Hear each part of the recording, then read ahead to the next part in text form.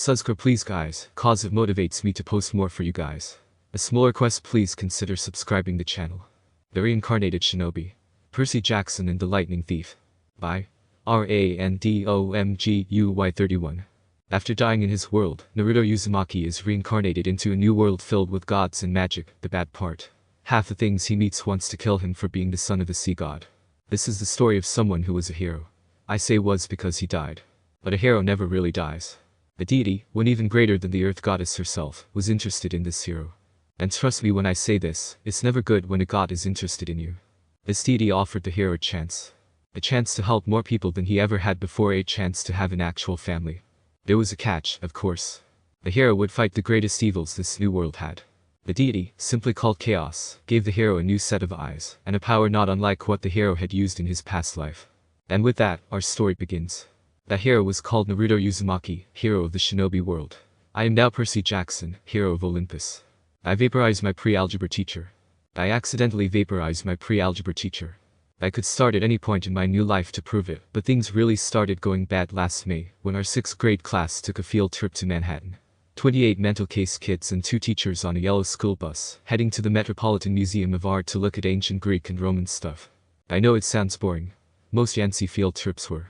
But Mr. Brunner, our Latin teacher, was leading this trip, so I had hopes. Mr. Brunner was this middle-aged guy in a motorized wheelchair, and he somewhat reminded me of the third Hokage. He had thinning hair and a scruffy beard and a frayed tweed jacket, which always smelled like coffee. He told stories and jokes and let us play games in class. He also had this awesome collection of Roman armor and weapons, so he was the only teacher whose class didn't put me to sleep. I hoped the trip would be okay. At least, I hoped that for once I wouldn't get in trouble. Boy, was I wrong. See, bad things happen to me on field trips.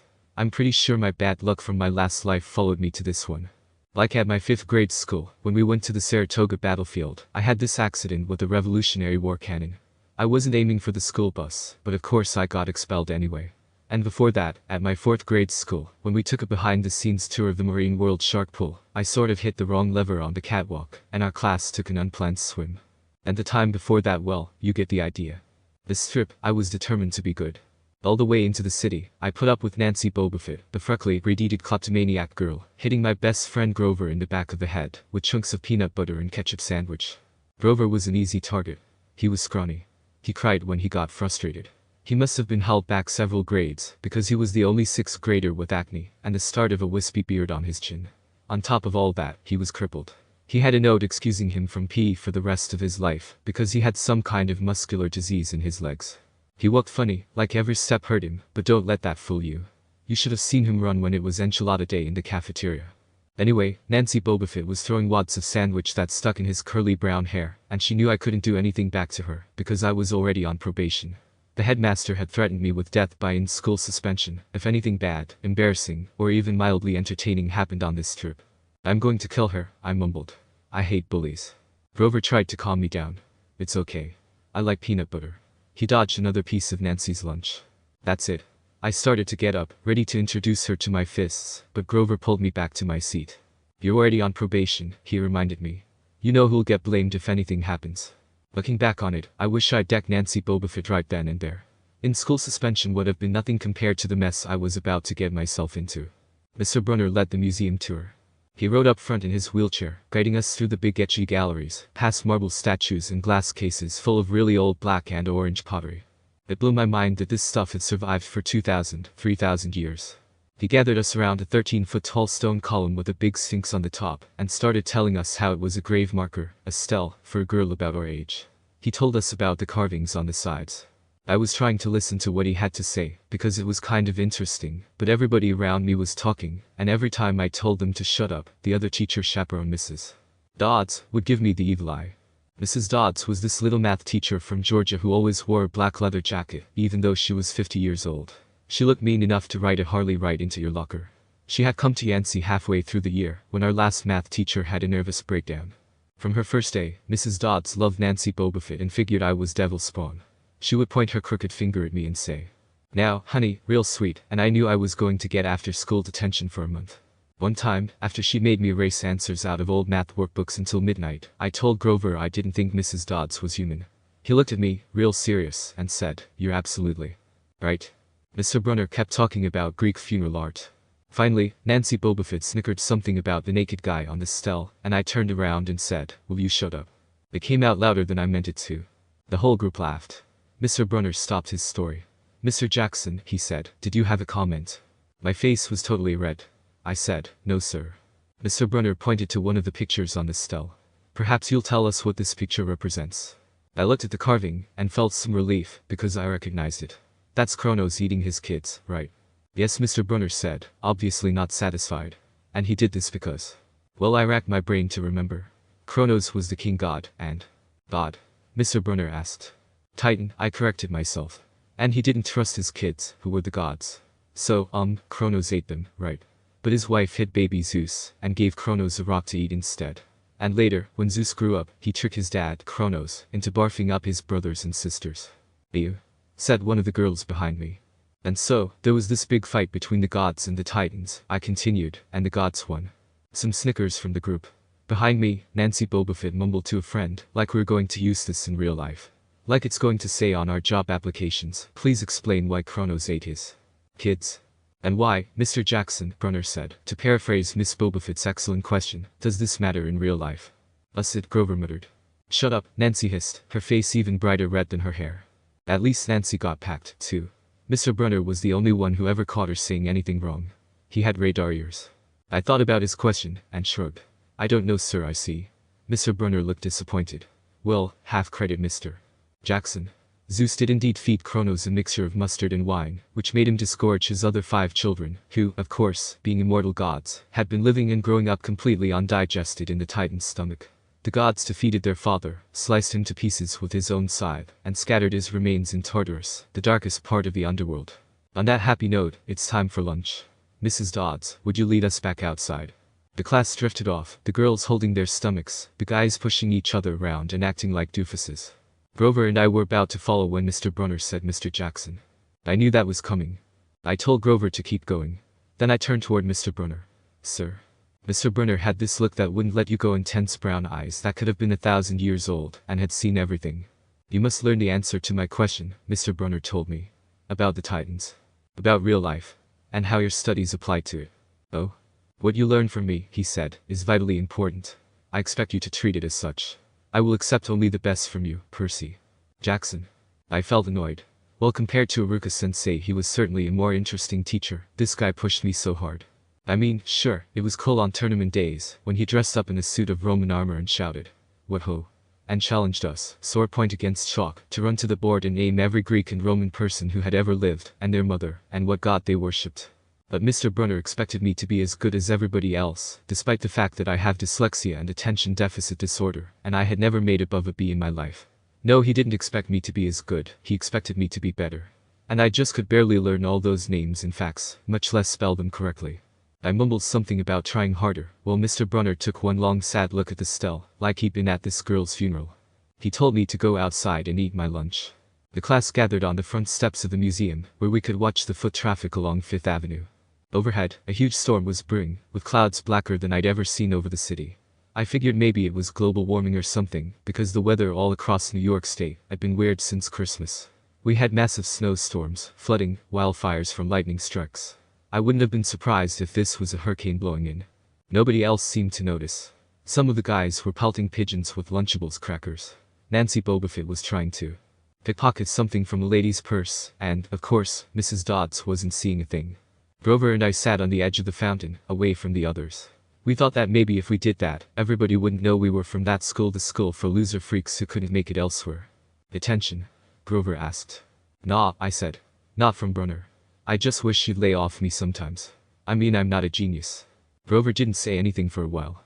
Then, when I thought he was going to give me some deep philosophical comment to make me feel better, he said, "Can I have your apple?" I didn't have much of an appetite, so I let him take it. I watched the stream of cabs going down 5th Avenue, and thought about my mom's apartment, only a little ways uptown from where we sat. I hadn't seen her since Christmas. I wanted so bad to jump in a taxi and head home. She'd hug me and be glad to see me, but she'd be disappointed, too. She'd send me right back to Yancey, remind me that I had to try harder, even if this was my 6th school in 6 years, and I was probably going to be kicked out again. I wouldn't be able to stand that sad look she'd give me. Mr. Brunner parked his wheelchair at the base of the handicapped ramp. He ate celery while he read a paperback novel. A red umbrella stuck up from the back of his chair, making it look like a motorized cafe table. I was about to unwrap my sandwich when Nancy Bobofit appeared in front of me with her ugly friends. I guess she'd gotten tired of stealing from the tourists and dumped her half-eaten lunch in Grover's lap. Oops. She grinned at me with her crooked teeth. Her freckles were orange, as if somebody had spray-painted her face with liquid Cheetos. I tried to stay cool. The school counselor had told me a million times, count to 10, get control of your temper. But I was so mad my mind went blank. A wave roared in my ears, and I felt a tugging sensation in my gut. I don't remember touching her, but the next thing I knew, Nancy was sitting on her butt in the fountain, screaming. Percy pushed me. Mrs. Dodds materialized next to us. Some of the kids were whispering. Did you see the water? Like it grabbed her. I didn't know what they were talking about. All I knew was that I was in trouble again. As soon as Mrs. Dodds was sure poor little Nancy was okay, promising to get her a new shirt at the museum gift shop, etc., etc., Mrs. Dodds turned on me. There was a triumphant fire in her eyes, as if I'd done something she'd been waiting for all semester. Now, honey. I know, I grumbled. A month erasing workbooks. That wasn't the right thing to say. Come with me, Mrs. Dodds said. Wait. Grover yelped. It was me. I pushed her. I stared at him, stunned. I couldn't believe he was trying to cover for me. Mrs. Dodds scared Grover to death. She glared at him so hard his whisker chin trembled. I don't think so, Mr. Underwood, she said. But you will stay here. Grover looked at me desperately. It's okay, man, I told him. Thanks for trying. Honey, Mrs. Dodds barked at me. Now. Nancy Bobofit smirked. I gave her my deluxe I'll kill you later stare. Then I turned to face Mrs. Dodds, but she wasn't there. She was standing at the museum entrance, way at the top of the steps, gesturing impatiently at me to come on. How'd she get there so fast? I have moments like that a lot, when my brain falls asleep or something, and the next thing I know I've missed something, as if a puzzle piece fell out of the universe and left me staring at the blank place behind it. The school counselor told me this was part of the ADHD, my brain misinterpreting things. I wasn't so sure, and my ninja instinct was telling me to stay as far away from Mrs. Dodds as possible, but I went after Mrs. Dodds anyway. Halfway up the steps, I glanced back at Grover. He was looking pale, cutting his eyes between me and Mr. Brunner, like he wanted Mr. Brunner to notice what was going on, but Mr. Brunner was absorbed in his novel. I looked back up. Mrs. Dodds had disappeared again. She was now inside the building, at the end of the entrance hall. Okay, I thought. She's probably going to make me buy a new shirt for Nancy at the gift shop. But apparently that wasn't the plan. I followed her deeper into the museum. When I finally caught up to her, we were back in the Greek and Roman section. Except for us, the gallery was empty. Mrs. Dodds stood with her arms crossed in front of a big marble frieze of the Greek gods. She was making this weird noise in her throat, like growling. Even without the noise, I would have been nervous. It's weird being alone with a teacher, especially Mrs. Dodds. Something about the way she looked at the frieze, as if she wanted to pulverize it. You've been giving us problems, honey, she said. I did the safe thing. I said, yes ma'am. She tugged on the cuffs of her leather jacket. Did you really think you would get away with it? The look in her eyes was beyond mad. It was evil, like the look I had seen in the eyes of Arachimere. She's a teacher, I thought nervously. It's not like she's going to hurt me. Or bite my neck to give me a curse mark. I said, I'll try harder, ma'am. Thunder shook the building. We are not fools, Percy Jackson, Mrs. Dodds said. It was only a matter of time before we found you out. Confess, and you will suffer less pain. I didn't know what she was talking about. All I could think of was that the teachers must have found the illegal stash of candy I'd been selling out of my dorm room. Or maybe they'd realized I got my essay on Tom Sawyer from the internet without ever reading the book and now they were going to take away my grade. Or worse, they were going to make me read the book. Well? She demanded. Ma'am, I don't. Your time is up, she hissed. Then the weirdest thing happened. Her eyes began to glow like barbecue coals. Her fingers stretched, turning into talons. Her jacket melted into large leathery wings. She wasn't human. She was a shriveled hag with bat wings and claws and a mouth full of yellow fangs, and she was about to slice me to ribbons. Then things got even stranger.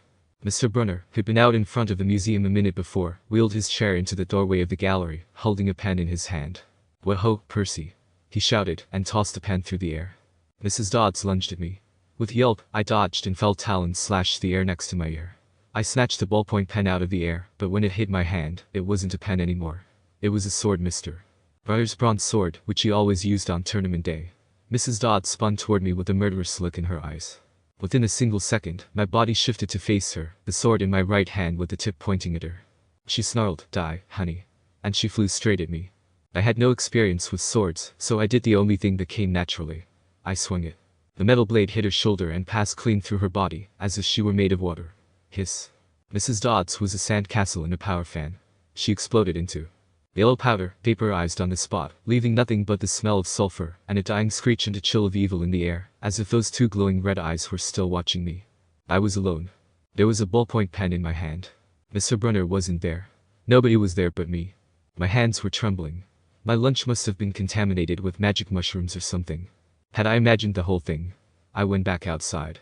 It had started to rain. Grover was sitting by the fountain, a museum map tented over his head. Nancy Bobofit was still standing there, soaked from her swim in the fountain, grumbling to her ugly friends. When she saw me, she said, "I hope Mrs. Kerr whipped your butt." I said, "Who?" "Our teacher." "Duh." I blinked.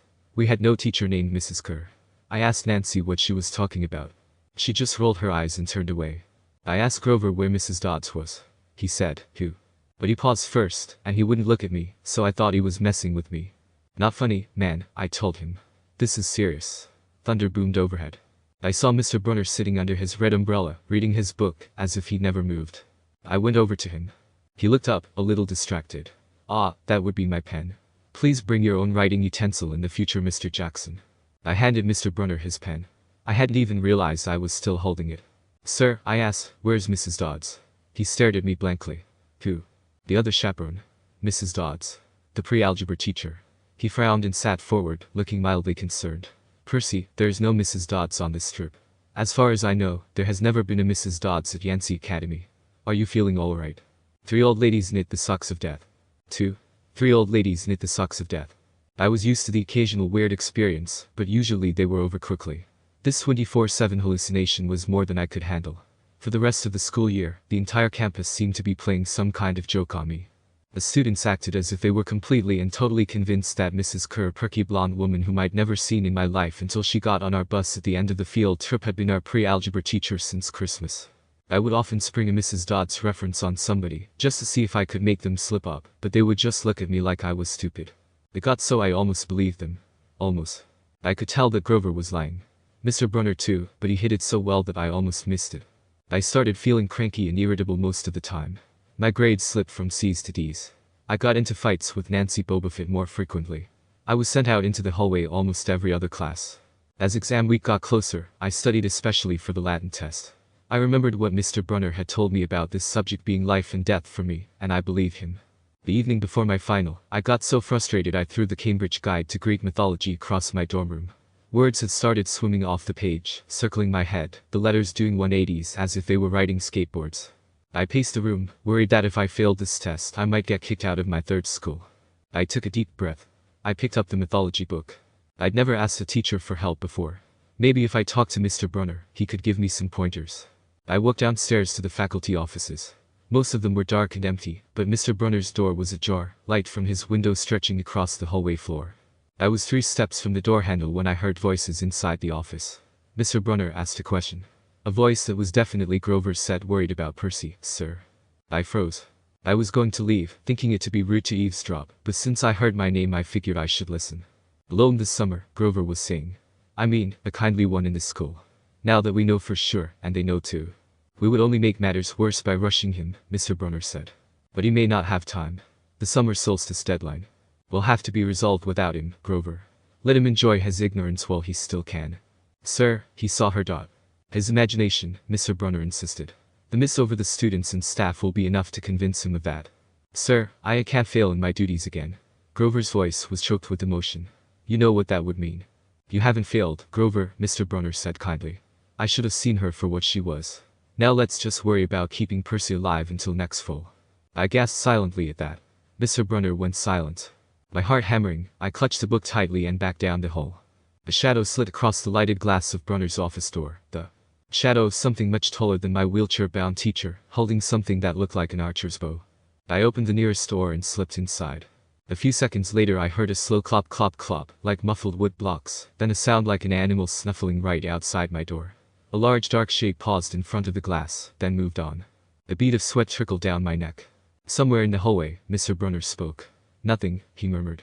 "My nerves haven't been right since the winter solstice." "Mine neither," Grover said. "But I could have sworn." "Go back to the dorm," Mr. Brunner told him. "You've got a long day of exams tomorrow. Don't remind me." The lights went out in Mr. Brunner's office. I waited in the dark for what seemed like forever. Finally, I slipped out into the hallway and made my way back up to the dorm.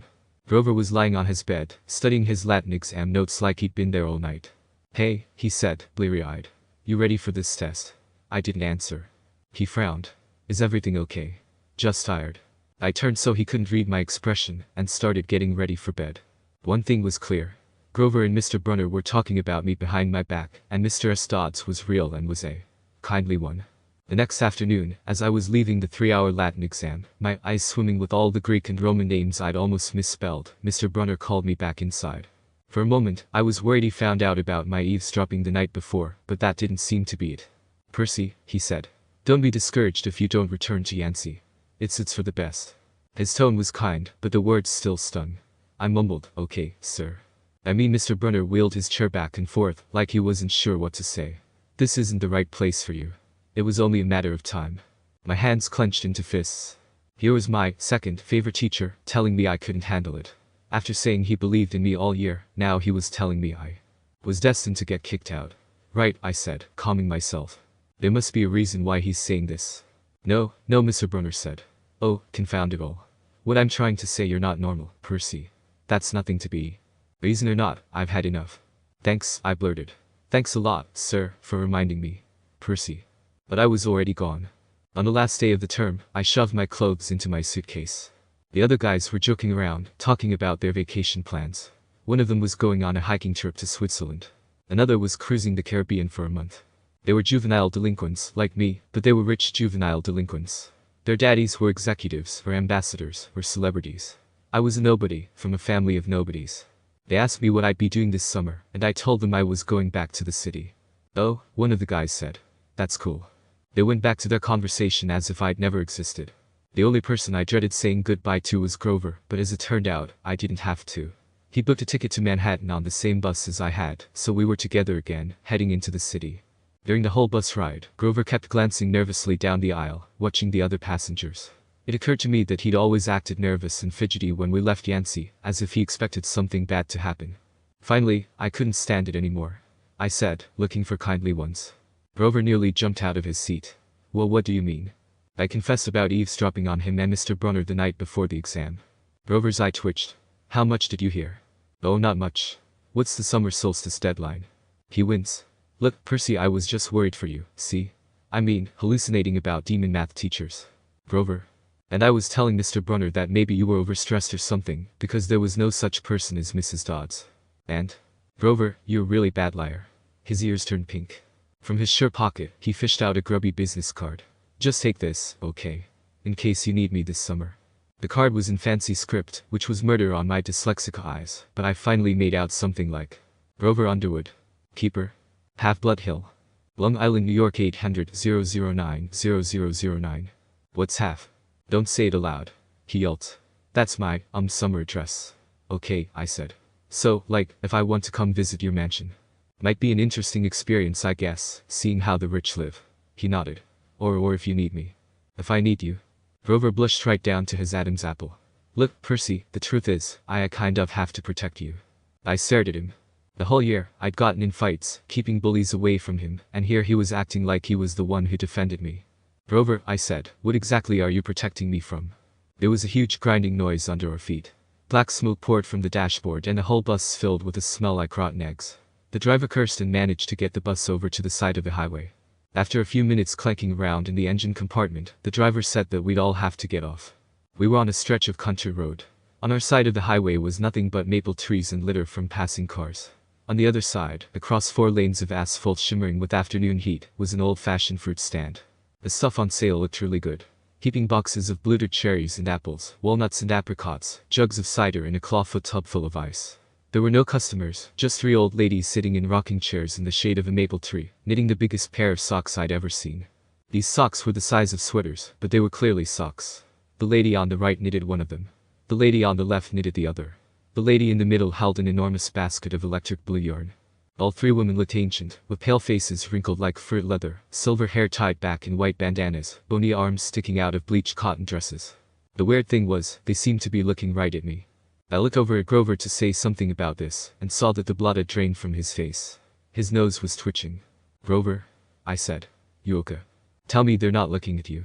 "They are, aren't they?" Yeah. You think I would fit inside that? Not funny, Percy. Not funny at all. The old lady in the middle took out a huge pair of scissors, gold and silver, long-bladed, like shears. I heard Grover catch his breath. We're getting on the bus, he told me. Come on. What? No. I said. It's like 1,000 degrees in there. Come on. He pried open the door and climbed inside.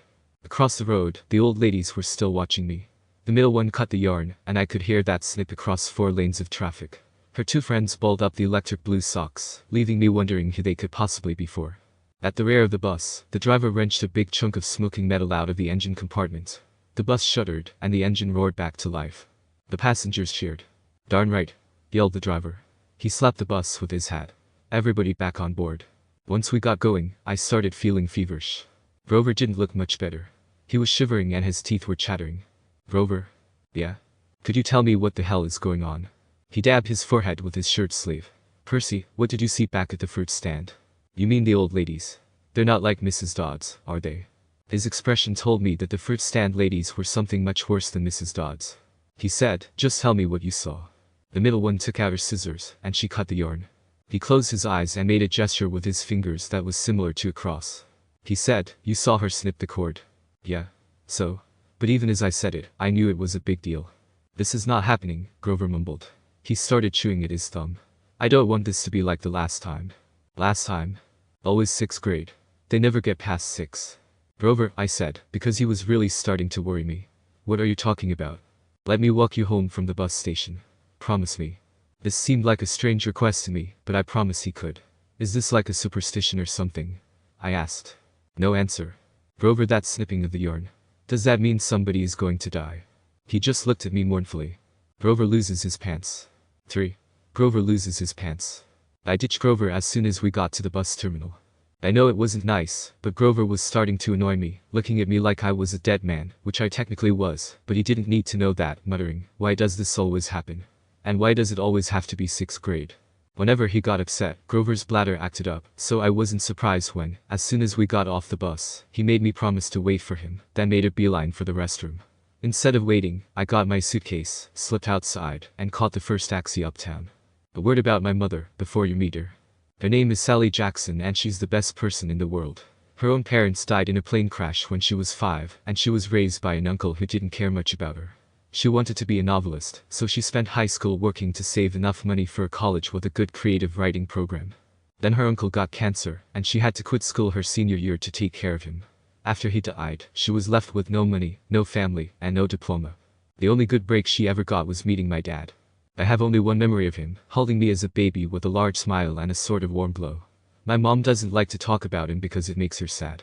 She has no pictures. They weren't even married. She told me he was rich and important, and their relationship was a secret. Then one day, he set sail across the Atlantic on some important journey, and he never came back. Lost at sea, my mom told me. Not dead. Lost at sea. She worked odd jobs, took night classes to get her high school diploma, and raised me on her own. She never complained or got mad. Not even once. But I knew I wasn't an easy kid. Finally, she married Gabe Ugliano, who I immediately knew was trouble, but mom didn't believe me when I told her. I nicknamed him Smelly Gabe because the guy reeked. Between the two of us, we made my mom's life pretty hard. The way Smelly Gabe treated her, the way he and I would occasionally get into fights, well, when I came home is a good example. I walked into her little apartment, hoping my mom would be home from work. Instead, Smelly Gabe was in the living room, playing poker with his buddies. Chips and beer cans were strewn all over the carpet. Hardly looking up, he said, "So, you're home. Where's my mom?" "Working," he said. "You got any cash?" That was it. "No, welcome back. No, how has your life been the last 6 months?"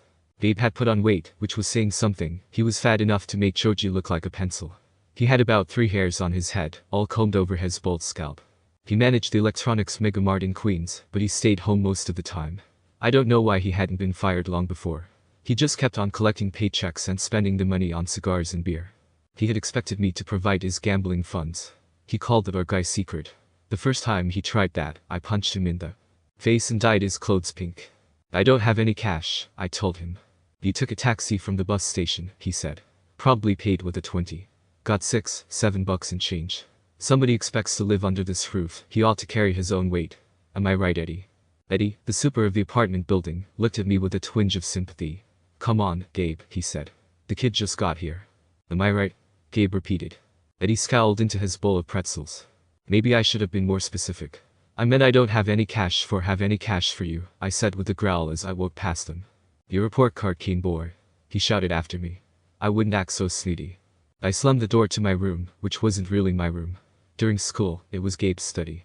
He didn't study anything in there except old car magazines, but he loved shoving my stuff in the closet, leaving his muddy boots on my windowsill, and doing his best to make the place smell like his nasty cologne and cigars and stale beer.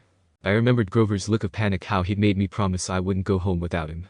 A sudden chill rolled through me. I felt like something was looking for me right now, maybe pounding its way up the stairs, growing long, horrible talons. Then I heard my mom's voice. Percy. She opened the bedroom door, and my fears melted. My mother can make me feel good just by walking into the room. Her eyes sparkle and change color in the light. Her smile is as warm as a quilt. She's got a few gray streaks mixed in with her long brown hair, but I never thought of her as old. Oh, Percy. She hugged me tight. I can't believe it. You've grown since Christmas. A red, white, and blue Sweet on America uniform smelled like chocolate, licorice, and all the other stuff she sold at the candy shop in Grand Central. She brought me a huge bag of free samples, the way she always did when I came home. We sat together on the edge of the bed.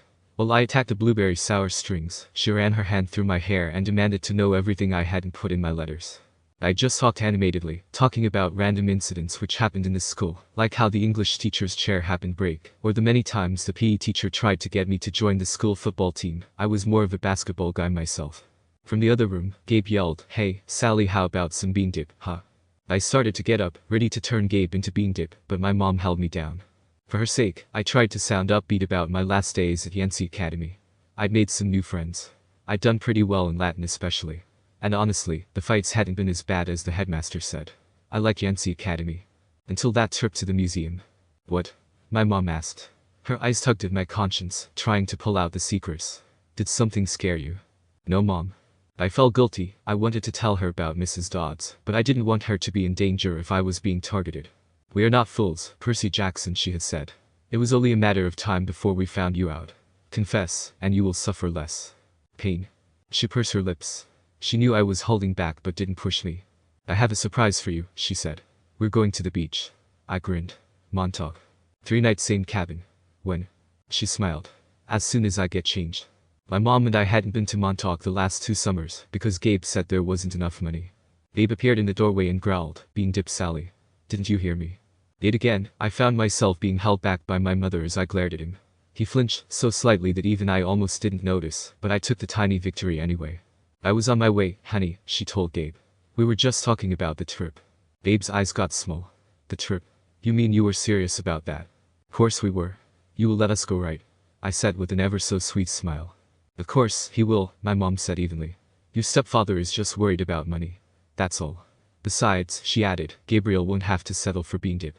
I'll make him enough 7-layer dip for the whole weekend. Guacamole. Sour cream. The works. Gabe immediately backed down. So, this money for your trip, it comes out of your clothes budget, right? Yes, honey, my mother said. And you won't take my car anywhere but there and back. We'll be very careful. Gabe scratched his double chin. Maybe if you hurry with that 7-layer dip, and if the kid, never mind. That's what I thought, you discount wars. He went back to his game. Thank you, Percy, my mom said. Once we get to Montauk, we'll talk more about whatever you've forgotten to tell me, okay? For a moment, I thought I saw anxiety in her eyes, the same fear I'd seen in Grover during the bus ride, as if my mom too felt an odd chill in the air. But then her smile returned, and I wondered if I imagined it. She ruffled my hair and went to make Gabe his 7-layer dip. An hour later we were ready to leave. Gabe took a break from his poker game long enough to watch me lug my mom's bags to the car. He kept griping and groaning about losing her cooking and, more important, his 78 Camaro for the whole weekend. Not a scratch on this car, boy, he warned me as I loaded the last bag. Not one little scratch. Like I'd be the one driving. I was 12. Watching him lumber back toward the apartment building, I made the hand gesture I'd seen Grover make on the bus, a sort of warding off evil gesture, a clawed hand over my heart, then a shoving movement toward Gabe. The screen door slammed shut so hard it whacked him in the butt and sent him flying up the staircase, as if he'd been shot from a cannon. Maybe it was just the wind or some accident with the hinges, but I didn't check as I turned around to control my snickering. I got in the Camaro and told my mom to step on it. Our rental cabin was on the South Shore, way out at the tip of Long Island. It was a little pastel box with faded curtains, half sunken into the dunes. There was always sand in the sheets and spiders in the cabinets, and most of the time the sea was too cold to swim in. I loved the place. We'd been going there since I was a baby. My mom had been going even longer. She never exactly said, but I knew why the beach was special to her. It was the place where she'd met my dad. As we got closer to Montauk, she seemed to grow younger, years of worry and work disappearing from her face. We got there at sunset, opened all the cabin's windows, and went through our usual cleaning routine.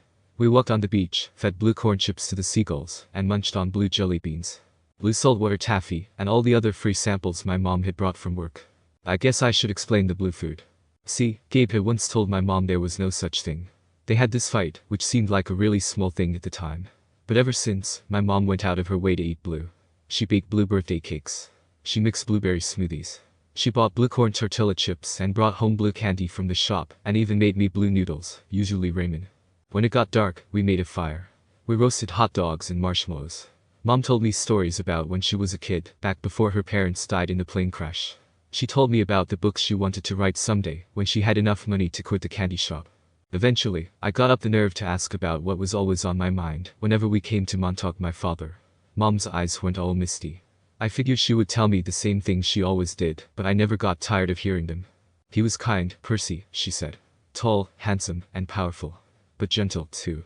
You have his black hair, you know, and his green eyes. Mom fished a blue jelly bean out of her candy bag. I wish he could see you, Percy. He would be so proud. I wondered how she could say that. Unless he knew what I got up to as Naruto, I didn't know what he could be proud of. How old was I? I asked. I mean when he left. I knew the answer. Exactly 7 months and 4 days, but I wanted to hear it from her. She watched the flames. He was only with me for 1 summer, Percy. Right here at this beach. This cabin. But he knew me as a baby. No, honey. He knew I was expecting a baby, but he never saw you. He had to leave before you were born. Now I knew something was off. Mom never lied, especially to me. I felt angry at my father. Maybe it was stupid, but I resented him for going on that ocean voyage, for not having the guts to marry my mom. He'd left us, and now we were stuck with smelly Gabe. Are you going to send me away again? I asked her. To another boarding school.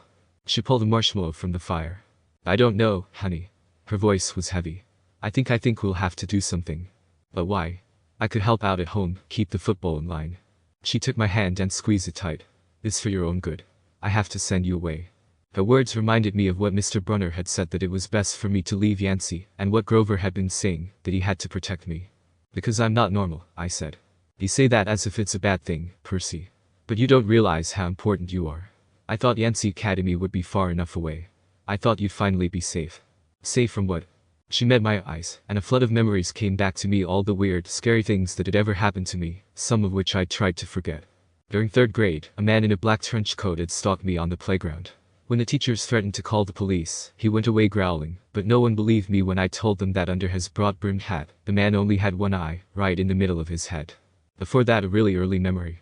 I was in preschool, and a teacher accidentally put me down for a nap in a cot that a snake had slithered into. My mom screamed when she came to pick me up and found me beside a limp, scaly rope I strangled to death with my meaty toddler hands.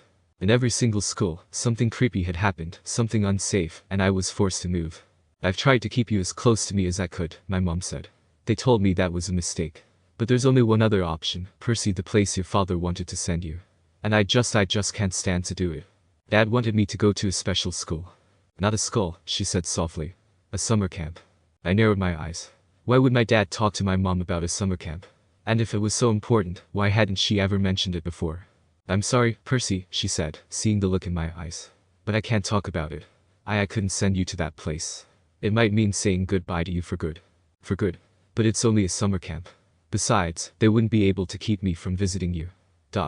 She turned toward the fire, and I knew from her expression that if I asked her any more questions she would start to cry. That night I had a vivid dream. It was storming on the beach, and 2 beautiful animals, a white horse and a golden eagle, were trying to kill each other at the edge of the surf. The eagle swooped down and slashed the horse's muzzle with its huge talons. The horse reared up and kicked at the eagle's wings. As they fought, the ground rumbled, and a monstrous voice chuckled somewhere beneath the earth, goading the animals to fight harder. I ran toward them, trying to stop them from killing each other, but I was running in slow motion, even though I could see my surroundings passing by me in a blur. I knew I would be too late. I saw the eagle dive down, its beak aimed at the horse's white eyes, and I screamed, no. The dream faded away, and I was standing at the edge of a red cliff as I stared out onto the infinite darkness. I knew where I was. I'd been here once. Sure enough, there he was, a slight outline of gray as what seemed like a head leaned down, his pale silver eyes looking straight at me, like he could see through my soul. Hello. Haven't seen you in a while, Chaos, I said without a trace of fear on me. I knew this was a being who could kill me with a thought. Against a force like that, there was no point in feeling fear. Being afraid never helped anyone. The being chuckled with a voice deeper than the Grand Canyon. "You're as impertinent as last time, Perseus Jackson, or should I say, Naruto Uzumaki." I felt no surprise that he knew who I'd been in my past life. He'd been the one who brought me to this one after all. "Well, I know you didn't bring me here after 12 years for a meet and greet, so please, get to the point. I can feel a presence outside the door, and it doesn't feel like a human's." Rather than being offended, the being just shook its head like saying he's hopeless and said, "You are correct. Do you remember what I told you when I brought you here?" I nodded grimly. Kinda hard to forget when you're basically given a prophecy saying that I'd fight the worst of this world's deities. "Your story starts now. I thought it might help you if I gave you a little warning. Now wake. Your sadder friend is getting impatient." I just looked at him, confused as the world faded to darkness. Sadder as in the half-goats from Mr. Brunner's stories. I woke with a start. Outside, it was storming, the kind of storm that cracks trees and blows down houses. With the next thunderclap, my mom woke. She sat up, eyes wide, and said, "Hurricane." I thought that was crazy. Long Island never sees hurricanes this early in the summer. But the ocean seemed to have forgotten. Over the roar of the wind, I heard a distant bellow, an angry, tortured sound that made my hair stand on end. I suddenly felt my danger sense going crazy as I looked towards the door, feeling the beast which rushed to where I currently was. Then a much closer noise, like mallets in the sand. A desperate voice, someone yelling, pounding on our cabin door. My mother sprang out of bed in her nightgown and threw open the lock. Grover stood framed in the doorway against a backdrop of pouring rain. But he wasn't exactly Grover. "Searching all night," he gasped. "What were you thinking?" My mother looked at me in terror, not scared of Grover, but of why he'd come. "Percy," she said, shouting to be heard over the rain. "What happened at school? What didn't you tell me?" "Ozukai Theoi," he yelled. "It's right behind me. Didn't you tell her?" I registered that he'd just cursed in ancient Greek, and I'd understood him perfectly. I did wonder though about how Grover had gotten here by himself in the middle of the night. Because Grover didn't have his pants on, and where his legs should be. That's what chaos meant by sadder friend. My mom looked at me sternly and talked in a tone she'd never used before. "Percy, tell me now." I immediately told her about the old ladies at the fruit stand, and Mrs. Dodds, and my mom stared at me, her face deathly pale in the flashes of lightning. She grabbed her purse, tossed me my rain jacket, and said, "Get to the car. Both of you. Go." I learned bullfighting. I learned bullfighting. We tore through the night along dark country roads. Wind slammed against the Camaro. Rain lashed the windshield. I didn't know how my mom could see anything, but she kept her foot on the gas. I asked the question which had been bugging me for a bit now, "So, you and my mom know each other?" Grover's eyes flitted to the rear-view mirror, though there were no cars behind us. "Not exactly," he said. "I mean, we've never met in person. But she knew I was watching you." "Watching me?" "Keeping tabs on you. Making sure you were okay." "But I wasn't faking being your friend," he added hastily. "I am your friend." "Okay man, but what is going on? And who is after me?" "Oh, nobody much," Grover said. "Just the Lord of the Dead and a few of his bloodthirstiest minions." "Grover?" "Sorry Mrs. Jackson. Could you drive faster, please?" My mom made a hard left. We swerved onto a narrower road, racing past darkened farmhouses and wooded hills, and pick your own strawberry signs on white picket fences. "Where are we going?" I asked. "The summer camp I told you about." My mother's voice was tight. She was trying for my sake not to be scared. "The place your father wanted to send you." "The place summer camp." "Please, dear," my mother begged. "This is hard enough. Try to understand. You're in danger." "I can see that, but how?" "Just because 3 old ladies cut some yarn." "Those weren't old ladies," Grover said. "Those were the fates.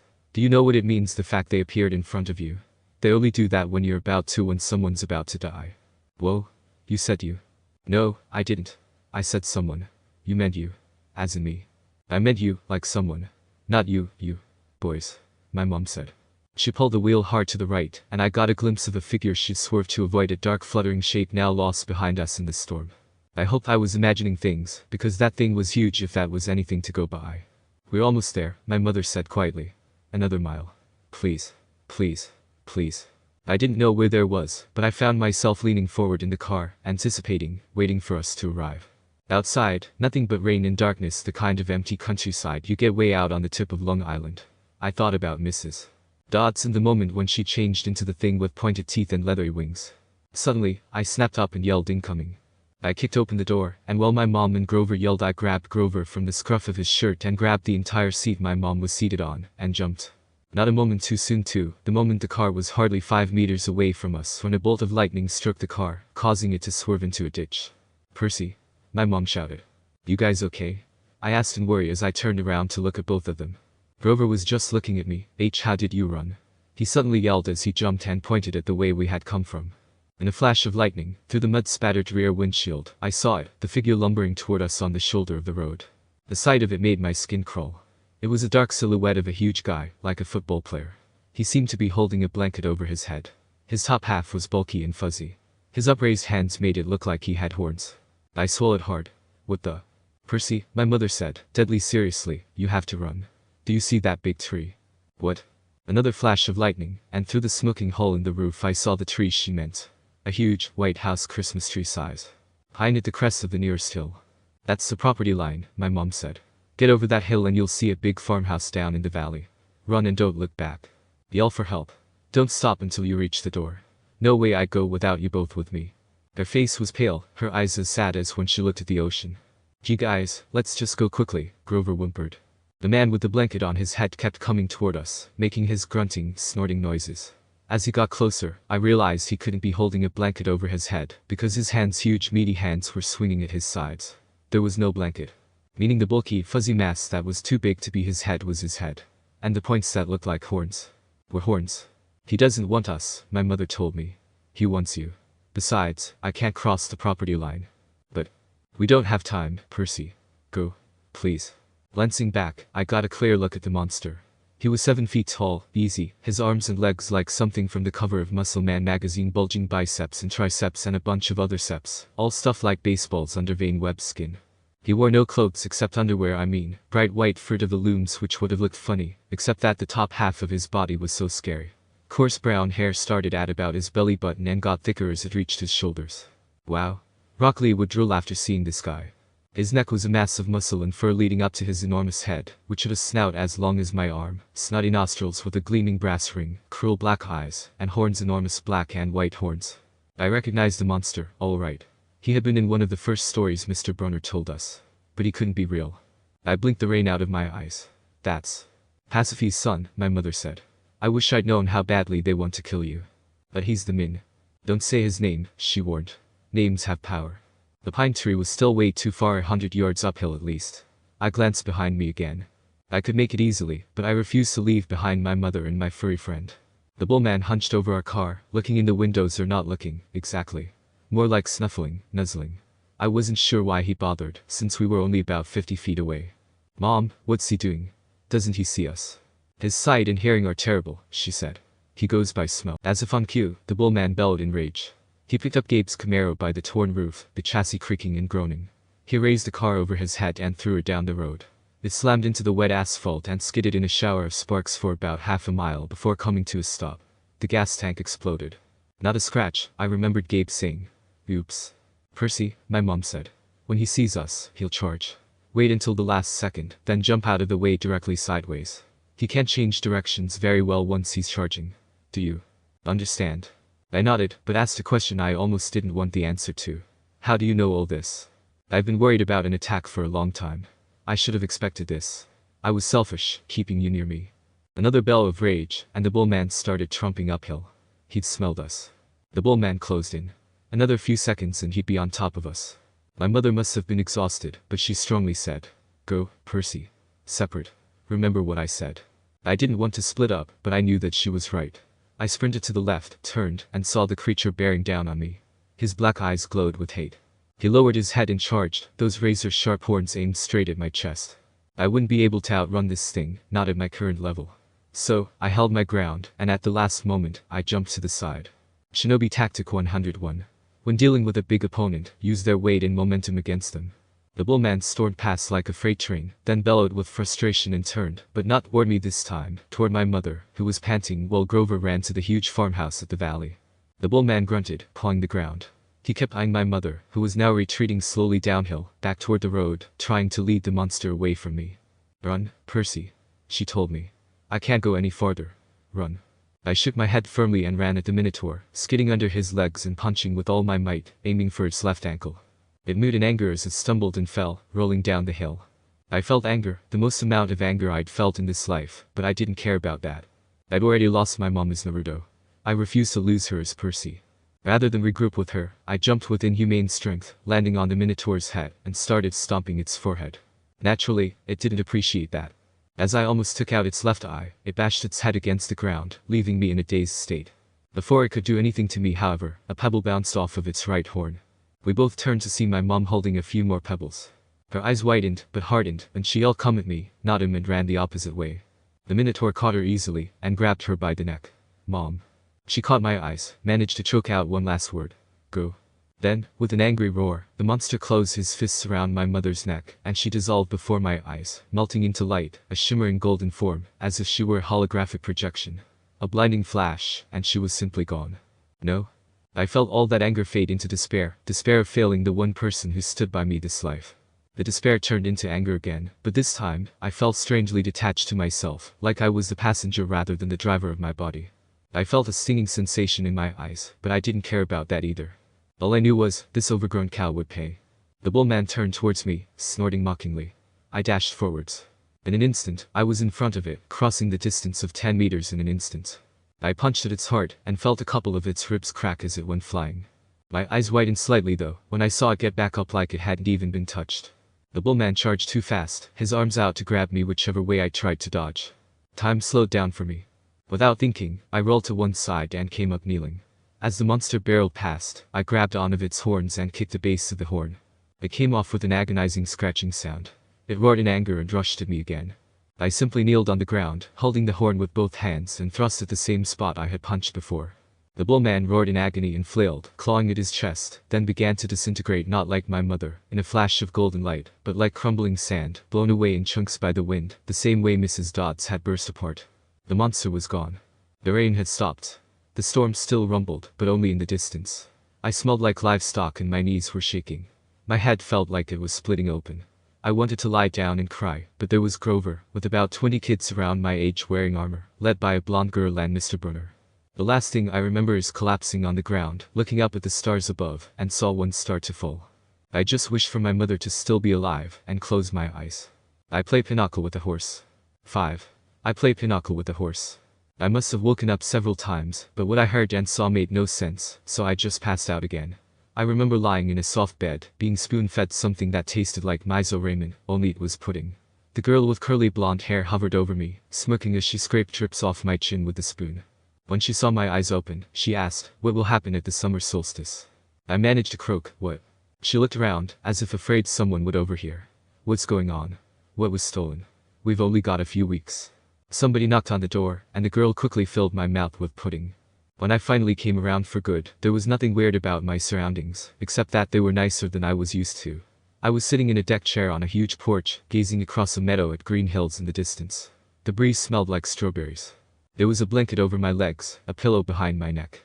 All that was great, but my mouth felt like 1,000 kunai had hit it. My tongue was dry and nasty and every one of my teeth hurt. On the table next to me was a tall drink.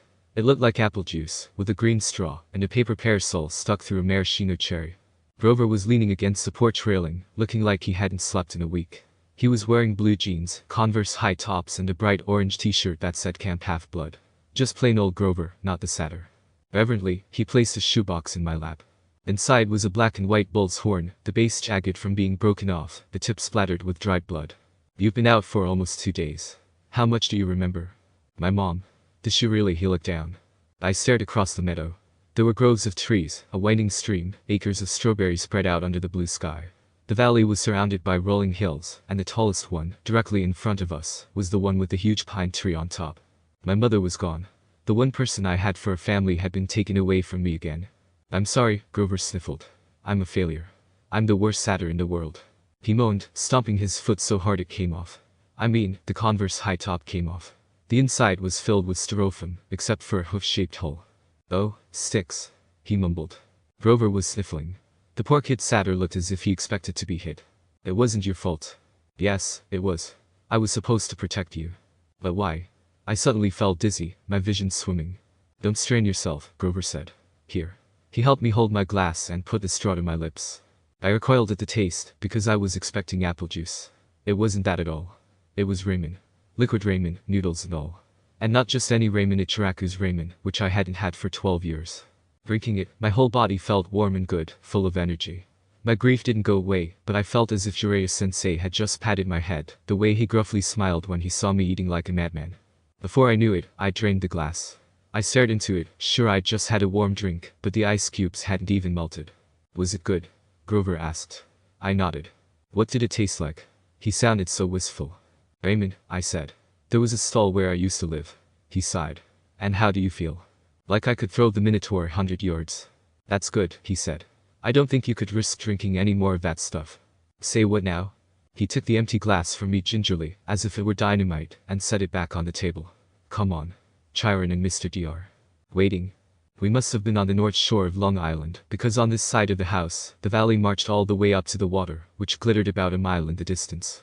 The landscape was dotted with buildings that looked like ancient Greek architecture: an open-air pavilion, an amphitheater, a circular arena, except that they all looked brand new, their white marble columns sparkling in the sun. In a nearby sandpit, a dozen high school-aged kids and satyrs played volleyball. Canoes glided across a small lake. Kids in bright orange t-shirts were chasing each other round a cluster of cabins nestled in the woods. Down at the end of the porch, two men sat across from each other at a card table.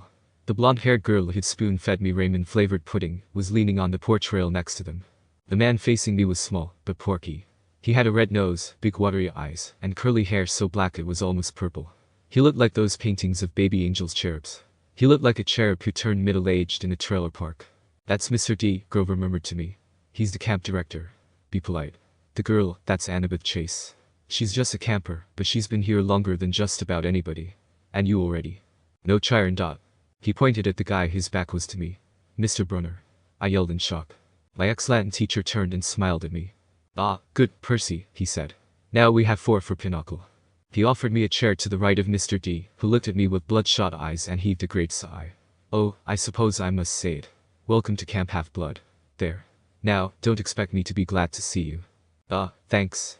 I scooted a little farther away from him because, if there was one thing I had learned from Sunade, it was how to tell when an adult has been hitting the bottle. Annabeth. Mr. Brunner called to the blonde girl. She came forward and Mr. Brunner introduced us. This young lady nursed you back to health, Percy. Annabeth, my dear, why don't you go check on Percy's bunk? We'll be putting him in cabin 11 for now. Sure, Chiron. Annabeth said. She was probably my age, maybe a couple of inches taller, and a lot more athletic looking. With her deep tan and her curly blonde hair, she was almost exactly what I thought a stereotypical California girl would look like, except her eyes were startling gray. She said, "You drool when you sleep." Then she sprinted off down the lawn. So, I said, anxious to change the subject. You work here, Mr. Brunner. Not Mr. Brunner, the ex-Mr. Brunner said. I'm afraid that was a pseudonym. You may call me Chiron. Okay. I looked at the director. And Mr. D, what does that stand for? Mr. D stopped shuffling the cards. Young man, names are powerful things. You don't just go around using them for no reason. Make sense? Oh, right. Sorry. I must say, Percy, Chiron broken, I'm glad to see you alive. It's been a long time since I've made a house call to a potential camper. I'd hate to think I've wasted my time. House call? You're at Yancey Academy, to instruct you. We have satyrs at most schools, of course, keeping a lookout. But Grover alerted me as soon as he met you. He sensed you were something special, so I decided to come upstate. I convinced the other Latin teacher to take a leave of absence. I focused and a new memory popped up, one that had been fuzzy till now, a different Latin teacher who taught for a week before Mr. Brunner had replaced her. You came to Yancey just to teach me? I asked. Chiron nodded. Honestly, I wasn't sure about you at first. We contacted your mother, let her know we were keeping an eye on you in case you were ready for Camp Half-Blood. But you still had so much to learn. Nevertheless, you made it here alive, and that's always the first test. Grover, Mr. D said impatiently, are you playing or not? Yes, sir. Grover trembled as he took the 4th chair. I would wonder why he was so afraid of this pudgy little man, but I knew appearances could be deceiving. You do know how to play Pinochle? Mr. D eyed me suspiciously. I'm afraid not, I said. I'm afraid not, sir, he said. Sir, I repeated. This guy was starting to annoy me. Well, he told me, it is, along with gladiator fighting in Pac-Man, one of the greatest games ever invented by humans. I would expect all civilized young men to know the rules. I'm sure the boy can learn, Chiron said. The camp director dealt the cards. Grover flinched every time one landed in his pile. Young man, are you bidding or not? What? I asked. He explained, impatiently, how you bid in Pinochle, and so I did. I'm afraid there's too much to tell, Chiron said. I'm afraid our usual orientation film won't be sufficient. Orientation film? I asked. That sounded good. No, Chiron decided. Well, Percy. You know your friend Grover is a satyr. You know he pointed to the horn in the shoebox that you have killed the Minotaur. No small feat, either, lad. What you may not know is that great powers are at work in your life. Gods, the forces you call the Greek gods, are very much alive. I stared at the others around the table. That would explain a lot. Satyrs, Chiron and the Minotaur were from Greek mythology after all. Mr. D suddenly yelled, "Oh, a royal marriage. Trick, trick." He cackled as he tallied up his points. "Mr. D," Grover asked timidly, "if you're not going to eat it, could I have your Diet Coke can?" "Eh? Oh, all right." Grover bit a huge shard out of the empty aluminium can and chewed it mournfully. "Wait," I told Chiron. "You're telling me that gods really exist?" "Yes, quite. The gods we discussed in Latin class." "Zeus," I said. "Hera, Apollo. You mean them?" And there it was again, distant thunder on a cloudless day. "Young man," said Mr. D, "I would really be less casual about throwing those names around, if I were you." "Right," I said. "Names have power and all that." "Goody," Mr. D sarcastically said. "The mortal's ears work." I wasn't liking Mr. D much, but there was something about the way he called me mortal, as if he wasn't. Heck, the way things were going, he probably wasn't. "Percy," Chiron said, "you may choose to believe or not, but the fact is that immortal means immortal. Can you imagine that for a moment, never dying? Never fading? Existing, just as you are, for all time?" "You mean, whether people believed in you or not," I said. "Exactly," Chiron agreed. "If you were God, how would you like being called a myth, an old story to explain lightning? What if I told you, Perseus Jackson, that someday people would call you a myth, just created to explain how little boys can get over losing their mothers?" My heart pounded. He was trying to make me angry for some reason, but I wasn't going to let him. I said, I wouldn't like it. Mr. D waved his hand, and a goblet appeared on the table, as if the sunlight had bent, momentarily, and woven the air into glass. The goblet filled itself with red wine. "Mr. D," Chiron warned, "you restrictions." Mr. D looked at the wine in feigned surprise. "Dear me." He looked at the sky and yelled, "Old habits. Sorry." More thunder. Mr. D waved his hand again, and the wineglass changed into a fresh can of Diet Coke. He sighed unhappily, popped the top of the soda, and went back to his card game. Chiron winked at me. Mr. D offended his father a while back, took a fancy to a wood nymph who had been declared off limits. "Yes," Mr. D said. "Father loves to punish me. The first time, prohibition. Ghastly. Absolutely horrid 10 years. The second time, well, she really was pretty, and I couldn't stay away the second time, he sent me here. Half-Blood Hill. Summer camp for brats like you. Be a better influence, he told me. Work with youths rather than tearing them down." Ha. Absolutely unfair. "And your father would be?" I cautiously asked. "I am your tales, Chiron," Mr. D said. "I thought you taught this boy the basics." "My father is Zeus, of course." I ran through D names from Greek mythology. Wine. The skin of a tiger. The satyrs that all seemed to work here. The way Grover cringed as if Mr. D were his master. "Dionysus," I said. "The god of wine." Mr. D rolled his eyes. "What do they say these days, Grover?" "Well, duh." "Why yes, Mr. D." "Then, well, duh. Percy Jackson. Did you think I was Aphrodite, perhaps?" he said, looking straight at me. No, sir." He turned back to his card game. "I believe I win." "Not quite, Mr. D," Chiron said. He set down a straight, tallied the points, and said, "The game goes to me." I thought Mr. D was going to vaporize Chiron, but he just sighed through his nose, as if he were used to being beaten by the Latin teacher. He got up, and Grover rose, too. "I'm tired," Mr. D said. "I believe I'll take a nap before the sing-along tonight. But first, Grover, we need to talk, again, about your an ideal performance on this assignment." Grover's face beaded with sweat. "Why yes, sir." Mr. D turned to me. "Cabin 11 Jackson. And mind your manners." He swept into the farmhouse, Grover following miserably. "Will Grover be okay?" I asked Chiron. Chiron nodded, though he looked a bit troubled. "Old Dionysus isn't really mad. He just hates his job. He's been grounded, I guess you would say, and he can't stand waiting another century before he's allowed to go back to Olympus." "Mount Olympus," I said. "Is there really a palace there?" "Well, there's Mount Olympus in Greece. And then there's the home of the gods, the convergence point of their powers, which did indeed used to be on Mount Olympus.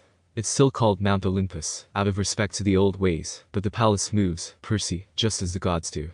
"You mean the Greek gods are here in America?" "Certainly. The gods move with the heart of the West." "You've lost me. Come now, Percy. What you call Western civilization? Do you think it's just an abstract concept?" "No, it's a living force. A collective consciousness that has burned bright for thousands of years. The gods are part of it. You might even say they are the source of it, or at least, they are tied so tightly to it that they couldn't possibly fade, not unless all of Western civilization were obliterated. The fire started in Greece. Then, as you well know, or as I hope you know, since you passed my course, the heart of the fire moved to Rome, and so did the gods. Oh, different names, perhaps Jupiter for Zeus, Venus for Aphrodite, and so on, but the same forces, the same gods. I thought they disappeared." "Disappear? No. Did the West disappear? The gods simply moved to Germany, to France, to Spain, for a while. Wherever the flame was brightest, the gods were there. They spent several centuries in England. All you need to do is look at the architecture. People do not forget the gods. Every place they've ruled for the last 3,000 years, you can see them in paintings, in statues, on the most important buildings. And yes, Percy, of course they are now in your United States. Look at your symbol, the eagle of Zeus. Look at the statue of Prometheus in Rockefeller Center, the Greek facades of your government buildings in Washington.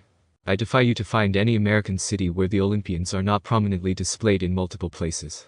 Like it or not, and believe me, plenty of people weren't very fond of Rome, either. America is now the heart of the flame. It is the great power of the West. And so, Olympus is here. And we are here. And how do I fit into all this?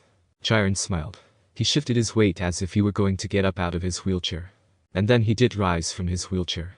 But there was something odd about the way he did it. His blanket fell away from his legs, but the legs didn't move. His waist kept getting longer, rising above his belt. At first, I thought he was wearing white velvet underwear, but as he kept rising out of the chair, taller than any man, I realized that the velvet underwear wasn't underwear. It was the front of an animal, muscle and sinew under coarse white fur. And the wheelchair wasn't a chair. It was some kind of container, an enormous box on wheels, and it must have been magic, because there's no way it could have held all of him. A leg came out, long and knobby-kneed, with a huge polished hoof.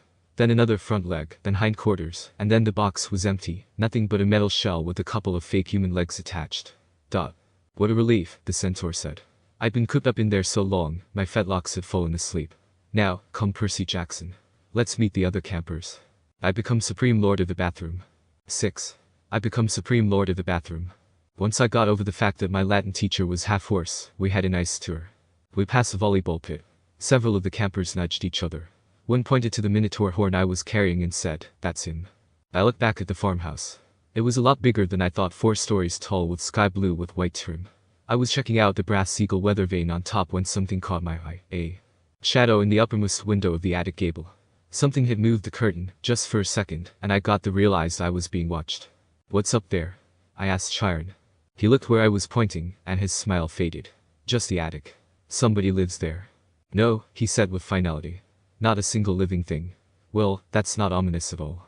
"Come along, Percy," Chiron said, his light-hearted tone now forced. "Lots to see." Chiron told me the camp grew crops for export to New York restaurants in Mount Olympus. "It pays our expenses," he explained. "And the strawberries take almost no effort." He said Mr. D had this effect on fruit-bearing plants. They just went crazy when he was around. It worked best with wine grapes, but Mr. D was restricted from growing those, so they grew strawberries instead. I watched the satyr playing his pipe. His music was causing lines of bugs to leave the strawberry patch in every direction. I wondered if Grover could work that kind of magic with music. I wondered if he was still inside the farmhouse, getting chewed out by Mr. D. Grover wouldn't get in too much trouble, right? I asked Chiron. He was a good protector. Chiron sighed. Grover has big dreams, Percy. Perhaps bigger than are reasonable. To reach his goal, he must first demonstrate great courage by succeeding as a keeper, finding a new camper, and bringing him safely to Half-Blood Hill. But he did do that. "I might agree with you," Chiron said. "But it is not my place to judge. Dionysus and the Council of Cloven Elders must decide. I'm afraid they might not see this assignment as a success. After all, Grover lost you in New York. Then there's the unfortunate fate of your mother. He'll get a second chance, won't he?" Chiron winced. "I'm afraid that was Grover's second chance, Percy.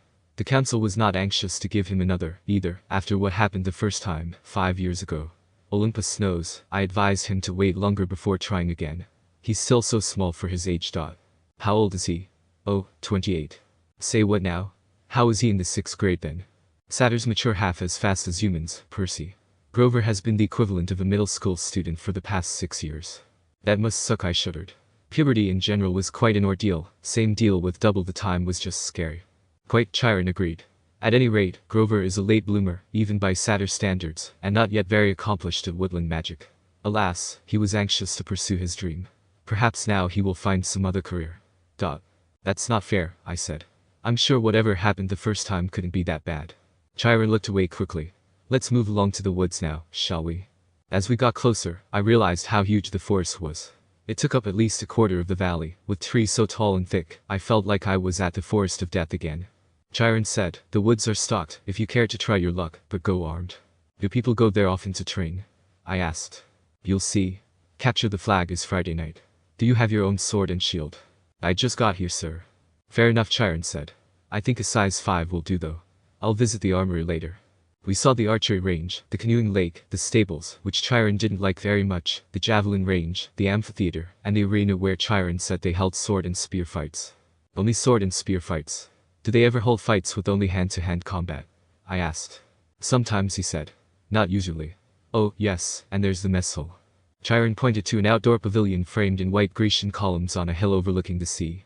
There were a dozen stone picnic tables. No roof. No walls. What if it rains? I asked. Chiron looked at me as if I'd gone a little weird. We still have to eat, don't we? Keep your secrets, I guess. Finally, he showed me the cabins. They were arranged in a U, with 2 at the base and 5 in a row on either side. And they were without doubt the most bizarre collection of buildings I'd ever seen. Except for the fact that each had a large brass number above the door, odds on the left side, evens on the right, they looked nothing alike. Number 9 had smokestacks. 4 had tomato vines on the walls and a roof made out of grass. 7 seemed to be made of solid gold, which gleamed so much in the sunlight it was almost impossible to look at. They all faced a commons area about the size of a soccer field, dotted with Greek statues, fountains, flower beds, and a couple of basketball hoops, which I definitely had to check out later. In the center of the field was a huge fire pit. Even though it was a warm afternoon, the hearth smoldered. A girl about 9 years old was tending the flames, poking the coals with a stick. I stopped in my tracks as I saw the aura she was radiating. It was warm, and I suddenly felt like sitting there and roasting some marshmallows. I subconsciously walked to her, not even noticing that Chiron was frozen mid-step. Even the birds were frozen mid-flight. I was already sitting beside her when I snapped out of the daze, the aura covering me like a blanket. Hello, I said.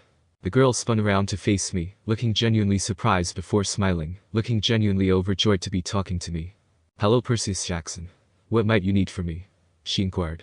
Well, I might have found that creepy or suspicious usually, I just knew this person was, well, incredibly powerful, as in the same level as Kagaya. She would never hurt a soul. Who are you? I asked.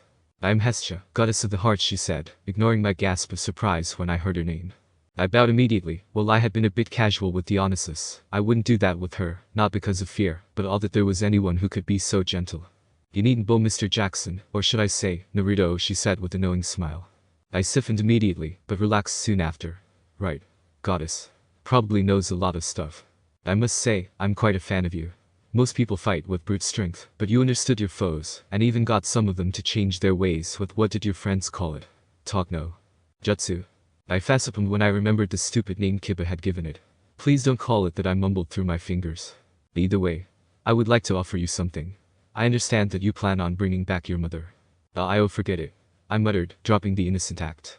Yes, I plan to do that. I will not try to stop you. I know the value of family and the pain of loneliness.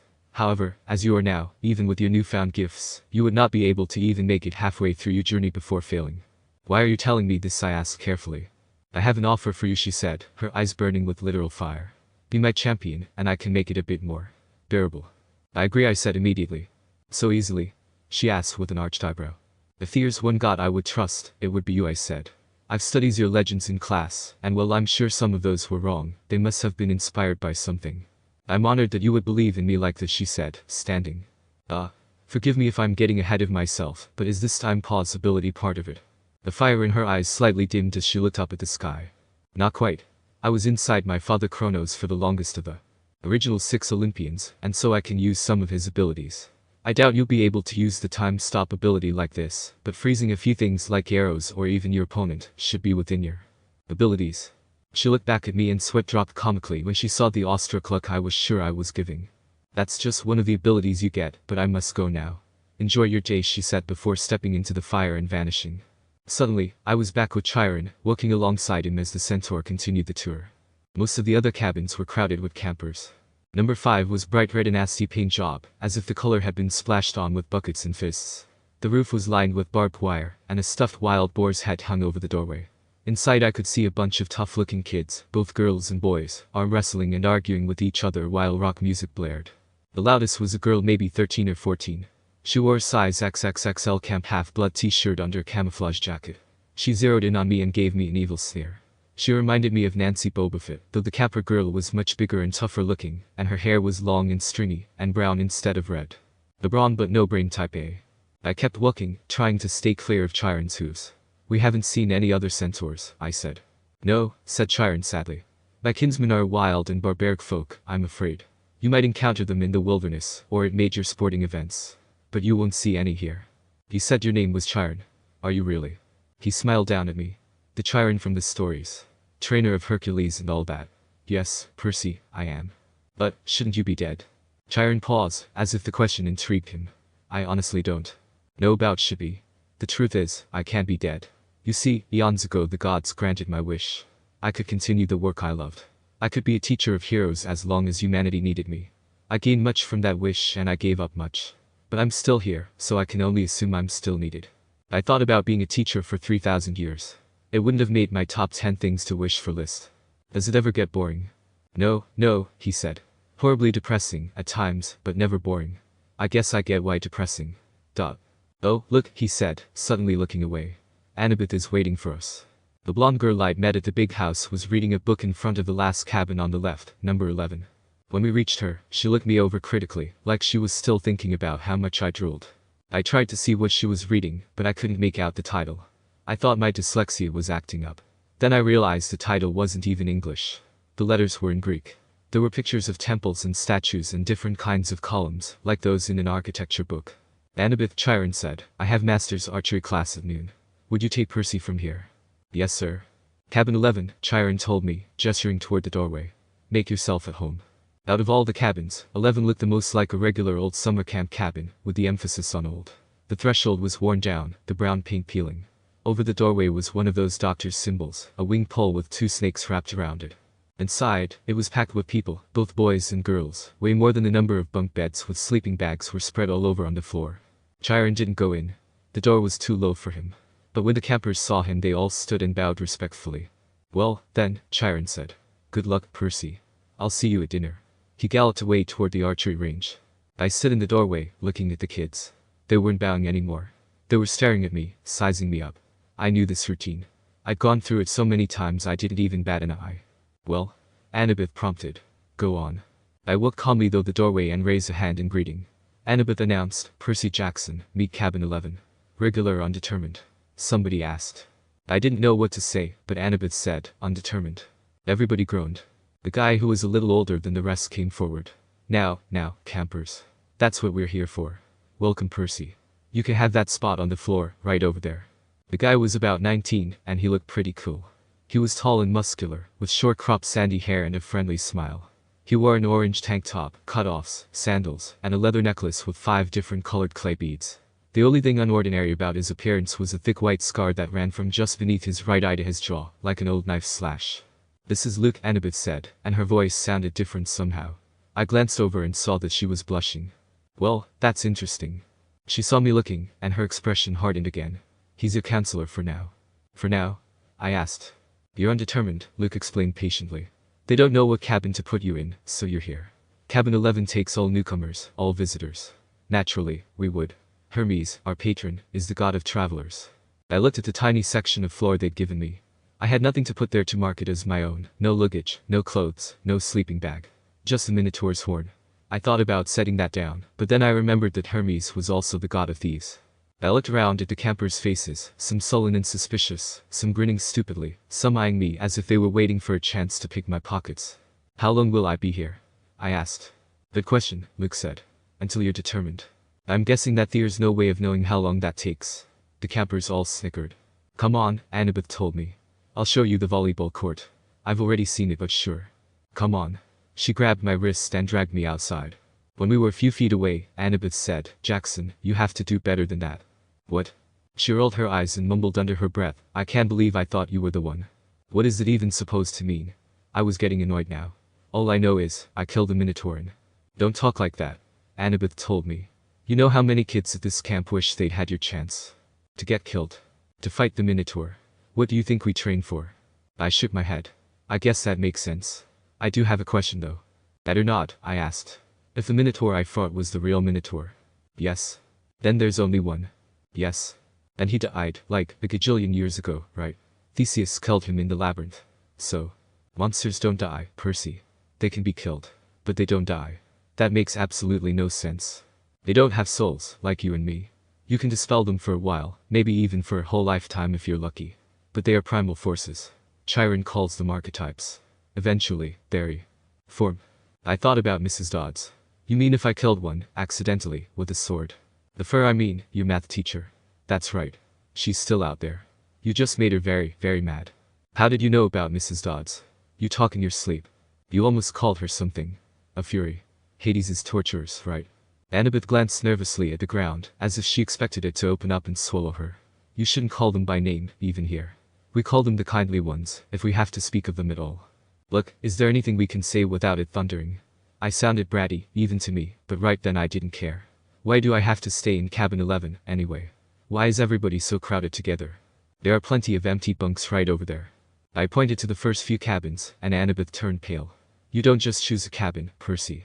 It depends on who your parents are. Or your parents. She stared at me, waiting for me to get it. Wait, so you mean, my dad was a god? You got that much quicker than most, yes, a Greek god to be more specific. That explains a lot.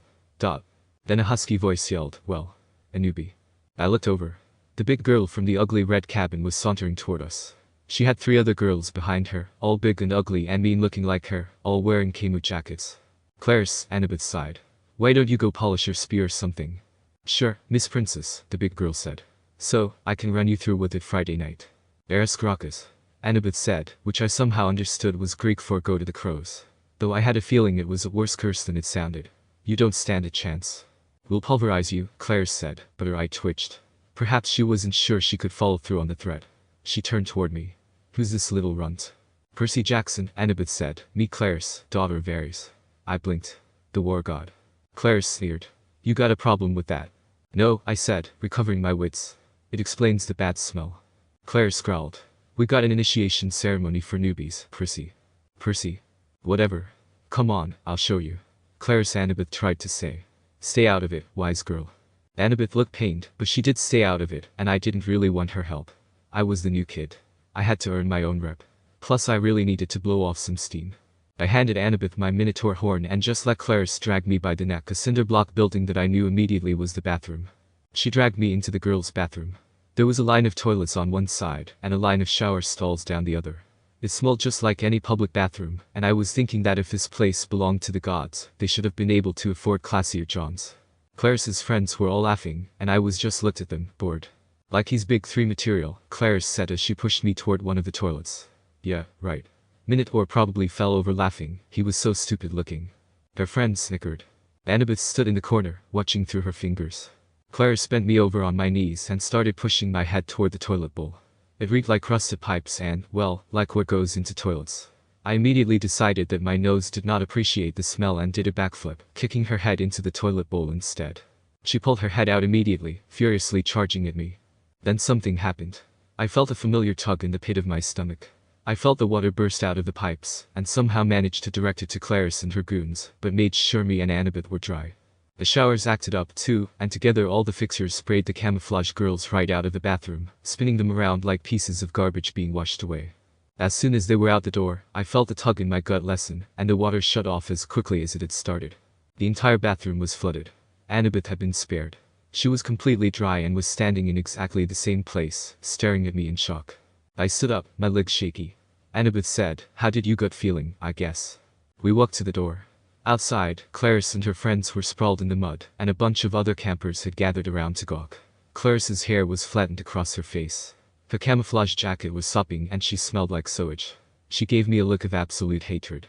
You are dead, new boy. You are totally dead. Funny, I don't feel dead. Her friends had to hold her back. They dragged her toward cabin 5, while the other campers made way to avoid her flailing feet. Annabeth stared at me.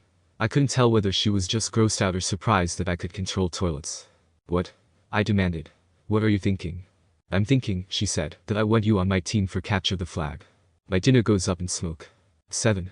My dinner goes up in smoke. Annabeth showed me a few more places.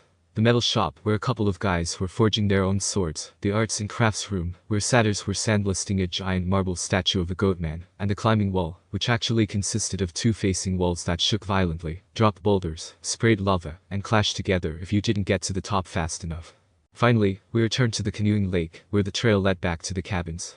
I've got training to do, Annabeth said flatly. Dinner's at 7:30. Just follow your cabin to the mess hall. Alright then, have fun I guess. You need to talk to the Oracle, she said suddenly. The who? Not who. What? The Oracle. I'll ask Chiron. The because that makes sense. I wasn't expecting anybody to be looking back at me from the bottom, so I might have jumped slightly when I noticed two teenage girls sitting cross-legged at the base of the pier, about 20 feet below. Just slightly. Totally didn't jump and fall on my face. They wore blue jeans and shimmering green t-shirts, and their brown hair floated loose around their shoulders as minnows darted in and out. They smiled and waved as if I were a long-lost friend. Totally confused, I waved back. Don't encourage them, Annabeth warned through her covered mouth, stifling laughter. Naiads are terrible flirts. Naiads, I repeated, feeling completely done. Any chance that I can just get a cab or something and go back home? Annabeth frowned. Don't you get it, Percy? You're home. This is the only safe place on Earth for kids like us. You mean, magic kids? I mean not human. Not totally human, anyway. Half human and half. I think you know. God, I sighed. Of course, it is. Annabeth nodded. Your father isn't dead, Percy. He's one of the Olympians. That would explain a lot. But if all the kids here are half-gods. Demigods, Annabeth said. That's the official term. Or half-bloods. Who's your parent, then? Cabin 6. For the last time, I just got here so you're gonna have to elaborate. Annabeth straightened. Athena. Goddess of wisdom in battle. Okay, I thought. That's kinda cool, and any idea who my dad might be? Undetermined, Annabeth said, like I told you before. Nobody knows. Except my mother. She knew. Maybe not, Percy. Gods don't always reveal their identities. My dad would have. If there's one thing I'm sure of, it's that he loved her. Annabeth gave me a cautious look. Maybe you're right. Maybe he'll send a sign. That's the only way to know for sure. Your father has to send you a sign claiming you as his son. Sometimes it happens. Meaning sometimes it doesn't. Annabeth ran her palm along the rail. The gods are busy. They have a lot of kids and they don't always, well, sometimes they don't care about us, Percy. They ignore us. I thought about some of the kids I'd seen in the Hermes cabin, teenagers who looked sullen and depressed. I knew kids like that at Yancey Academy, shuffled off to boarding school by rich parents who didn't have the time to deal with them. So, I'm stuck here, I said. That's it. I don't want to spend my life in the same place. It depends, Annabeth said. Some campers only stay the summer. If you're a child of Aphrodite or Demeter, you're probably not a real powerful force. The monsters might ignore you, so you can get by. With a few months of summer training and live in the mortal world the rest of the year. But for some of us, it's too dangerous to leave. We're year-rounders. In the mortal world, we attract monsters. They sense us. They come to challenge us. Most of the time, they'll ignore us until we're old enough to cause trouble, about 10 or 11 years old, but after that, most demigods either make their way here, or they get killed off. A few manage to survive in the outside world and become famous. Believe me, if I told you the names, you'd know them. Some don't even realize they're demigods. But very, very few are like that. So, monsters can't get in here. Annabeth shook her head. Not unless they're intentionally stalked in the woods or specially summoned by somebody on the inside. Why would anybody want to summon a monster? Practice fights. Practical jokes. Whoever's playing pranks like that is someone I have gotta befriend. The point is, the borders are sealed to keep mortals and monsters out. From the outside, mortals look into the valley and see nothing unusual, just a strawberry farm. So, you're a year-rounder. Annabeth nodded. From under the collar of her t-shirt, she pulled a leather necklace with 5 clay beads of different colors. It was just like Luke's, except Annabeth's also had a big gold college ring strung on it. I've been here since I was 7, she said. Every August, on the last day of summer session, you get a bead for surviving another year. I've been here longer than most of the counselors, and they're all in college.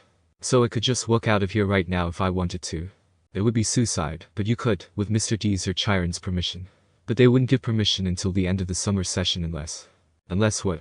You were granted a quest. But that hardly ever happens. The last time. Her voice trailed off.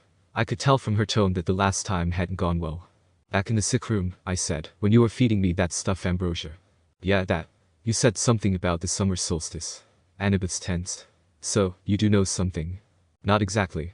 Back at my old school, I overheard Grover and Chiron talking about it. Grover mentioned the summer solstice. He said that we don't have enough time because of some deadline. Any idea what that meant? She clenched her fists. I wish I knew. Chiron and the satyrs, they know, but they won't tell me. Something is wrong in Olympus. Something pretty major. Last time I was there, everything seemed so normal. Well, that suspect, did she just say she's been to Olympus? You've been to Olympus. Some of us year-rounders, Luke and Clarice and I and a few others, we took a field trip during winter solstice. That's when the gods have their big annual council. How do you even get there? The Long Island Railroad, of course. You get off at Penn Station.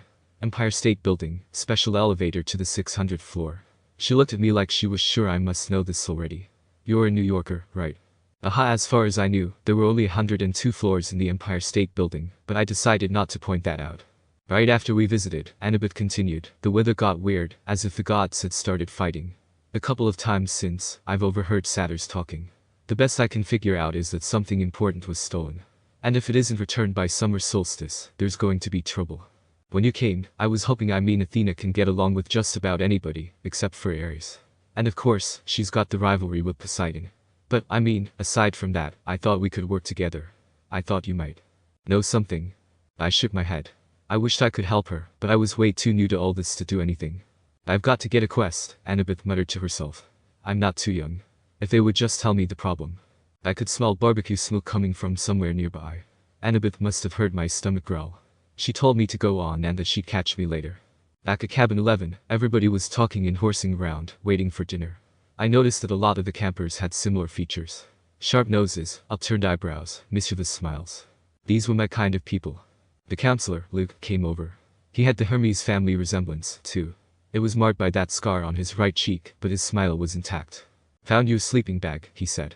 And here, I stole you some toiletries from the camp store. Did he just say stole? I said, thanks. No prob. Luke sat next to me, pushed his back against the wall. Tough first day. No kidding, I said. I don't even believe in gods. Yeah, he said. That's how we all started. Once you start believing in them, it doesn't get any easier. The bitterness in his voice surprised me, because Luke seemed like a pretty easygoing guy. The way he said that, it reminded me of how Sasuke used to sound when he talked about Itachi. So, your dad is Hermes? I asked. Yeah, Hermes. The wing-footed messenger. That's him. Messengers. Medicine. Travelers, merchants, thieves. Anybody who uses the roads. That's why you're here, enjoying Cabin 11's hospitality. Hermes isn't picky about who he sponsors. You ever meet your dad? I asked. Once. I waited, thinking that if he'd tell me if he wanted to. Apparently, he didn't. I wondered if the story had anything to do with how he got his scar. Luke looked up and managed to smile. Don't worry about it, Percy. The campers here, they're mostly good people. After all, we're extended family, right? We take care of each other. I decided to ask him my last question, the one that had been bothering me all afternoon. Clarice, from Ares, was talking about me being Big 3 material. Then Annabeth twice, she said I might be the one. She said I should talk to the oracle. What was that all about? Luke folded his knife. I hate prophecies. Where did that come from? His face switched around the scar. Let's just say I messed things up for everybody else. The last 2 years, ever since my trip to the Garden of the Hesperides went sour, Chiron hasn't allowed any more quests. Annabeth's been dying to get out into the world. She pestered Chiron so much he finally told her he already knew her fate. He'd had a prophecy from the oracle. He wouldn't tell her the whole thing, but he said Annabeth wasn't destined to go on a quest yet. She had to wait until somebody special came to the camp. Special. Don't worry about it, kid, Luke said. Annabeth wants to think every new camper who comes through here is the omen she's been waiting for. Now, come on, it's dinner time. The moment he said it, a horn blew in the distance. Luke yelled, 11, fall in. The whole cabin, about 20 of us, filed into the yard. We lined up in order of seniority, so naturally I was dead last. Campers came from the other cabins, too, except for the 3 empty cabins at the end, and cabin 8, which had looked normal in the daytime, but was now starting to glow silver as the sun went down. We marched up the hill to the mess hall pavilion. Satyrs joined us from the meadow. Naiads emerged from the canoeing lake. A few other girls came out of the woods literally. I saw one girl, about 9 or 10 years old, melt from the side of a maple tree and come skipping up the hill. In total, there were maybe 100 campers, a few dozen satyrs, and a dozen assorted wood nymphs and naiads. At the pavilion, torches blazed around the marble columns. A central fire burned in a bronze brazier the size of a bathtub. Each cabin had its own table, covered in white cloth trimmed in purple. 4 of the tables were empty, but cabin 11's was way overcrowded. I had to squeeze onto the edge of a bench with half my butt hanging off. I saw Grover sitting at table 12 with Mr. D, a few satyrs, and a couple of plump blonde boys who looked just like Mr. D. Chiron stood to one side, the picnic table being way too small for a centaur. Finally, Chiron pounded his hoof against the marble floor of the pavilion, and everybody fell silent. He raised a glass. To the gods. Everybody else raised their glasses. To the gods. Wood nymphs came forward with platters of food. Grapes, apples, strawberries, cheese, fresh bread, and yes, barbecue. My glass was empty, but Luke said, speak to it. Whatever you want, non-alcoholic, of course. I said, Coke Zero. The glass filled with sparkling caramel liquid. Then I had an idea. Blue Coke Zero. The soda turned a violent shade of cobalt. I took a cautious sip. Perfect. I drank a toast to my mother. Just wait on me, Mom, I'm coming to get you soon. Here you go, Percy, Luke said, handing me a platter of smoked brisket. I loaded my plate and was about to take a big bite when I noticed everybody getting up, carrying their plates toward the fire in the center of the pavilion. Come on, Luke told me. As I got closer, I saw that everyone was taking a portion of their meal and dropping it into the fire. Luke murmured in my ear, burnt offerings for the gods. They like the smell. For real. His look warned me not to take this lightly, but I couldn't help wondering why an immortal, all-powerful being would like the smell of burning food. Luke approached the fire, bowed his head, and tossed in a cluster of fat red grapes. Hermes. I was next. I wish I knew what name to say. Finally, I made a silent plea. Tell me who you are. Please. I scraped a big slice of brisket into the flames. When I caught a whiff of the smoke, I didn't gag. It smelled nothing like burning food. It smelled of hot chocolate and fresh baked brownies, hamburgers on the grill and wildflowers, and 100 other good things that shouldn't have gone well together, but did. I could almost believe the gods could live off that smoke. When everybody had returned to their seats and finished eating their meals, Chiron pounded his hoof again for our attention. Mr. D got up with a huge sigh. Yes, I suppose I'd better say hello to all you brats. Well, hello. Our activities director, Chiron, says the next capture the flag is Friday. Cabin 5 presently holds the laurels. A bunch of cheering rose from the Ares table. Personally, Mr. D continued, I couldn't care less, but congratulations. Also, I should tell you that we have a new camper today. Peter Johnson. Chiron murmured something. Percy Jackson, Mr. D corrected. That's right. Hurrah, and all that. Now run along to your silly campfire. Go on. Everybody cheered. We all headed down toward the amphitheater, where Apollo's cabin let us sing along. We sang camp songs about the gods and ate s'mores and joked around, and I felt like I was home.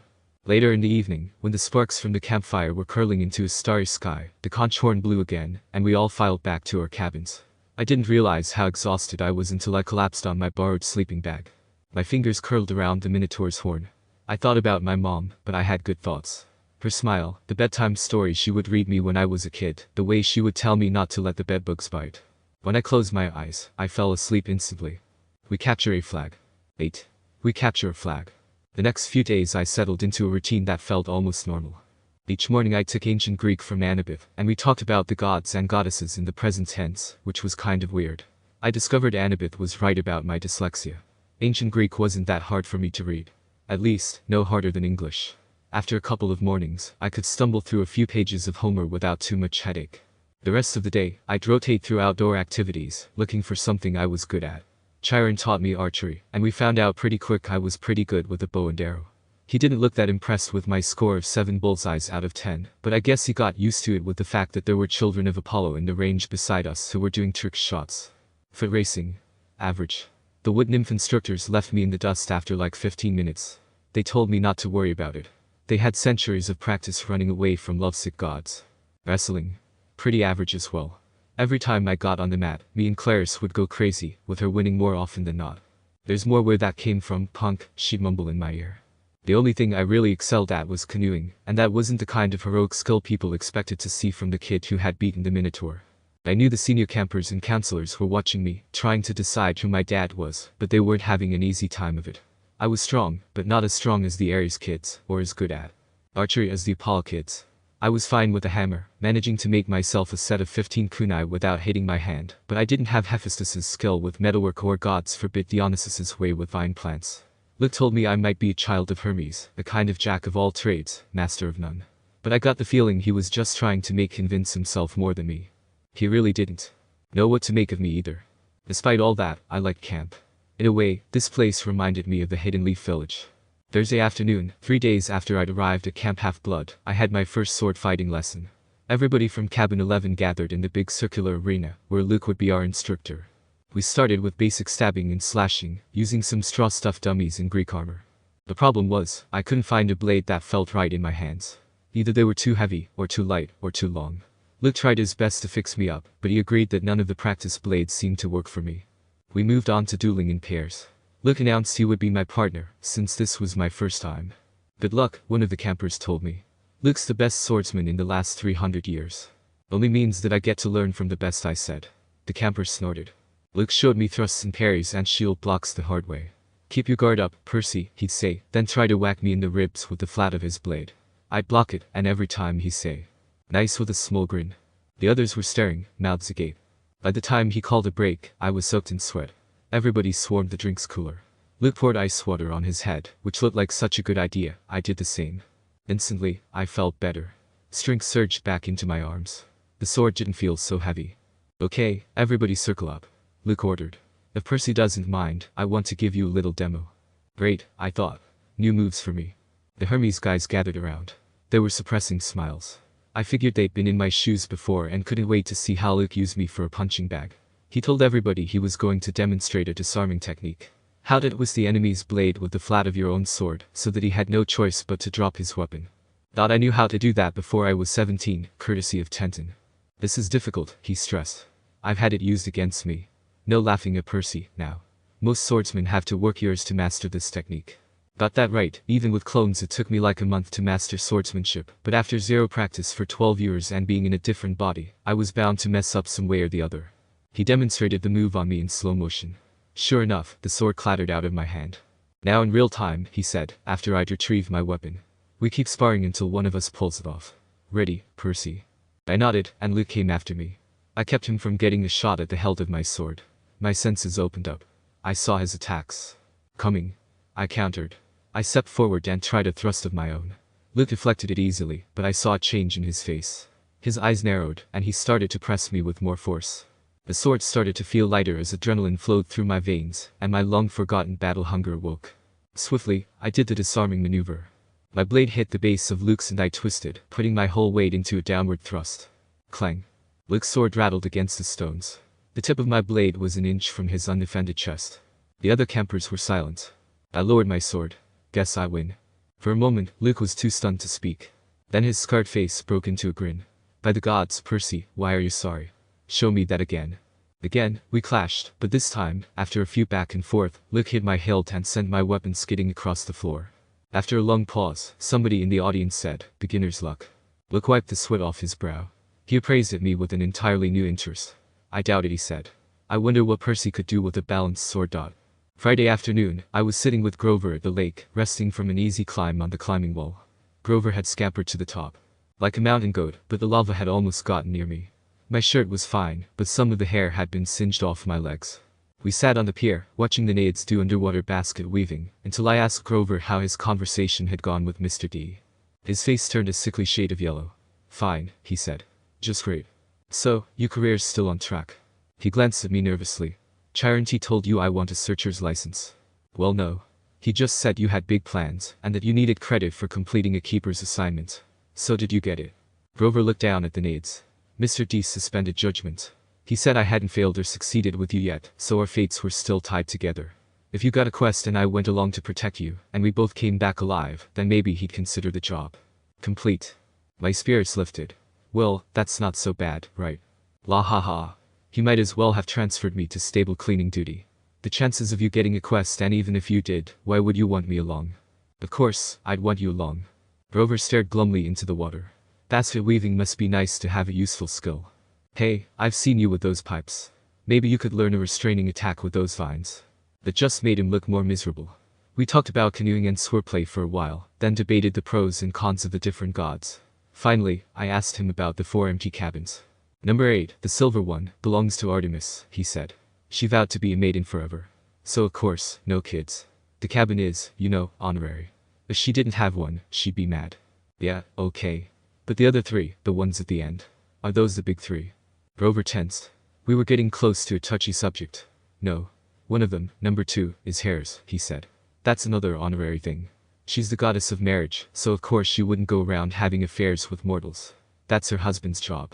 When we say the big 3, we mean the 3 powerful brothers, the sons of Kronos. Zeus, Poseidon, Hades. Right? You know. After the great battle with the Titans, they took over the world from their dad and drew lots to decide who got what. Zeus got the sky, I remembered. Poseidon the sea, Hades the underworld. Aha. How come Hades doesn't have a cabin here? He doesn't have a throne on Olympus, either. He sort of does his own thing down in the underworld. If he did have a cabin here, Grover shuddered. Well, it wouldn't be pleasant. Let's leave it at that. Well, that's not nice. But Zeus and Poseidon, they both had, like, a billion kids in the myths. Why are their cabins empty? Grover shifted his hooves uncomfortably. About 60 years ago, after World War II, the big 3 agreed they wouldn't sire any more heroes. Their children were just too powerful. They were affecting the course of human events too much, causing too much carnage. World War II, that was basically a fight between the sons of Zeus and Poseidon on one side, and the sons of Hades on the other. The winning side, Zeus and Poseidon, made Hades swear an oath with them. No more affairs with mortal women. They all swore on the river Styx. Thunder boomed. That's the most serious oath you can make. Grover nodded. And the brothers kept their word. Grover's face darkened. 17 years ago, Zeus fell off the wagon. There was this TV starlet with a big fluffy 80s hairdo. He just couldn't help himself. When their child was born, a little girl named Thalia. Well, the river Styx is serious about promises. Zeus himself got off easy because he's immortal, but he brought a terrible fate on his daughter. But that isn't fair. It wasn't the little girl's fault. Grover hesitated. Percy, children of the big three have powers greater than other half-bloods. They have a strong aura, a scent that attracts monsters. When Hades found out about the girl, he wasn't too happy about Zeus breaking his oath. Hades let the worst monsters out of Tartarus to torment Thalia. A satyr was assigned to be her keeper when she was 12, but there was nothing he could do. He tried to escort her here with a couple of other half-bloods she befriended. They almost made it. They got all the way to the top of that hill.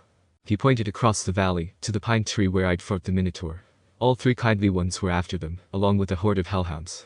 They were about to be overrun when Thalia told her satyr to take the other two half-bloods to safety, while she held off the monsters.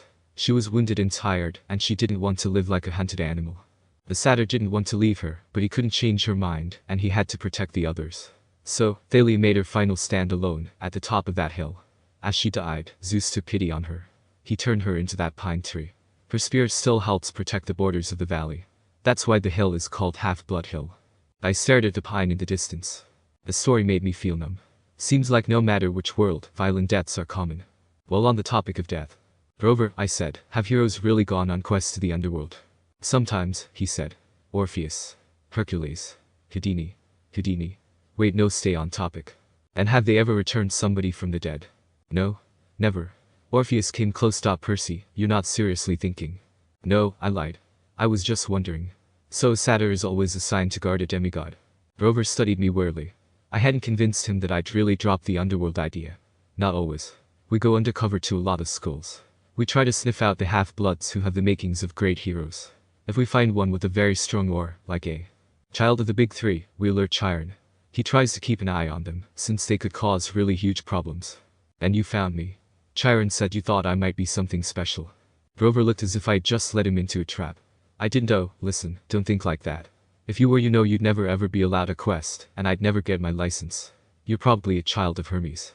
Or maybe even one of the minor gods, like Nemesis, the god of revenge. Don't worry, okay? You seriously couldn't get a better example than the goddess of revenge. That night after dinner, there was a lot more excitement than usual.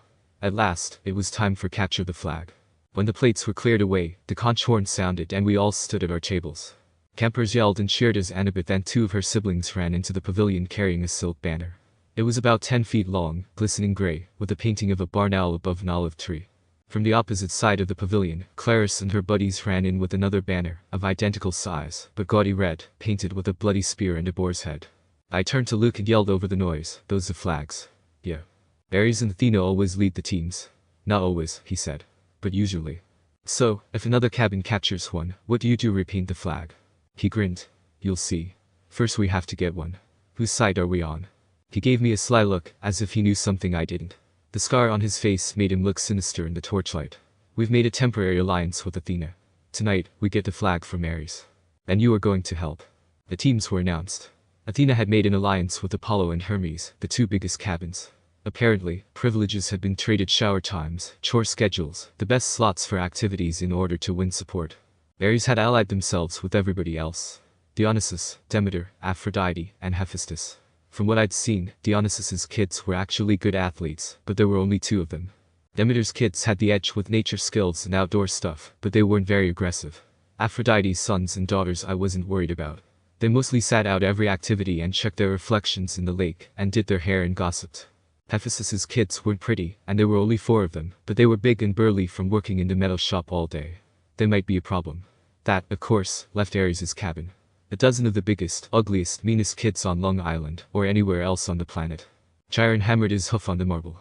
Heroes, he announced. You know the rules. The creek is the boundary line. The entire forest is fair game. All magic items are allowed. The banner must be prominently displayed, and have no more than 2 guards. Prisoners may be disarmed, but may not be bound or gagged. No killing or maiming is allowed. I will serve as referee and battlefield medic. Arm yourselves. He spread his hands, and the tables were suddenly covered with equipment. Helmets, bronze swords, spears, ox-hide shields coated in metal. Whoa, I said. Neat trick. Luke handed me a set of armor. Here Chiron thought these would fit. You'll be on border patrol. My shield was the size of an NBA backboard, with a big caduceus in the middle. It weighed about 1,000,000 pounds, but I managed. My helmet, like all the helmets on Athena's side, had a blue horsehair plume on top. Ares and their allies had red plumes. Annabeth yelled, "Blue team, forward." We cheered and shook our swords and followed her down the path to the south woods. The red team yelled taunts at us as they headed off toward the north. I managed to catch up with Annabeth Hay. She kept marching. "So, what's the plan?" I asked. "Got any magic items you can loan me?" Her hand drifted toward her pocket, as if she were afraid I'd taken something. "Just watch Claris's spear," she said. "You don't want that thing touching you. Otherwise, don't worry. We'll take the banner from Ares. Has Luke given you your job?" Border patrol seems simple. It is. Stand by the creek, keep the Reds away. Leave the rest to me. Athena always has a plan. She pushed ahead, leaving me in the dust. "Okay," I mumbled. "Glad you wanted me on your team." It was a warm night. The woods were dark, with fireflies popping in and out of view. Annabeth stationed me next to a little creek that gurgled over some rocks, then she and the rest of the team scattered into the trees. Far away, the conch horn blew. I heard whoops and yells in the woods, the clanking of metal, kids fighting.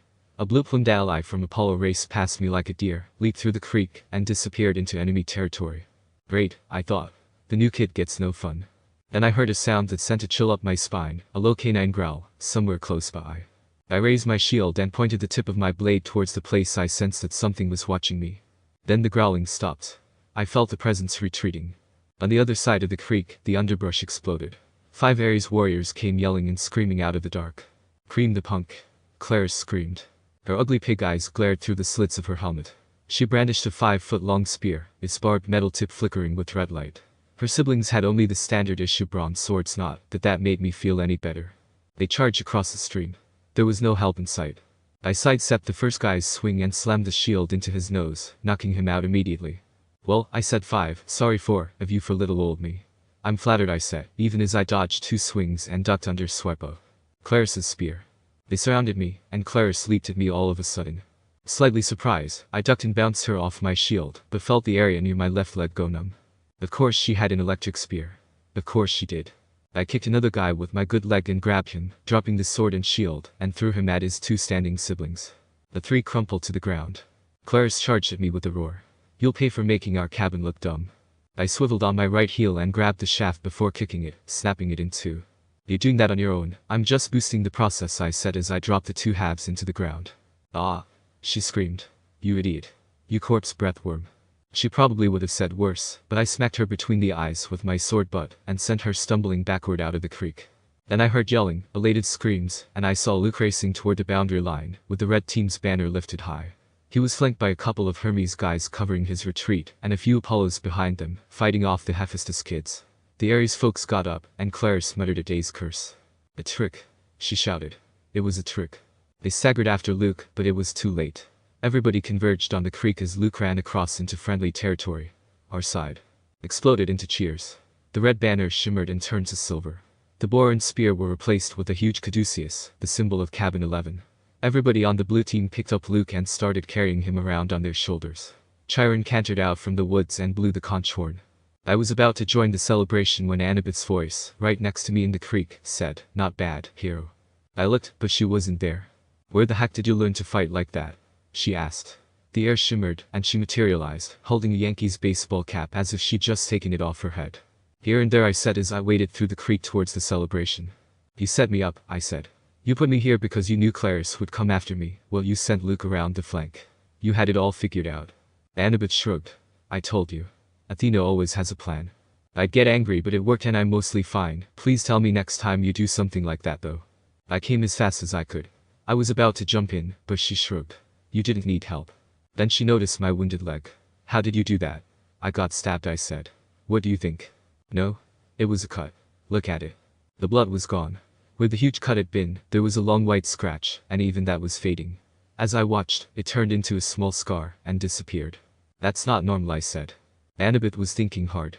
She looked down at my feet, then at Clarice's broken spear, and said, "Step out of the water, Percy." What, just do it? I came out of the creek and immediately felt a lot less energetic. My adrenaline rush left me. I almost stumbled and fell, but Annabeth steadied me. "Oh, sticks," she cursed. "This is not good." I didn't want. I assumed it would be Zustad. Before I could ask what she meant, I heard that canine growl again, but much closer than before. A howl ripped through the forest. The campers' cheering died instantly. Chiron shouted something in ancient Greek, which I would realize, only later, I had understood perfectly. "Stand ready. My bow." Annabeth drew her sword. There on the rocks just above us was a black hound the size of a rhino, with lava-red eyes and fangs like daggers. It was looking straight at me. Nobody moved except Annabeth, who yelled, "Percy, run." She tried to step in front of me, but the hound was too fast. It leaped over her onto me, and the sword held in my right hand, which I immediately plunged into where its right lung should be. It fell, dead, before fading into shadows on the ground. Chiron trotted up next to us, a bow in his hand, his face grim. "Diamertails," Annabeth said. "That's a hellhound from the fields of punishment. They don't. They're not supposed to." "Someone summoned it," Chiron said. "Someone inside the camp." Luke came over, the banner in his hand forgotten, his moment of glory gone. Clarice yelled, "It's all Percy's fault. Percy summoned it. I haven't been here for a week, you crazy." "Calm down, Percy," Chiron said quietly. "You're wounded," Annabeth told me, noticing the scratch on my right hand. "Quick, Percy, get in the water." "If you say so," I said, dragging myself back to the stream. "Chiron, watch this." Instantly, I felt better. I could feel the cuts on my hand closing up. Some of the campers gasped. "Look, I don't know why," I said, sounding exhausted. But they weren't watching my wounds heal. They were staring at something above my head. "Percy," Annabeth said, pointing. By the time I looked up, the sign was already fading, but I could still make out the hologram of green light, spinning and gleaming. A three-tip spear. A trident. "Your father," Annabeth murmured. "This is really not good." "It is determined," Chiron announced. All around me, campers started kneeling, even the Ares cabin, though they didn't look happy about it. "My father?" I asked, slightly hopeful. "Poseidon," said Chiron. "Earthshaker, Stormbringer, father of horses.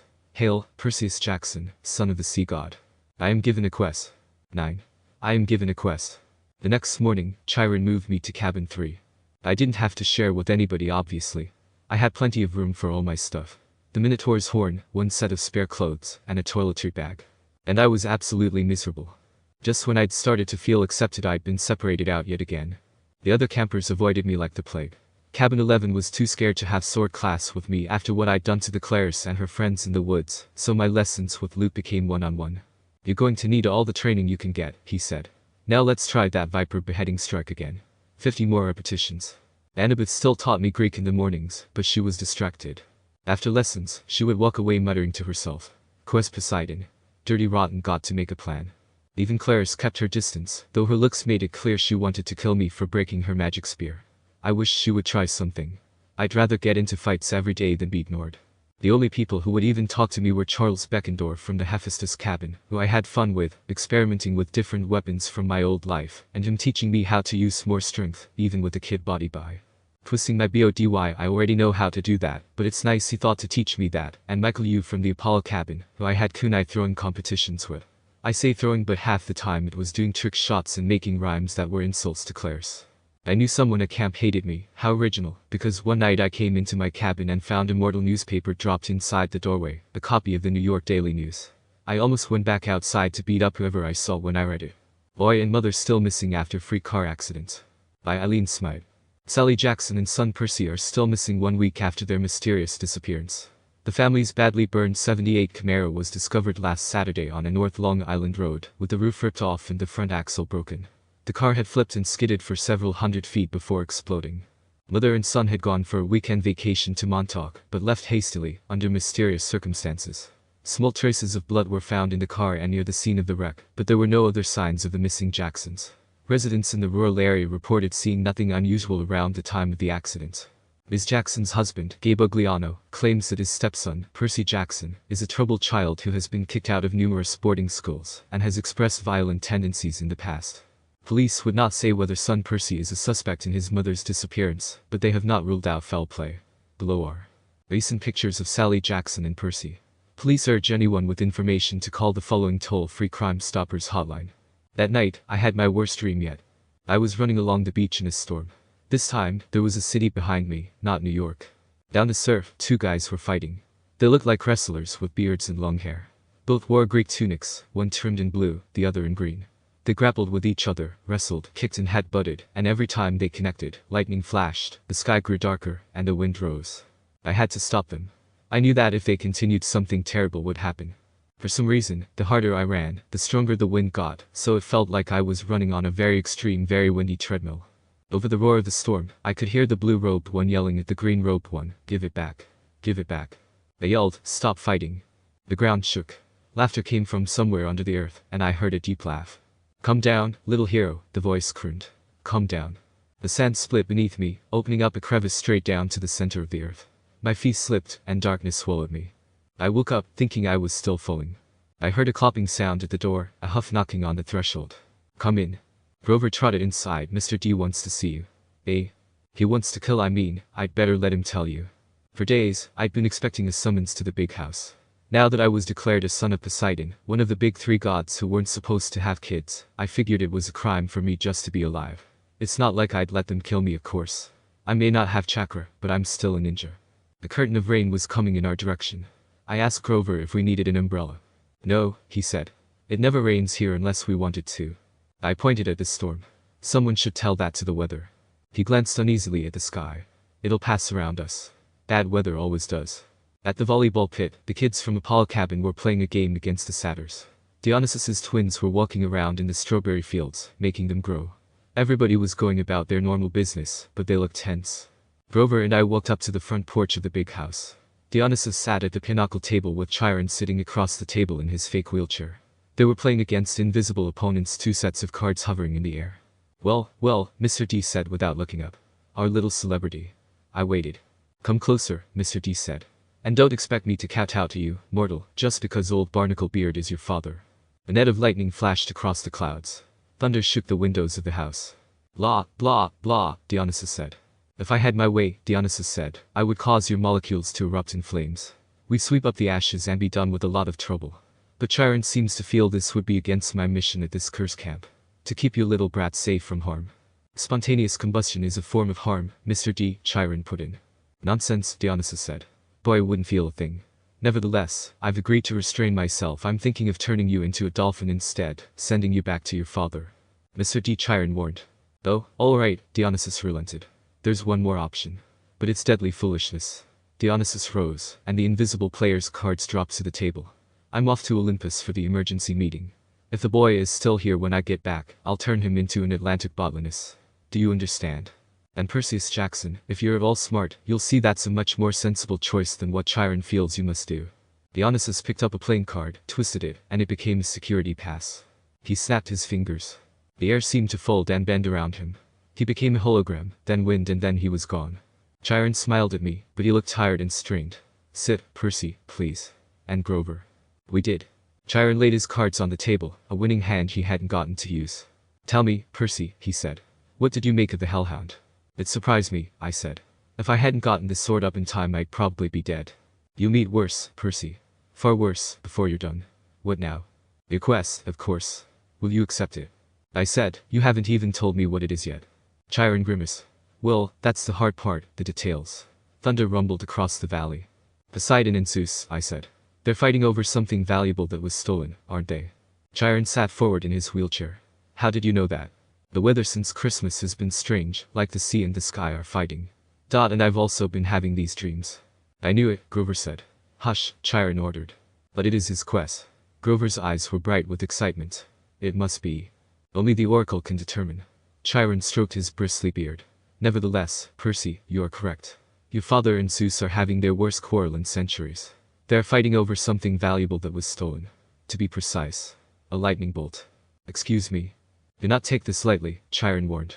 "I'm not talking about some tinfoil-covered zigzag you'd see in a second-grade play. I'm talking about a 2-foot-long cylinder of high-grade celestial bronze, capped on both ends with god-level explosives. Something like that is missing." "Stolen," Chiron said. "That's worse. Who did it?" "By you."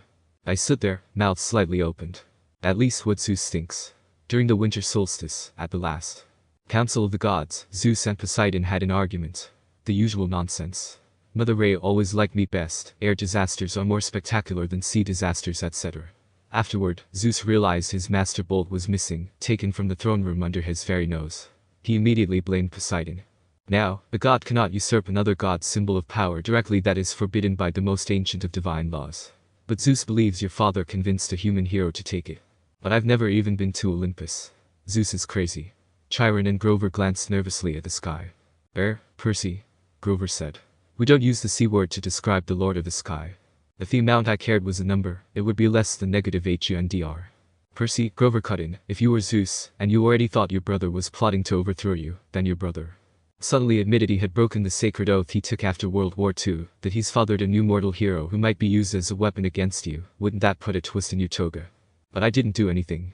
Poseidon didn't really have this master bolt stolen, did he? Chiron sighed. Most thinking observers would agree that thievery is not Poseidon's style. But the sea god is too proud to try convincing Zeus of that. Zeus has demanded that Poseidon return the bolt by the summer solstice. That's June 21st, 10 days from now. Poseidon wants an apology for being called a thief by the same date.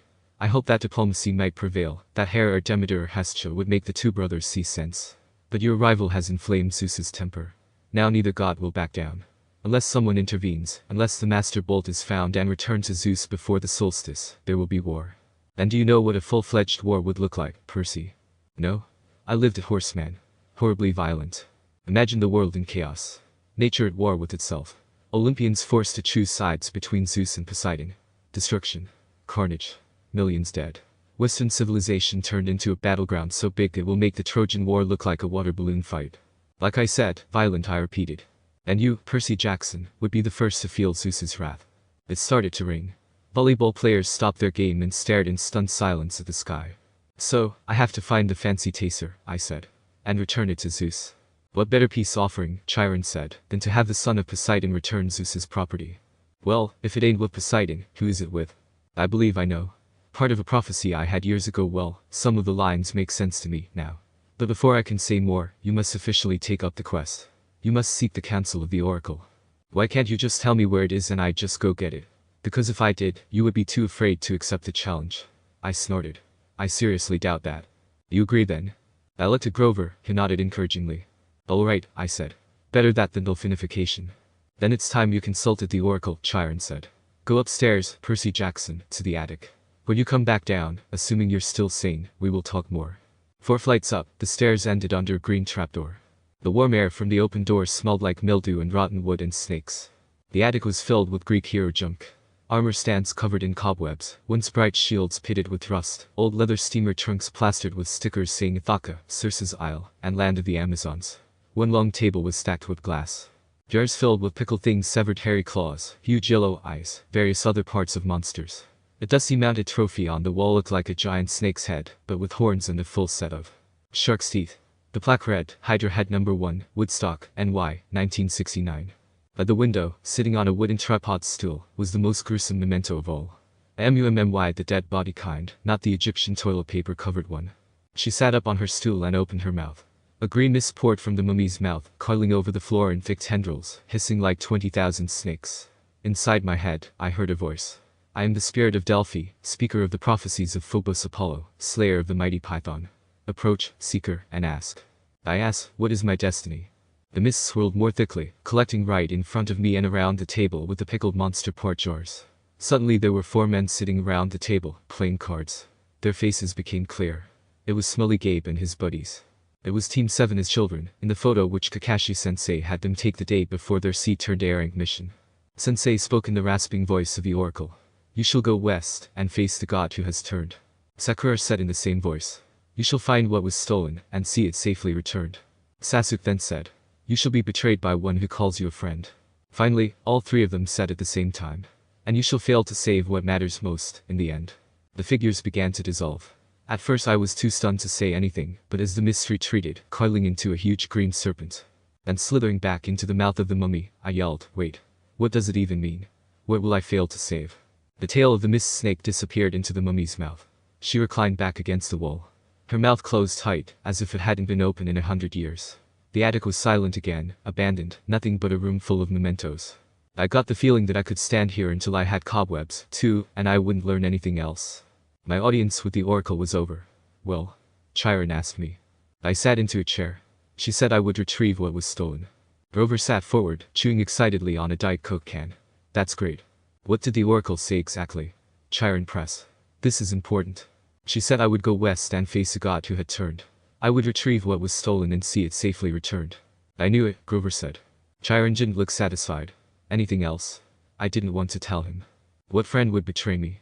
I didn't have that many here, and I couldn't imagine the ones I did have betray me. And the last line, I would fail to save what mattered most. What was the point of going on the quest if I'd end up failing anyway? No, I said. That's about it. He studied my face. Very well, Percy. But know this. The oracle's words often have double meanings. Don't dwell on them too much. The truth is not always clear until events come to pass. Okay, I said, trying to change topics. Who could this god in the west be? Think, Percy, Chiron said. If Zeus and Poseidon weaken each other in a war, who stands to gain? Someone wanting to and with the ability to take over. I guess. Yes, quite.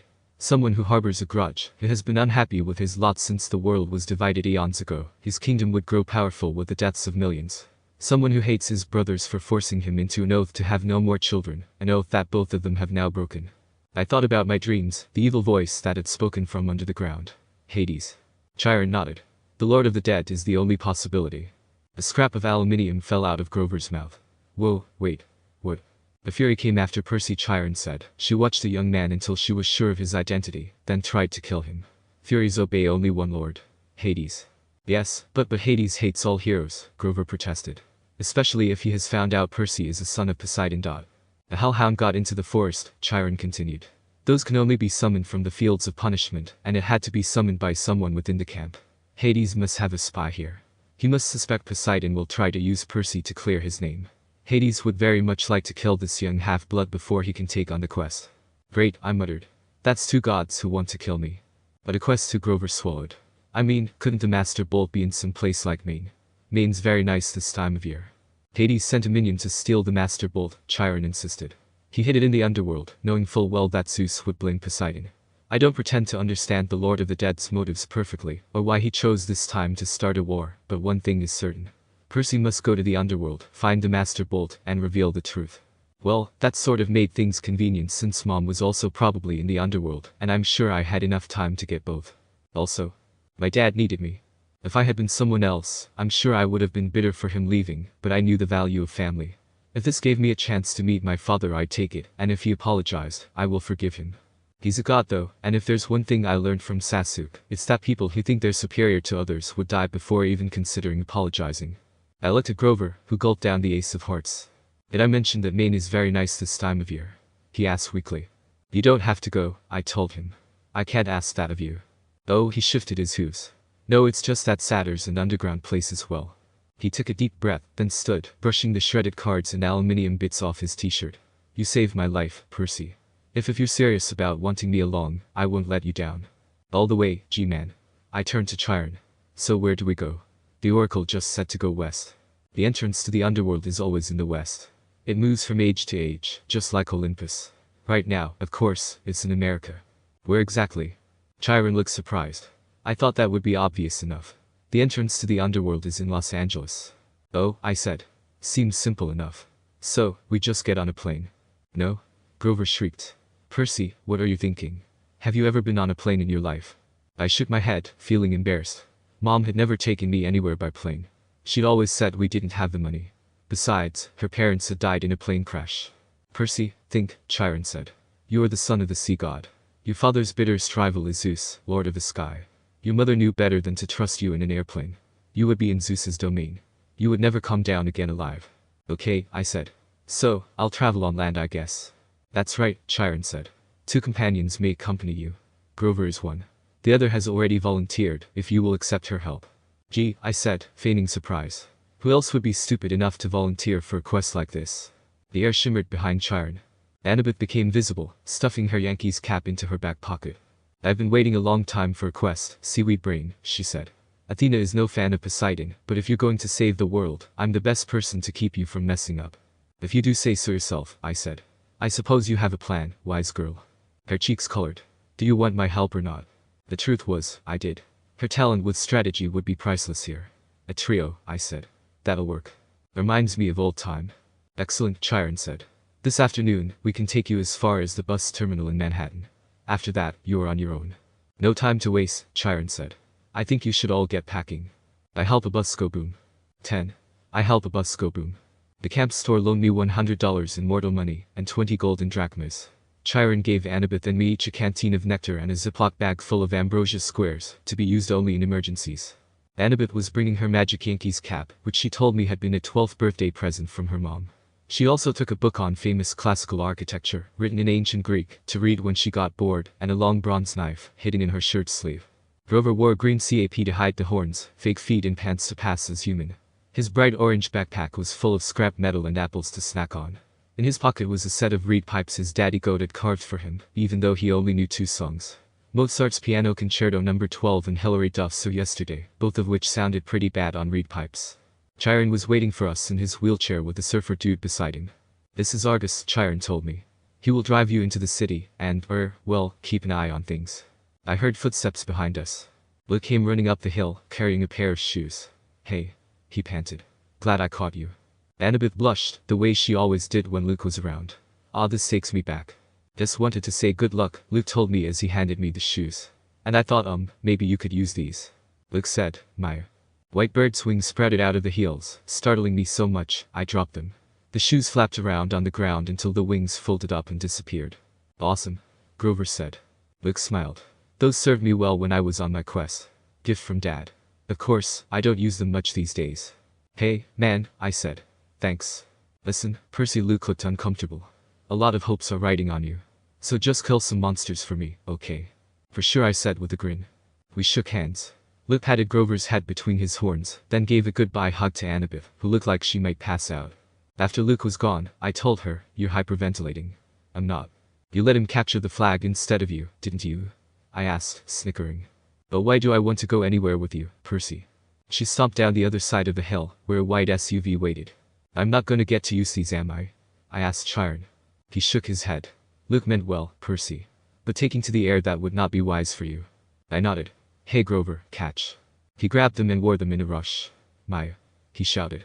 He got off the ground, and then fell over sideways, so his backpack dragged through the grass. Practice, Chiron called after him. You just need practice. Yeah. Grover went flying sideways down the hill, heading toward the van. Before I could follow, Chiron caught my arm. I should have trained you better, Percy, he said. If only I had more time. Hercules, Jason, they all got more training. Horseman, I became a shinobi at the age of 12, I think I can deal with a fancy light bulb. What am I thinking? Chiron cried. I can't let you get away without this. He pulled a pen from his coat pocket and handed it to me. A very familiar pen. Isn't this the sword you gave me in the museum? The sword has a long and tragic history that we need not go into, Chiron told me. Its name is Anaclosmos. Riptide, I translated. Use it only for emergencies, Chiron said, and only against monsters. No hero should harm mortals unless absolutely necessary, of course, but this sword wouldn't harm them in any case. How the hell is a sword not gonna harm them? Celestial bronze just passes through them, they are simply not important enough to cut them. However, demigods can be hurt by both mortal and godly weapons. Well, that's just annoying, now recap the pen. I touched the pen cap to the sword tip, and instantly Riptide shrank to a ballpoint pen again. I tucked it in my pocket, thinking about getting a chain or something for it to avoid losing it. You can't, Chiron said. Can't what? Lose a pen, he said. It is enchanted. It will always reappear in your pocket. Try it. I threw the pen as far as I could down the hill. It may take a few moments, Chiron told me. Now check your pocket. Sure enough, the pen was there. Okay, now that's convenient, I admitted. I put Riptide back in my pocket. Argus dropped us at the bud station on the Upper East Side, not far from my mom and Gabe's apartment. Take to a mailbox was a flyer with my picture on it. Have you seen this boy? I ripped it down before Annabeth and Grover could notice. Finally, the bus came. As we stood in line to board, Grover started looking around, sniffing the air like he smelled enchiladas. What is it? I asked. I don't know, he said tensely. Maybe it's nothing. It obviously wasn't nothing, but even with my shinobi senses, I didn't pick anything up. I was relieved when we finally got on board and found seats together in the back of the bus. Annabeth kept slapping her Yankees cap nervously against her thigh. As the last passengers got on, Annabeth clamped her hand onto my knee. Percy. An old lady had just boarded the bus. She wore a crumpled velvet dress, lace gloves, and a shapeless orange knit hat that shadowed her face, and she carried a big paisley purse. When she tilted her head up, her black eyes glittered. That wasn't what alarmed me though. When I focused, I could see an aura of power radiating off of her, resembling maroon-colored fire. It was Mrs. Dodds. Older, more withered, but definitely the same evil face. Behind her came 2 more old ladies. One in a green hat, one in a purple hat. Otherwise, they looked exactly like Mrs. Dodds. The bus pulled out of the station, and we headed through the slick streets of Manhattan. For them to regenerate so quickly, you have got to be the unluckiest. What happened to your eyes? Annabeth questioned as she looked at my face. My eyes? I questioned, rubbing them. They're light blue, and there's a black circle, and a couple of black dots, Grover said, examining them. That sounds like... You got a mirror or something. Yeah, but let's deal with them first, Annabeth hissed. Let's just kill them, I suggested. No. We're in a bus, seaweed brain. We can't just kill someone in front of all these people. Wouldn't the mist make them see something else? We can't be sure of what they'd see, so we're going to have to be subtle. We hit the Lincoln Tunnel, and the bus went dark except for the running lights down the aisle. Mrs. Dodds got up. In a flat voice, she announced. I need to use the restroom. So do I, said the second sister. So do I, said the third sister. They all started coming down the aisle. I've got it, Annabeth said. Percy, take my hat. Eh? You're the one they want. Turn invisible and go up the aisle. Let them pass you. Maybe you can get to the front and get away. What about you guys? There's probably won't notice us, Annabeth said. You're a son of one of the big 3. Your smell should be overpowering. I'm not leaving you 2 on the basis of a should. Don't worry about us, Grover said. Go. I took the Yankees cap and put it on while muttering something about annoying goats. I managed to get up 10 rows, then jumped into an empty seat just as they walked past. Mrs. Dodds stopped and looked at me. Apparently she didn't see anything. She and her sisters kept going. We were almost through the Lincoln Tunnel now. I was about to press the emergency stop button when I heard wailing from the back row. The old ladies were not old ladies anymore, their bodies shriveled into leathery brown hag bodies with bats' wings and hands and feet like gargoyle claws. Their handbags had turned into fiery whips. The Furies surrounded Grover and Annabeth, lashing their whips, hissing. Where is it? Where? The other people on the bus were screaming, cowering in their seats. They saw something, all right. He's not here. Annabeth yelled. He's gone. The Furies raised their whips. Annabeth threw her knife. Grover grabbed a tin can from his snack bag and prepared to throw it. At that point I figured the bus had a better chance of dealing with the Furies than a can, and so applied the technique Jiraiya-sensei gave me when I need to get someone to do something for me. I tickled the driver near the ribs. Immediately, he flinched, laughing a bit, and left the wheel open for me. Well then, time for some improvised driving. I smashed the horn, and then started driving in a zigzag pattern, slamming all the passengers against the windows. Finally, we exited the tunnel, and I allowed him to regain control of the vehicle. I pressed the emergency stop button, and the bus swerved, almost flipping over, as the driver managed to maneuver it and stopped it beside the road. The door flew open. The driver was the first one out, the passengers yelling as they stampeded after him. The Furies regained their balance. They lashed their whips at Annabeth while she waved her knife and yelled in ancient Greek, telling them to back off. Grover threw tin cans. I looked at the open doorway. I was free to go, but I couldn't leave my friends. I took off the invisible cap. Hey. The Furies turned, baring their yellow fangs at me, and the exit suddenly seemed like an excellent idea. Perseus Jackson, Mrs. Dodd said. You have offended the gods. You shall die. Didn't I kill you already? She growled. Annabeth and Grover moved up behind the Furies, looking for an opening. I took the pen out of my pocket and uncapped it. Riptide elongated into a shimmering double-edged sword. The Furies hesitated. Mrs. Dodds had felt Riptide's blade before. She obviously didn't like seeing it again. Submit now, she hissed. And you will not suffer eternal torment. I'm 12, not stupid, I told her. Mrs. Dodds lashed her whip around my sword hand, while the Furies on the either side lunged at me. Ouch, hot whip plus metal sword equals to holy shit, that's hot. I dropped the sword and crouched low before jumping and bouncing from the wall of the bus, before jumping to the roof and eating one of them in the face. The next second, I managed to grab her whip and hit it straight around the neck of another one and yanked. I got low again, avoiding S-whip, while Annabeth stabbed the other one in the heart. I shoved her backward into the aisle. Mrs. Dodds tried to get up, but she didn't have room to flap her bat wings, so she kept falling down. Zeus will destroy you, she promised. Hades will have your soul. Bracchus meus vesamini, I yelled. I wasn't sure where the Latin came from, but it meant eat my pants. Thunder shook the bus, the hair rose on the back of my neck in a familiar way. Get out, Annabeth yelled at me. Now. We rushed outside and found the other passengers wandering around in a daze, arguing with the driver, or running around in circles yelling, we're going to die. Our bags, Grover realized. We left our brougham. The windows of the bus exploded as everyone ran for cover. Lightning shredded a huge crater in the roof, but an angry wail from inside told me Mrs. Dodds was not dead yet. Run, Annabeth said. She's calling for reinforcements. We have to get out of here. We plunged into the woods as the rain poured down, the bus in flames behind us. We visit the Garden Gnome Emporium. 11. We visit the Garden Gnome Emporium. Annabeth and Grover and I walked through the woods along the New Jersey riverbank. Grover was shivering and bring, his eyes turned full of terror. 3 kindly ones. All 3 at once. Calm down, will ya? We dealt with them, I sighed. Annabeth pulled us along. Come on. The farther away we get, the better. And go where? I asked her. All our stuff went boom. Well, maybe if you hadn't decided to jump into the fight, how is this even my fault? All I did is try to help you. You didn't need to protect me, Percy. I would have been fine. Slice like sandwich bread, Grover put in, but fine. Shut up, go boy, said Annabeth. Grover brayed. Tin cans, a perfectly good bag of tin cans. We trudged, navigating through between a bunch of trees with spiky branches. After a few minutes, Annabeth fell into line next to me. Look, I appreciate you coming back for us, okay? That was really brave.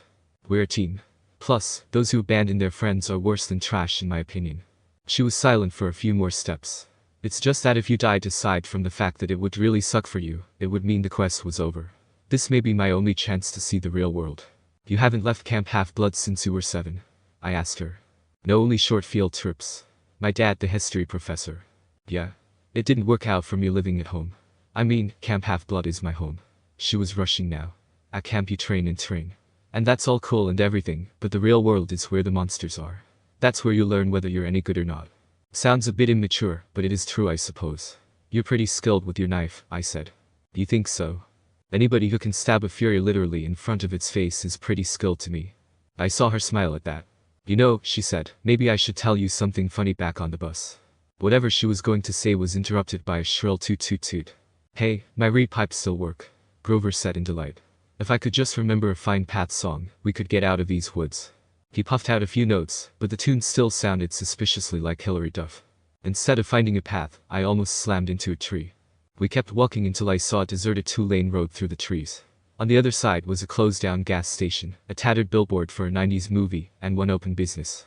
It was one of those roadside shops that sell lawn flamingos and cement grizzly bears and stuff like that. The building was a long warehouse, surrounded by acres of statuary.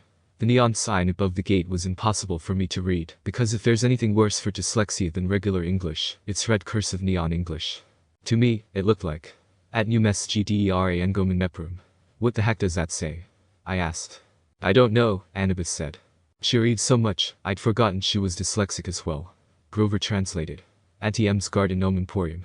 Flanking the entrance were 2 cement garden gnomes, smiling and waving, as if they were about to get their picture taken. I crossed the street, following the smell of the hamburgers. I tried to sense into the building, and I could feel a lot of people inside, but they felt oddly frozen, like they were dead, but their bodies were still in shape. Meh. Not so dead people later, food first. I'm sure we can deal with whatever is in there. Hey, Grover warned. The lights are on inside, Annabeth said. Maybe it's open. Snack bar, I said. Snack bar, she agreed. Are you too crazy? Grover said. This place is weird. I agree, I said, but also, food. I said firmly. The front lot was a forest of statues. Cement animals, cement children, even a cement satyr playing the pipes, which scared the shit out of Grover. La ha ha. He bleated. Looks like my Uncle Ferdinand. We stopped at the warehouse door. Don't knock, Grover pleaded. I smell monsters. We'll kill them then. I'm way too hungry to care right now. Then the door creaked open, and standing in front of us was a tall woman. She wore a long black gown that covered everything but her hands, and her head was completely veiled. Her eyes glinted behind it, but that was all I could make out. Her coffee-colored hands looked old, but well-manicured and elegant, so I imagined she was a grandmother who had once been a beautiful lady. Her accent sounded vaguely Middle Eastern, too. She said, "Children, it is too late to be out all alone. Where are your parents?" There Annabeth started to say. "We're orphans," I said. "Orphans?" the woman said. The word sounded weird in her mouth. "But, my dears, surely not." "We got separated from our bus," I said. "Our bus from the orphanage. We were out on a field trip.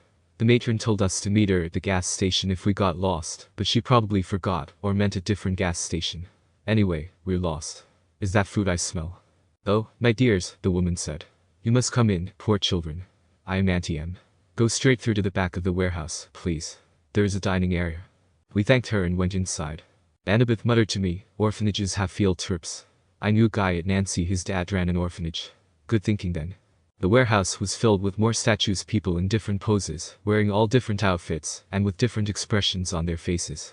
Sure enough, there was a fast food counter with a grill, a soda fountain, a pretzel heater, and a nacho cheese dispenser at the back of the warehouse. Please, sit down, Auntie M said. Neat, I said. Grover said reluctantly, we don't have any money, ma'am. Before I could poke his eyes, Auntie M said, no, children. No money. This is a special case, yes. It is my treat for such nice orphans. Thank you, ma'am, Annabeth said. Quite alright, Annabeth, she said. You have such beautiful grey eyes, child. How the hell did she know Annabeth's name? We haven't even introduced ourselves yet. I thought, my eyes narrowing slightly. She disappeared behind the snack counter and started cooking. Before we knew it, she'd brought us plastic trays heaped with double cheeseburgers, vanilla shakes, and XXL servings of French fries. I was halfway through my burger before I remembered to breathe. Annabeth drank her shake. Grover picked at the fries and eyed the tray's wax paper liner, as if he might go for that, but he still looked too nervous to eat. What's that noise? He asked. I listened, and I could hear it too. It sounded oddly familiar, but Annabeth just shook her head. Hissing? Auntie M asked. Perhaps you hear the deep fryer oil. You have keen ears, Grover. I take vitamins. For my ears. That's admirable, she said. But please, relax. After that, she just stared at me, and I just focused on the burger, trying not to think about the weird lady looking at my face. So, you sell gnomes, I said, trying to extract some information. Oh, yes, Auntie M said. And animals. And people. Anything for the garden. Custom orders. Statuary is very popular, you know. A lot of business on this road. Not so much, no. Since the highway was built, most cars, they do not go this way now. I must cherish every customer I get. My neck tingled, and I could feel somebody else looking at me. I turned, but it was just a statue of a young girl holding an Easter basket. The detail was incredible, much better than you see in most garden statues. But something was wrong with her face. It looked as if she were startled, or even terrified. Wait a minute. Auntie M, weird hissing noise, and statues. I finally figured out her identity, kind of hard not to when I wrote an essay about her not even 4 months ago. Ah, Auntie M said, interrupting my train of thought. You notice some of my creations do not turn out well. They're marred. They do not sell. The face is the hardest to get right. Always the face. You make these statues yourself? I asked, my left hand curling around riptide. Oh, yes. Once upon a time, I had 2 sisters to help me in the business, but they have passed on, and Auntie M is alone. I have only my statues. This is why I make them, you see. They are my company. The sadness in her voice sounded so deep and so real that I couldn't help feeling sorry for her. Annabeth had stopped eating. She sat forward and said, 2 sisters. As she was starting to connect things as well. It's a terrible story, Auntie M said. Not one for children, really. You see, Annabeth, a bad woman was jealous of me, long ago, when I was young. I had a boyfriend, you know, and this bad woman was determined to break us apart. She caused a terrible accident. My sisters stayed by me. They shared my bad fortune as long as they could, but eventually they passed on. They faded away. I alone have survived, but at a price. Such a price. Ah, I just realized that she's technically my dad's ex. That's just awkward. Percy. Annabeth was shaking me to get my attention. Maybe we should go. I mean, the matron will be waiting. Yeah. We should leave, I said. I knew I alone could probably take her on, all 3 of us would get it even easier, but I'd rather not fight, if only because the burgers were settling nicely in my stomach. Such beautiful grey eyes, Auntie M told Annabeth again. Yes, it has been a long time since I've seen grey eyes like those. She reached out as if to stroke Annabeth's cheek, but Annabeth stood up abruptly. We really should go, I said, getting up as well. Yes. Grover swallowed some wax paper and stood up. The matron is waiting. Right. Please, dears, Auntie M pleaded. I so rarely get to be with children. Before you go, won't you at least sit for a pose? A pose? Annabeth asked wearily. A photograph. I will use it to model a new statue set. Children are so popular, you see. Everyone loves children. Annabeth shifted her weight from foot to foot. I don't think we can, ma'am. Come on, Percy. You know what I said, a plan forming in my head, I think we can do one. No harm, totally didn't almost laugh at that last part. Yes, Annabeth, the woman purred. No harm. I knew Annabeth didn't like it, but she allowed Auntie M to lead us back out the front door, into the garden of statues. Auntie M directed us to a park bench next to the stone satyr. Now, she said, I'll just position you correctly. The young girl in the middle. I think, and the 2 young gentlemen on either side.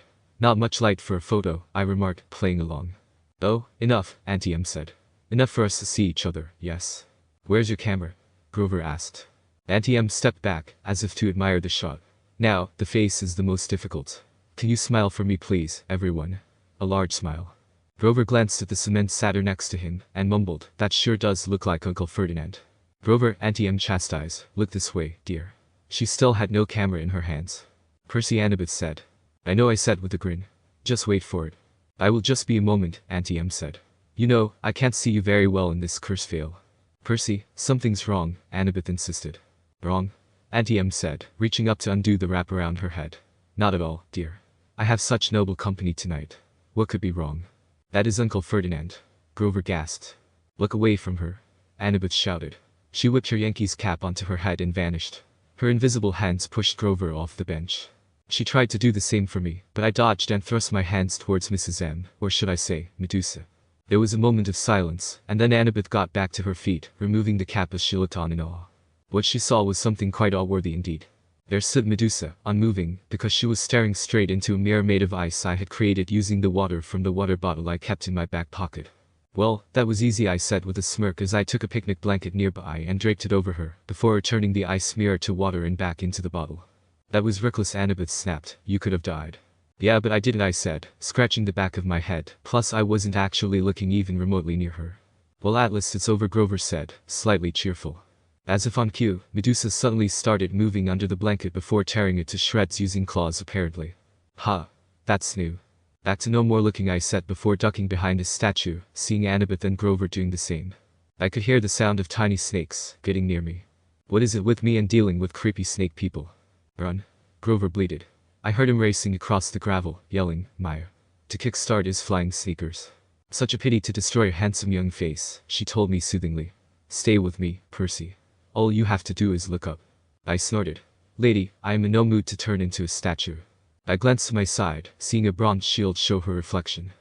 Not accurate enough. The grey-eyed one did this to me, Percy, Medusa said. Annabeth's mother, the cursed Athena, turned me from a beautiful woman into this. Don't listen to her. Annabeth's voice shouted, somewhere in the statuary. Run, Percy. Silence. Medusa snarled. Then her voice modulated back to a comforting purr. You see why I must destroy the girl, Percy. She is my enemy's daughter. I shall crush her statue to dust. But you, dear Percy, you need not suffer. I leaped from behind the statue, my eyes shut tightly as I used her head as a springboard and flipped, landing behind her. Yet again, I put up an ice mirror, but this time, she was turned into stone for just a moment before returning to her snaky glory. My own power could never defeat me. You only caught me off guard before, my dear, she purred. I don't have enough water to surround her. How did Haka use this when we fought again? Alright. She created it using the water in the air. Damn, he was basically a prodigy when I think about it, literally creating jutsu without even going through the formal training. It was tough, manipulating and moving the water, turning it to ice. I jumped and ducked behind another statue as Medusa shattered the one I was hiding behind. Do you really want to help the gods? Medusa asked. Do you understand what awaits you on this foolish quest, Percy? What will happen if you reach the underworld? Do not be a pawn of the Olympians, my dear. You would be better off as a statue. Less pain. I heard a buzzing sound, like a 200-pound hummingbird in a nosedive. Grover yelled, for Uncle Ferdinand. I turned, and there he was in the night sky, flying in with his winged shoes, Grover, holding a tree branch the size of a baseball bat. His eyes were shut tight, his head twitched from side to side. He was navigating by ears and nose alone. Thwack. I thought it was the sound of Grover hitting a tree, but then Medusa roared with rage. You miserable satyr, she snarled. I'll add you to my collection. I grabbed Grover and jumped up, going about 10 feet into the air. Ah, Grover screamed, smacking me with the branch. Boy, calm down, it's just me, I said as I felt a bump on my head. Percy? He questioned. Wait, how have we not hit the ground yet? That jump had a lot of power in it, and your shoes are slowing us down. Anyway, I have a plan, and I need you both in specific places for it to work. He gulped, but nodded. I landed right on Medusa's face, which was actually kinda impressive, since I couldn't see and was aiming for the sound of hissing. I heard the faint flapping of Grover and Annabeth's whispering, and then the sounds of his shoes flapping. You dare, she roared as I flipped off of her. Forget a statue, I'll rip your head straight off. Well, I guess I have her attention then. And now for the next stage. Run for it. I sprinted through the warehouse, staring straight at the floor to avoid making eye contact even through a mirror, putting up water walls and tripping her up at random intervals, pissing her off even more. As I finally got to the front door, I dropped to the ground, just narrowly avoiding her flying body, which crashed through the door and bounced like 4 times on the road. I retraced my steps, heading back to the garden. I had just gotten to Grover's Uncle Ferdinand when Medusa crashed through the window near there and lunged at me with a cackle. I clenched my eyes shut and tilted my body such that it was parallel to the ground. Her laugh suddenly stopped, and I heard the sound of a blade cutting through flesh and a dull thud. You can open your eyes now, Annabeth said, relief clear in her voice. Grover gagged a bit as he used the same blanket from earlier, and covered Medusa's severed head.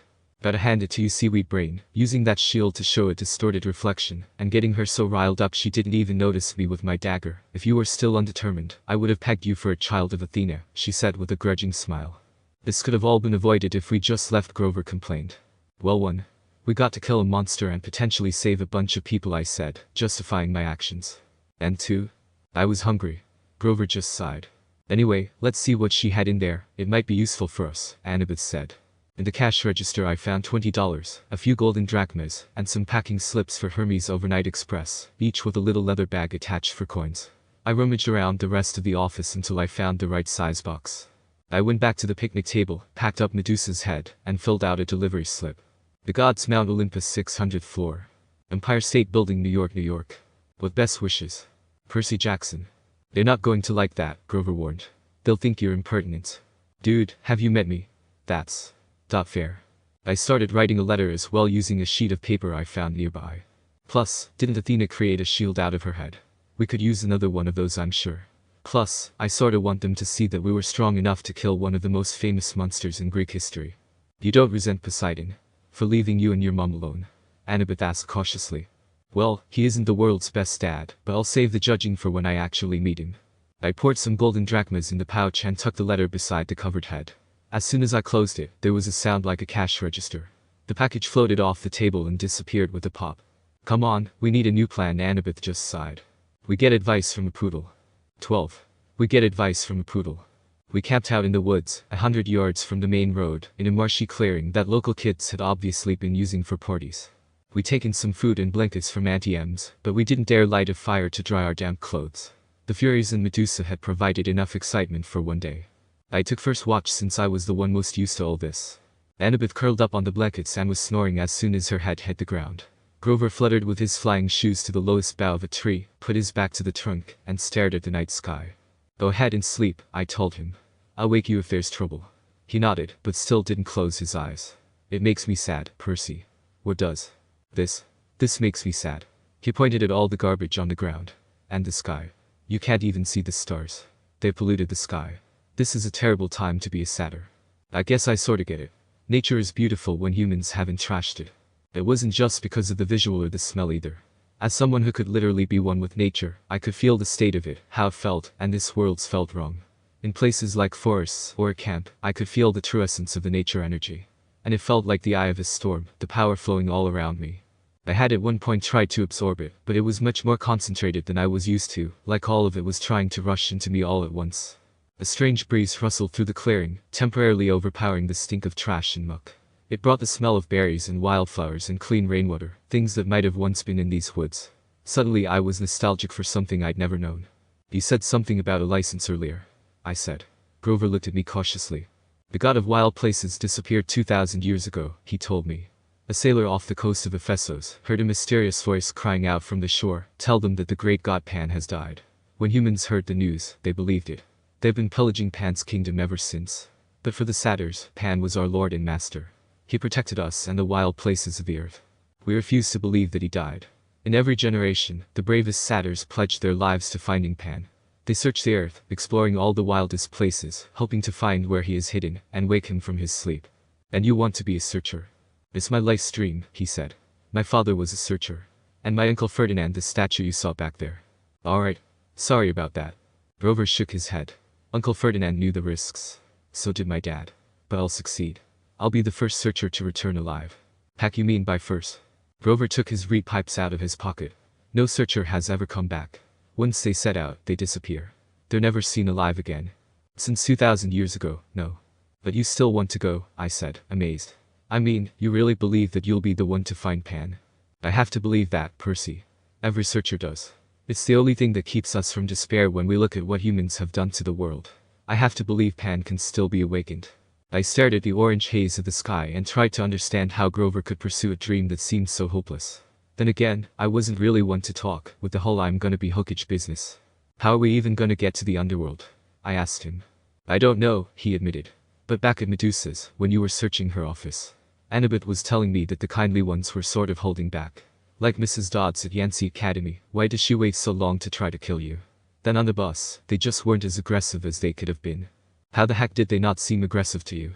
Grover shook his head. They were screeching at us. Where is it? Where? It, not him, I said. Yeah. They seem to be asking about an object. That doesn't make sense. I know. But if we've misunderstood something about this quest, and we only have 9 days to find the Master Bolt. I thought about what Medusa had said. I was being used by the gods. What lay ahead of me was worse than petrification. There's something you should know, I told Grover. I agreed to go to the underworld so I could bring back my mother. If it came to either the bolt or my mom, I'm abandoning the quest. Grover blew a soft note on his pipes. I know that, Percy. But are you sure that's the only reason? And help out my old man too, I guess. I don't really have an opinion about him, but he is family. Grover looked at the night sky. How about I take first watch, huh? You get some sleep. I wanted to protest, but he started to play Mozart, soft and sweet, and I was asleep. In my dreams, I stood in a dark cavern before a pit. Grey mist creatures churned all around me, whispering rags of smoke that I somehow knew were the spirits of the dead. They tugged at my clothes, trying to pull me back, but I felt compelled to walk forward to the very edge of the chasm. Looking down made me dizzy. The pit was so wide and was so completely black, I knew it must be bottomless. Yet I had a feeling that something was trying to rise from the abyss, something huge and evil. The little hero, an amused voice echoed far down in the darkness. Too weak, but still so wise, you will do. The voice felt ancient, cold and heavy, like Madara had. They have misled you, boy, it said. Barter with me. I will give you what you want. A shimmering image hovered over the void. My mother, frozen at the moment, she dissolved in a shower of gold. Cold laughter echoed from the chasm. An invisible force pulled me forward, but I stood strong. Help me rise, boy, the voice said. Bring me the bolt. Strike a blow against the treacherous gods. Ain't no way I do that, spooky voice guy. The spirits of the dead whispered around me. No. Wake. The image of my mother began to fade. The thing in the pit tightened its grip around me. I realized it wasn't trying to pull me in, but using me to pull itself out. Wake. The dead whispered. Wake. My eyes opened, and it was daylight. Well, Annabeth said, the zombie lives. I could still feel the grip of the voice around my chest. How long was I asleep? Long enough for me to cook breakfast. Annabeth tossed me a bag of nacho-flavored corn chips from Auntie M's snack bar. And Grover went exploring. Look, he found a friend. Grover was sitting cross-legged on a blanket with is that a pink poodle? The poodle yapped at me. Grover said, no, he's not. I blinked. Are you talking to a dog? The poodle growled. This thing, Grover warned, is our ticket west. Be nice to him. You can talk to animals. Grover ignored the question. Percy, meet Gladiola. Gladiola, Percy. I stared at Annabeth, figuring she'd laugh or something, but she was being serious. Don't look at me, I said. I ain't saying hello to a poodle. Percy, Annabeth said. I said hello to the poodle. You say hello to the poodle. The poodle growled. I said hello to the poodle. Grover explained that he'd come across Gladiola in the woods and they'd struck up a conversation. The poodle had run away from a rich local family who posted a $200 reward for his return. Gladiola didn't really want to go back to his family, but he was willing to if it meant helping Grover. How does Gladiola know about the reward? I asked. He read the signs, Grover said. Duh. Seems legit. So, we turn in Gladiola, Annabeth explained. We get money, and we buy tickets to Los Angeles. Simple. Better not be another bus, I said wearily. No, Annabeth agreed. She pointed downhill, toward train tracks I was barely able to see last night in the dark. There's an Amtrak station half a mile that way. According to Gladiola, the westbound train leaves at noon. I fall to my second death. 13. I fall to my second death. We spent 2 days on the train, heading west through hills, over rivers, past amber waves of grain. We weren't attacked even once, so I figured I might as well relax. I kept a low profile, what with the fact that my name and picture were splattered on the front pages of several newspapers. It's so unfair. I cite a bunch of crazy fire whip hags attack us, and I'm the criminal. You should be fine, Annabeth assured me. Mortal police could never find us. The first day was mostly spent looking out the windows and sleeping. I had a bunch of dreams. Some of them memories of my past life and others making no sense to me. Some sort of a baseball cap, a weird marble and a scorpion. I got up and walked around a bunch of times since my ADHD, not letting me stay still for more than 15 minutes when I was awake. During one of these walks, I caught my reflection at the edge of my vision and looked at my eyes for a second. In the bus, Annabeth had said my eyes changed, and I remembered the way my vision got sharper and how the Furies looked like they were moving slower. I paused before heading to the bathroom. I stood in front of the tiny mirror, staring intently at it as I squinted and focused my vision. As I thought, my green iris morphed to a bright light blue with 2 black tomos slowly orbiting around the pupil. This shade of blue, it's the exact shade my eyes used to be. How? I mumbled, not really shocked but still numbed. The room around me dissolved into black as I stood, once again, at the edge of a cliff, looking out into nothing but black. Chaos, I called out. How did you? How did I give you your friend's eyes? Yeah, and how am I even powering them? The Sharingan needs chakra to function. When I summoned you here, some of my essence entered you and remained dormant, till Chrono's eldest child put some of her essence inside you, which also mixed with your father's blood, and is also why you can interact with me more clearly than before. That was true. Before his voice sounded like it was behind a screen of static, but it was clear now. Loud even. So, all three of your essences mixed into something like chakra. How do you people say it? Ah yes, in a nutshell. This is a situation that has never happened since even I have existed, so I suppose you might as well call it chakra as you are used to that. Well, that's honestly very helpful. Wait, does that mean I can use all my previous jutsu? No. You might be able to create new techniques, but it will only be from either Hesha's domains or your father's domains. From me, I suppose you could say your body has been enhanced to be able to contain and use the energies of two Olympians in me. Well, thanks. You have the tools, but you must learn to use them. Now go. I sense the sadder approach your physical body. Wait. I cried. How do I contact you without you calling me? I could have sworn he smiled, even though he didn't have a face. You don't. I returned to my body with a gasp, and I realized I was sprawled on the ground, and Grover was knocking on the door. Percy, you okay? Why yeah. Stubbed my toes though. Ouch. Well, I was just checking up on you, and to ask what you're gonna eat from the food cart. I'll be right out, G-man. After some egg rolls, I fell back into the routine of sleeping and looking out the window. Grover kept snoring and bleeding. Once, he shuffled around and his fake foot fell off. Annabeth and I had to stick it back on before any of the other passengers noticed. So, Annabeth asked me, once we'd gotten Grover's sneaker readjusted. Who wants your help? Eh? When you were asleep just now, you mumbled, I won't help you. Who were you dreaming about? It was the second time I'd dreamed about the spooky voice from the pit, so I figured I might as well tell her. Annabeth was quiet for a long time. That doesn't sound like Hades. He always appears on a black throne, and he never laughs. He offered my mother in trade though. I guess if he meant, help me rise from the underworld. If he once war with the Olympians. But why ask you to bring him the Master Bolt if he already has it? I shook my head, as confused as her. I thought about what Grover had told me, that the Furies on the bus seemed to have been looking for something. Where is it? Where? Percy, you can't barter with Hades. You know that, right? He's deceitful, heartless, and greedy. I don't care if his kindly ones weren't as aggressive this time. This time? I asked. You've run into them before. Her hand jumped up to her necklace and fingered a white bead painted with the image of a pine tree. Let's just say I've got no love for the Lord of the Dead. You can be tempted to make a deal for your mom. It's easy to say, and I know that is the most logical decision for the world, and all that, but it's my mom. What would you do if it was your dad? That's easy, she said. I'd leave him to rot. Say what now? To each their own, I guess. I won't pry, but I am a bit surprised. Annabeth's grey eyes fixed on me. My dad's resented me since the day I was born, Percy, she said. He never wanted a baby. When he got me, he asked Athena to take me back and raise me on Olympus because he was too busy with his work. She wasn't happy about that. She told him heroes had to be raised by their mortal parents. Oh, damn. I appeared on my father's doorstep, in a golden cradle, carried down from Olympus by Zephyr the West Wind. You think my dad would remember that as a miracle, right? Like, maybe he'd take some digital photos or something. But he always talked about my arrival as if it were the most inconvenient thing that had ever happened to him. When I was 5 he got married and totally forgot about Athena. He got a regular mortal wife, and had 2 regular mortal kids, and tried to pretend I didn't exist. I stared out the train window. The lights of a sleeping town were drifting by. I wanted to make Annabeth feel better, but I didn't know how. Alright then, time to use the one jutsu I can still use. My mom married a really awful and smelly guy, I told her.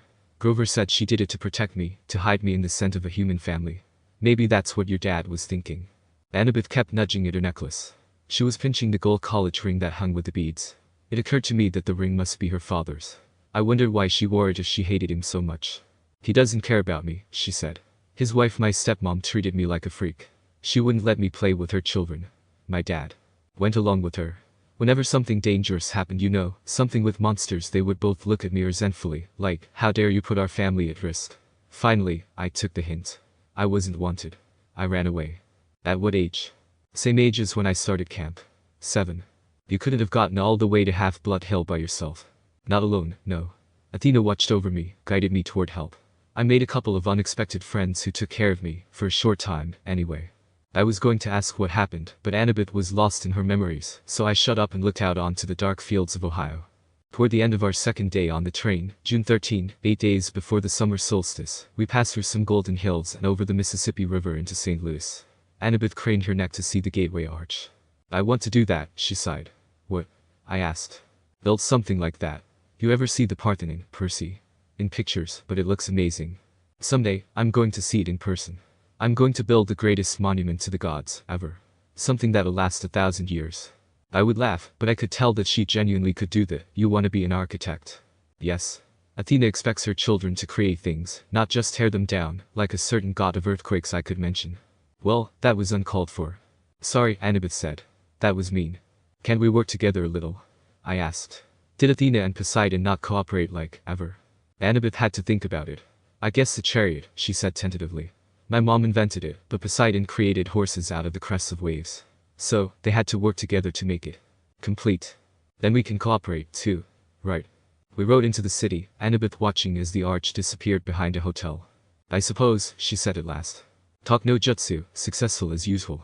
We pulled into the Amtrak station downtown. The intercom told us we'd have a 3-hour layover before departing for Denver. Grover stretched. Before he was even fully awake, he said, food. Come on, go boy, Annabeth said. Sightseeing. What? The Gateway Arch, she said. This may be my only chance to ride to the top. Are you coming or not? Grover and I exchanged looks. I wanted to say no, but I figured that if Annabeth was going, we couldn't very well let her go alone. Grover shrugged. As long as there's a snack bar without monsters. The arch was about a mile from the train station. Late in the day the lines to get in weren't that long, and Annabeth kept telling us interesting facts about how the arch was built, and Grover kept passing me jelly beans, so I was good. I kept looking around, though, at the people in line. You smell anything? I asked Grover. He took his nose out of the jelly bean bag long enough to sniff. Underground, he said distastefully. Underground air always smells like monsters. Probably doesn't mean anything. But I could sense that something was off, and a sudden thought dawned on me. Guys, I said. You know the god symbols of power. Annabeth had been in the middle of reading about the construction equipment used to build the arch, but she looked over. Yeah. Well, hate. Grover cleared his throat. We're in a public place, you mean, our friend downstairs? Right, I said. Our friend way downstairs. Doesn't he have a hat like Annabeth's? You mean the Helm of Darkness, Annabeth said. Yeah, that's his symbol of power. I saw it next to his seat during the Winter Solstice Council meeting. Wait, he was there? I asked. She nodded. It's the only time he's allowed to visit Olympus the darkest day of the year. But his helm is a lot more powerful than my invisibility hat, if what I've heard is true. It allows him to become darkness, Grover confirmed. He can melt into shadow or pass through walls. He can be touched or seen or heard. And he can radiate fear so intense it can drive you insane or stop your heart. Why do you think all rational creatures fear the dark? But then couldn't he be here right now, watching us? I asked. Annabeth and Grover exchanged looks. Yeah, Grover said. Well, that's unnerving. I said. Got any blue jelly beans left? We got stuffed into the car with a big fat lady. She took up like 90% of it, and her chihuahua. I figured maybe the dog was a seeing-eye chihuahua, because none of the guards said a word about it. We started going up, inside the arch. I'd never been in an elevator that went in a curve, so it kinda freaked me out. No parents? The big lady asked us. They're below, Annabeth told her. Scared of heights. Oh, the poor darlings. The chihuahua growled. The woman said, now, Sonny. Behave. I said Sonny. Is it his name? No, the lady told me. She smiled, as if that cleared everything up. At the top of the arch, the observation deck reminded me of a tin can with carpeting. Rows of tiny windows look out over the city on one side and the river on the other.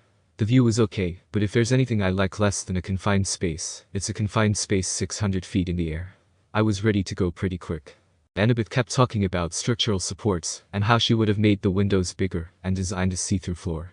She probably could have stayed up there for hours, but luckily for me the park ranger announced that the observation deck would be closing in a few minutes. I steered Grover and Annabeth toward the exit, loaded them into the elevator, and I was about to get in myself when I realized there were already 2 of the tourists inside. No room for me. The park ranger said, "Next car, sir." "We'll get out," Annabeth said. "We'll wait with you." Considering the fact that I wasn't a 5-year-old kid, I said nah, it's okay. I'll see you guys at the bottom. Grover and Annabeth both looked nervous, but they let the elevator door slide shut. Their car disappeared down the ramp. Now the only people left on the observation deck were me, a little boy with his parents, the park ranger, and the fat lady with her chihuahua. I smiled awkwardly at the fat lady. She smiled back, her forked tongue flickering between her teeth. Damn, I think she's like triple of Choji forked tongue. Before I could pull Riptide out, the chihuahua jumped down and started yapping at me. Now, Sonny, the lady said. Does this look like a good time? We have all these nice people here. Doggy, said the little boy. Look at Doggy. His parents pulled him back. The chihuahua bared his teeth at me, foam dripping from his black lips. Well, son, the fat lady sighed. If you insist. Definitely not normal. Did you just call the chihuahua your son? Khmer, dear, the fat lady corrected. Not a chihuahua. It's an easy mistake to make. She rolled up her sleeves, revealing that the skin of her arms was scaly and green. When she smiled, I saw that her teeth were fangs. The pupils of her eyes were sideways slits, like a reptile's. The chihuahua barked louder, and with each bark, it grew. First to the size of a Doberman, then to a lion.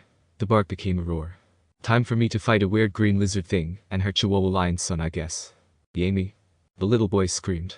His parents pulled him back toward the exit, straight into the park ranger, who stood, paralyzed, gaping at the monster. Ah crap, I forgot there's other people here. The Khmer was now so tall its back rubbed against the roof. It had the head of a lion with a blood-caked mane, the body and hooves of a giant goat, and a serpent for a tail, a 10-foot-long diamond back growing right out of its shaggy behind. The rhinestone dog collar still hung around its neck, and the plate-sized dog tag was now easy to read. Khmer rabid, fire-breathing, poisonous if found, please call Tartarus X. 954. The snake lady made a hissing laughing noise. Be honored, Percy Jackson. Lord Zeus rarely allows me to test a hero with one of my brood. For I am the mother of monsters, the terrible Echidna. I stared at her. All I could think to say was, isn't that a kind of anteater? She howled, her reptilian face turning brown and green with rage. I hate it when people say that. I hate Australia. Naming that ridiculous animal after me. For that, Percy Jackson, my son shall destroy you. The Khmer charged, its lion teeth gnashing. I jumped aside and dodged a bite. I ended up next to the family and the park ranger, who were all screaming now, trying to pry open the emergency exit doors. Step 1. Get the non-magic people to safety. I uncapped my sword, ran to the other side of the deck, and yelled, hey, furball. It turned in an instant and opened its mouth, shooting a column of flame straight at me. My Sharingan flared as I channeled technically not chakra through my hands and into the water vapor in the air in front of me, creating a vortex of water which absorbed it. I jumped through the resulting steam, riptide now a shining bronze blade in my hands, and as the Khmer turned, I slashed at its neck. That was a mistake. The blade sparked harmlessly off the dog collar, and the next thing I knew, I was tail flicked through the air towards a window. I flipped mid-air, and landed on my left foot, my right leg feeling like it was on fire. Okay, tail has weird poison. Good to know. I wrapped my right leg in water, creating a sort of brace. Fighting with just one leg is just plain stupid, and the water actually made me feel more energetic than before. I rushed at it, ducking under a swipe from its right claw, and flipping over another swipe from its tail. I threw a tide, aiming for its open flame breath-charging mouth. The sword hit right into the center of the ball of fire, and the Khmer howled before exploding in a ball of crimson fire. Welp. I just torched a national monument. My son. I will tear off your limbs and burn your body, you miserable brat. I seriously doubt that scaly lady. She rushed at me, and I spun, dodging the attack like a matador. She stopped just before one of the shattered windows, turning slowly. I had a sudden crazy idea. Dad, help me out here, I muttered as I ran straight at her, scooping up Riptide and leaped at her. What do you think your HSSSSSSSSSS? She hissed in pain as Riptide penetrated her left lung, and we plummeted. I become famous. 14. I become famous. I had only one thought. Ugh. Echidna turned into dust halfway down the fall, screaming something about me dying, and that she would find me in the underworld which, not gonna lie, is very likely. The river raced toward me at the speed of a truck.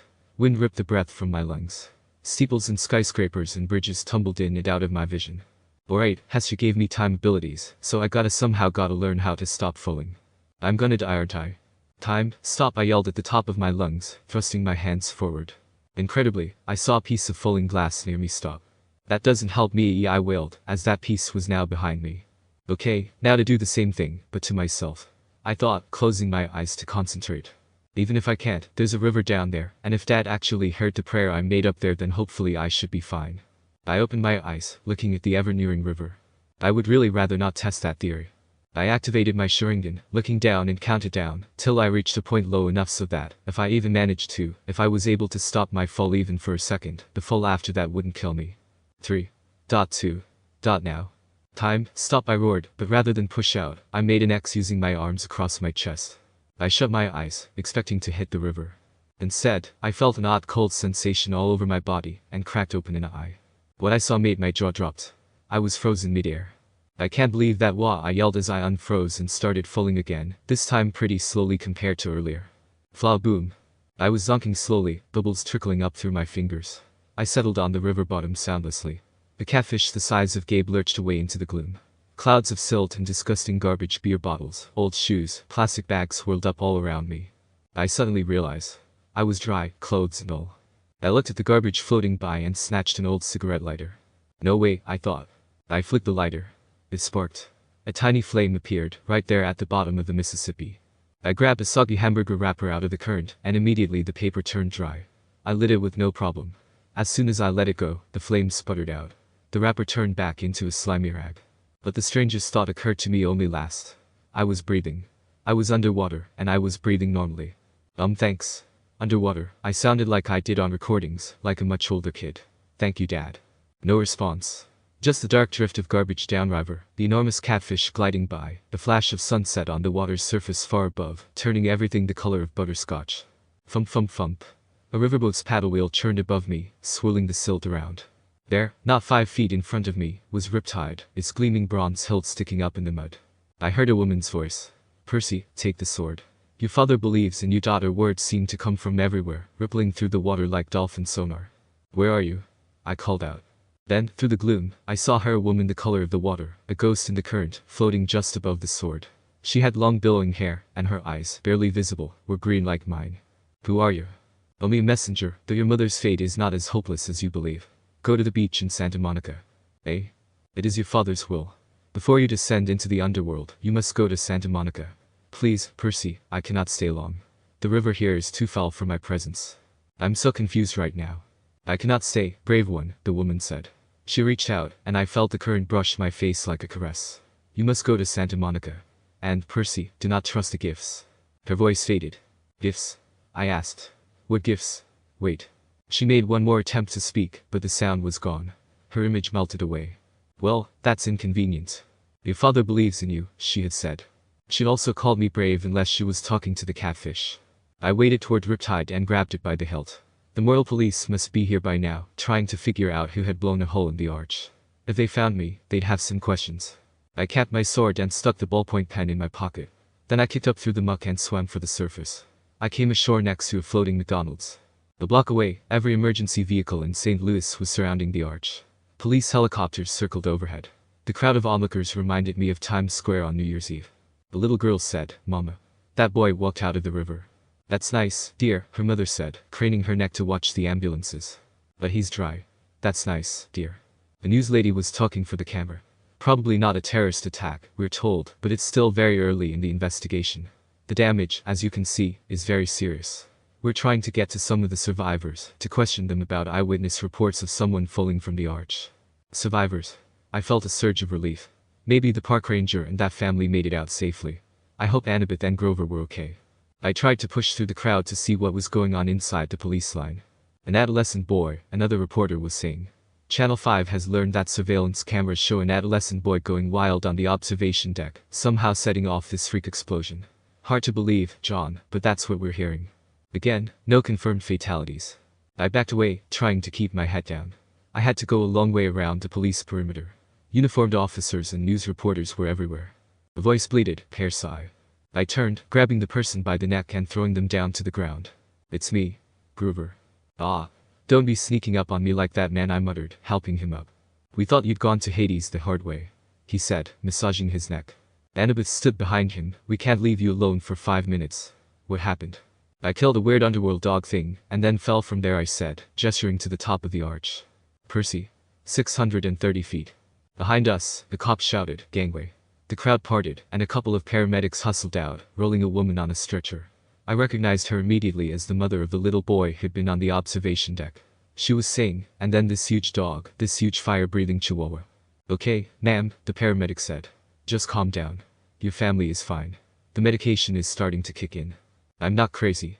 This boy jumped out of the hole with the monster. Then she saw me. There he is. That's the boy. I turned quickly and pulled Annabeth and Grover after me. We disappeared into the crowd. What's going on? Annabeth demanded. Was she talking about the chihuahua on the elevator?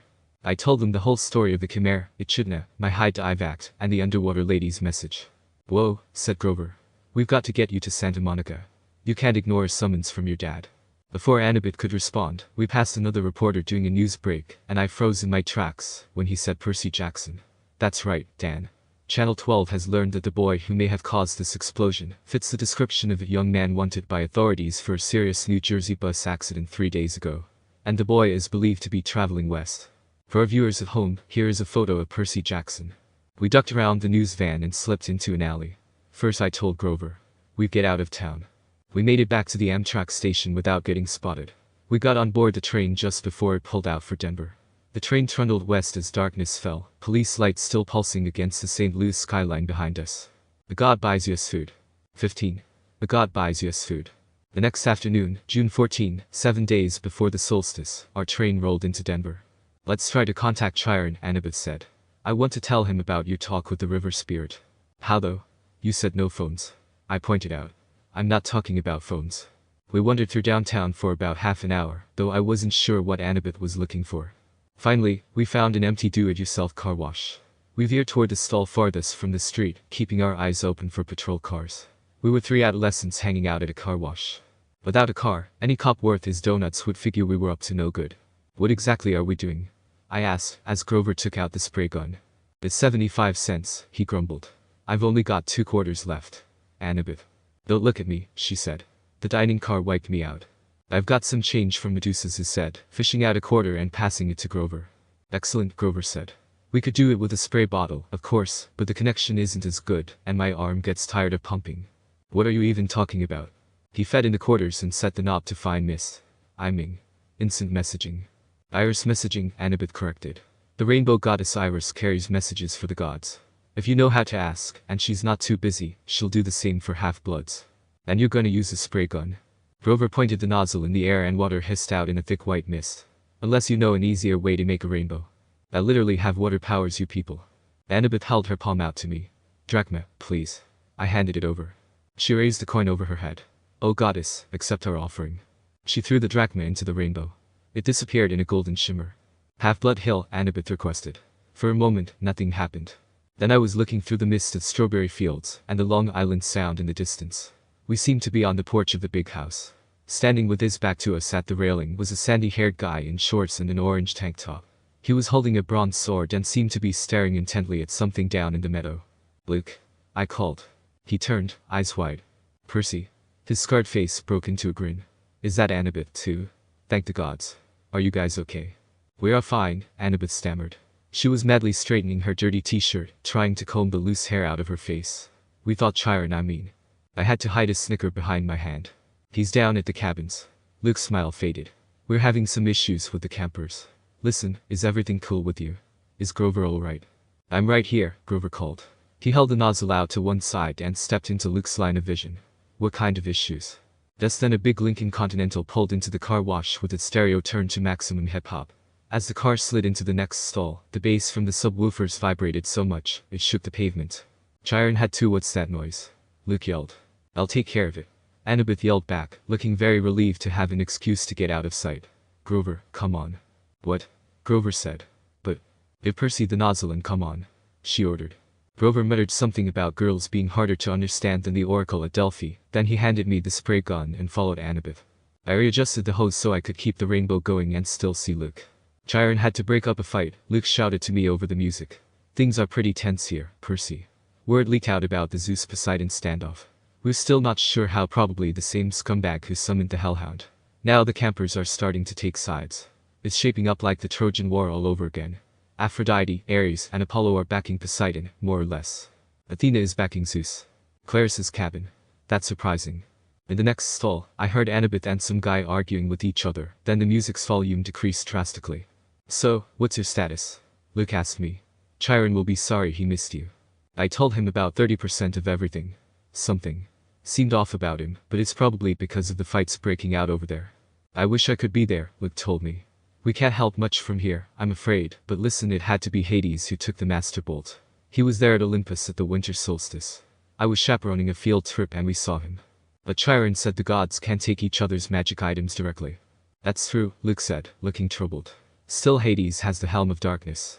How could anybody else sneak into the throne room and steal the Master Bolt? You'd have to be invisible. We were both silent, and I arched an eyebrow questioningly. Oh, hey, he protested. I didn't mean Annabeth. She and I have known each other forever. She would never, I mean, she's like a little sister to me. Well, guess it's good that Annabeth left, that would have probably sucked to hear for her. In the stall next to us, the music stopped completely. A man screamed in terror, car doors slammed, and the Lincoln peeled out of the car wash. "You better go see what that was," Luke said. "Listen, are you wearing the flying shoes? I'll feel better if I know they've done you some good." "Oh, yeah. They've come in handy. Really. They fit in everything." The water shut off. The mist started to evaporate. "Well, take care of yourself out there in Denver," Luke called, his voice getting fainter. "And tell Grover it'll be better this time. Nobody will get turned into a pine tree if he just..."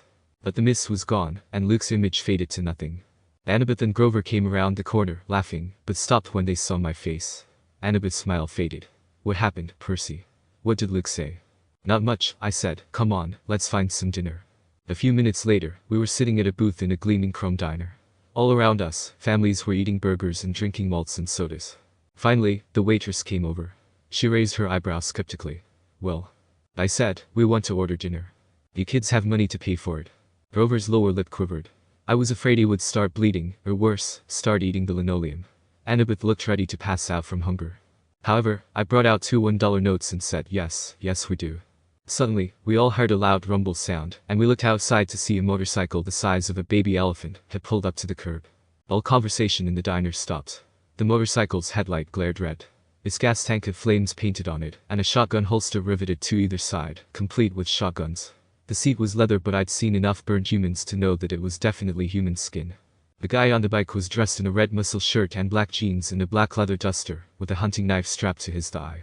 I immediately felt like I'd seen his face somewhere before. Clarice, and the rest of Cabin 5. The waitress blinked, as if somebody had just pressed the rewind button on her brain. She asked us again, "You kids have money to pay for it? Wahi can use time powers too." The biker said, "It's on me." He slid into our booth, which was way too small for him, and crowded Annabeth against the window. He looked up at the waitress, who was gaping at him, and said, "Are you still here?" He pointed at her, and she stiffened. She turned as if she'd been spun around, then marched back toward the kitchen. "Ah. Seems more similar to controlling the person, maybe some type of genjutsu." I had a pretty good idea of who this guy was, what with the whole punk thing he had going, and the sudden aggressiveness I was feeling, not to mention the resemblances to the Cabin 5 people. He gave me a wicked grin. "So, you're old Seaweed's kid, huh? Yeah, and you must be Ares, right?" Ares grinned and took off his shades. Where his eyes should have been, there was only fire. "That's right, punk. I heard you broke Clarice's spear." "It was in a fair fight, and she was sorta asking for it," I shrugged. "Probably. That's cool. I don't fight my kids' fights, you know. What I'm here for, I heard you were in town. I got a little proposition for you." The waitress came back with heaping trays of food: cheeseburgers, fries, onion rings, and chocolate shakes. Ares handed her a few gold drachmas. She looked nervously at the coins. "But, these aren't..." Ares pulled out his huge knife and started cleaning his fingernails. "Problem, sweetheart." The waitress swallowed, then left with the gold. "I could have paid," I told Ares. "No need to threaten people with a knife." Ares laughed. "Are you kidding? I love this country. Best place in Sparta. Don't you carry a weapon, punk? You should. Dangerous world out there." Which brings me to my proposition. I need you to do me a favor. A god needs a favor, and from me. What is it? Something a god doesn't have time to do himself. It's nothing much. I left my shield at an abandoned water park here in town. I was going on a little date with my girlfriend. We were interrupted. I left my shield behind. I want you to fetch it for me. I honestly would, but we gotta deal with this lightning bolt quest. The fire in his eye sockets glowed a little hotter. "I know all about your quest, punk. When that item was first stolen, Zeus sent his best out looking for it. Apollo, Athena, Artemis, and me, naturally. If I couldn't sniff out a weapon that powerful, he licked his lips, as if the very thought of the master bolt made him hungry. Well, if I couldn't find it, you got no hope. Nevertheless, I'm trying to give you the benefit of the doubt. Your dad and I go way back. After all, I'm the one who told him my suspicions about old corpse breath. You told him Hades stole the bolt." "Sure. Framing somebody to start a war.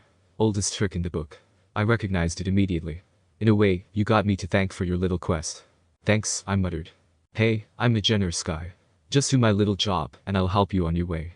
I'll arrange a ride west for you and your friends. We're doing alright for now." "Yeah, right. Barely any money. No wheels. No clue what you're up against. Help me out, and maybe I'll tell you something you need to know. Something about your mom." "My mom?" He grinned. "That got your attention. The water park is a mile west on Delancey. You can't miss it. Look for the Tunnel of Love ride." "What interrupted your date?" I asked. "Anything we should look out for?" Ares bared his teeth, but I'd seen his threatening look before on Clarice. Seems like he's nervous. When I opened my eyes again, Ares was gone. Not good, Grover said. Ares sought you out, Percy. This is not good. I stared out the window. The motorcycle had disappeared. It's probably some kind of trick, I said. We have enough on our plate. Let's just go. We can't, Annabeth said. Look, I hate Ares as much as anybody, but you don't ignore the gods unless you want serious bad fortune. I looked down at my cheeseburger, which suddenly didn't seem so appetizing. Why does he need us? Maybe it's a problem that requires brains, Annabeth said. Ares has strength. That's all he has. Even strength has to bow to wisdom. Sometimes. But this water park he acted scared. What would make a war god run away like that? Annabeth and Grover glanced nervously at each other. Annabeth said, I'm afraid we'll have to find out. I sighed. I was afraid that you would say that. The sun was sinking behind the mountains by the time we found the water park. Judging from the sign, it once had been called Waterland, but now some of the letters were smashed out, so it read WATRAD. The main gate was padlocked and topped with barbed wire. Old tickets and advertisements fluttered around the asphalt. With night coming on, the place looked sad and creepy. Hey guys, I started, staring up at the barbed wire. Isn't Ares' girlfriend Aphrodite? Yeah, Grover said, a little dreamily. Goddess of love. Wasn't she was married to somebody, I said. Hephaestus. What's your point? He asked. Oh? So how do we get in? Grover's shoes spreaded wings. He flew over the fence, did an unintended somersault in midair, then stumbled to a landing on the opposite side. He dusted off his jeans, as if he planned the whole thing. You guys coming? I created a platform using water, and it froze easier than before, probably because it was night now. After you, I said with a joking smile. She rolled her eyes, but got on all the same. I got on, and controlled only the water in the center, causing the platform to rise above the fence and landing on the other side. I said froze earlier, but it was more of an ice shell with the water center. Mainly because water was much easier to control and it did the job all the same. The shadows grew long as we walked through the park, checking out the attractions. There was Inclibitorisland, Head Over Wedgie, and Dude, Where's My Swimsuit? No monsters came to get us. Nothing made the slightest noise. We found a souvenir shop that had been left open. Merchandise still lined the shelves. Snow globes, pencils, postcards, and racks of clothes, Annabeth said. Fresh clothes. Nice, I said. These are starting to smell. Soon, all three of us were decked out like walking advertisements for the defunct theme park. In front of us was an empty pool that was at least 50 yards across and shaped like a bowl. Around the rim, a dozen bronze statues of Cupid stood guard with wings spread and bows ready to fire. On the opposite side from us, a tunnel opened up, probably where the water flowed into when the pool was full. The sign above it read, Thrill Right O Love. This is not your parents' tunnel of love. Annabeth ran her fingers along the base of the nearest Cupid statue. There's a Greek letter carved here, she said. Ada. I wonder, this feels too easy, I muttered. Grover, I said. I want you to stay up top with the flying shoes. I'll be counting on you for backup, in case something goes wrong. Grover puffed up his chest a little. Sure. But what could go wrong? I don't know. Just a feeling. Annabeth, come with me. Are you kidding? She looked at me as if I was crazy. Her cheeks were bright red. What's the problem now? I demanded. Me, go with you to the thrill ride of love. How embarrassing is that? What if somebody saw me? Who's going to see you? But my face was burning now, too. Damn teenage hormones, I say that, but I died when I was a teenager as well. Fine, I told her. I'll do it myself. But when I started down the side of the pool, she followed me, muttering about how boys always mess things up. We reached the boat. The shield was propped on one seat, and next to it was a lady's silk scarf. I tried to imagine Ares and Aphrodite here, a couple of gods meeting in a junked-out amusement park ride. Why? Then I noticed something I hadn't seen from up top. Mirrors all the way around the rim of the pool, facing this spot. We could see ourselves no matter which direction we looked. That must be it. While Ares and Aphrodite were smooching with each other, they could look at their favorite people. Themselves. Wow, self-obsessed much. I picked up the scarf. It shimmered pink, and the perfume was indescribable rose, or mountain laurel. Annabeth ripped it out of my hand and stuffed it in her pocket. Oh, no, you don't. Stay away from that love magic. Oh hell nah, I ain't messing around with that stuff. Just get the shield, seaweed brain, and let's get out of here. The moment I touched the shield, I could sense that we were in trouble. My hand broke through something that had been connecting it to the dashboard. Some kind of metal filament, so fine it was almost invisible. A tripwire. Meaning? A trap. Wait, Annabeth said. Too late. There's another Greek letter on the side of the boat, another Ada. This is a trap. Noise erupted all around us, of a million gears grinding, as if the whole pool were turning into one giant machine. Grover yelled, guys. Up on the rim, the Cupid statues were drawing their bows into firing position. Before I raised up a shield, they shot, but not at us. They fired at each other, across the rim of the pool. Silky cables trailed from the arrows, arsing over the pole and anchoring where they landed to form a huge golden asterisk. Then smaller metallic threads started weaving together magically between the main strands, making a net. "We have to get out," I said. "Duh," Annabeth said. I grabbed the shield and we ran. "Come on," Grover shouted. He was trying to hold open a section of the net for us, but wherever he touched it, the golden threads started to wrap around his hands. The cupids' heads popped open. Out came video cameras.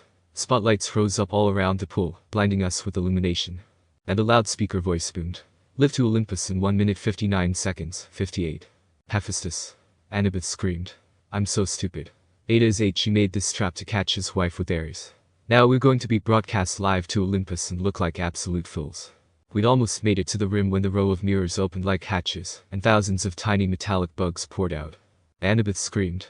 It was an army of wind-up creepy crawlies. Bronze gear bodies, spindly legs, little pincer mouths, all scuttling toward us in a wave of clacking, whirring metal. "Spiders," Annabeth said. "SPSPAR." I'd never seen her like this before. She fell backward in terror and almost got overwhelmed by the spider robots, before I pulled her up and dragged her back toward the boat. The things were coming out from all around the rim now, millions of them, flooding toward the center of the pool, completely surrounding us. Annabeth and I climbed into the boat.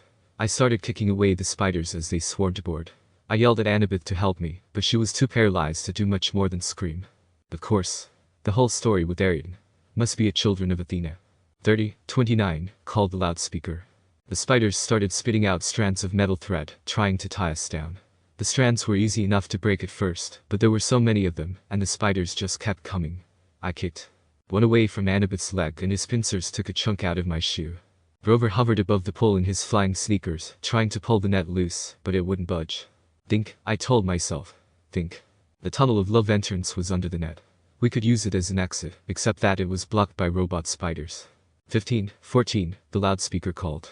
Water, I thought. But I don't have enough for an actual wave. Then I saw them. Huge water pipes behind the mirrors, where the spiders had come from. And up above the net, next to one of the cupids, a glass-windowed booth that must be the controller's station. "Grover," I yelled. "Get into that booth. Find the on switch." But, do it. The spiders were all over the prow of the boat now. Annabeth was screaming her head off. I had to get us out of there. Grover was in the controller's booth now, slamming away at the buttons.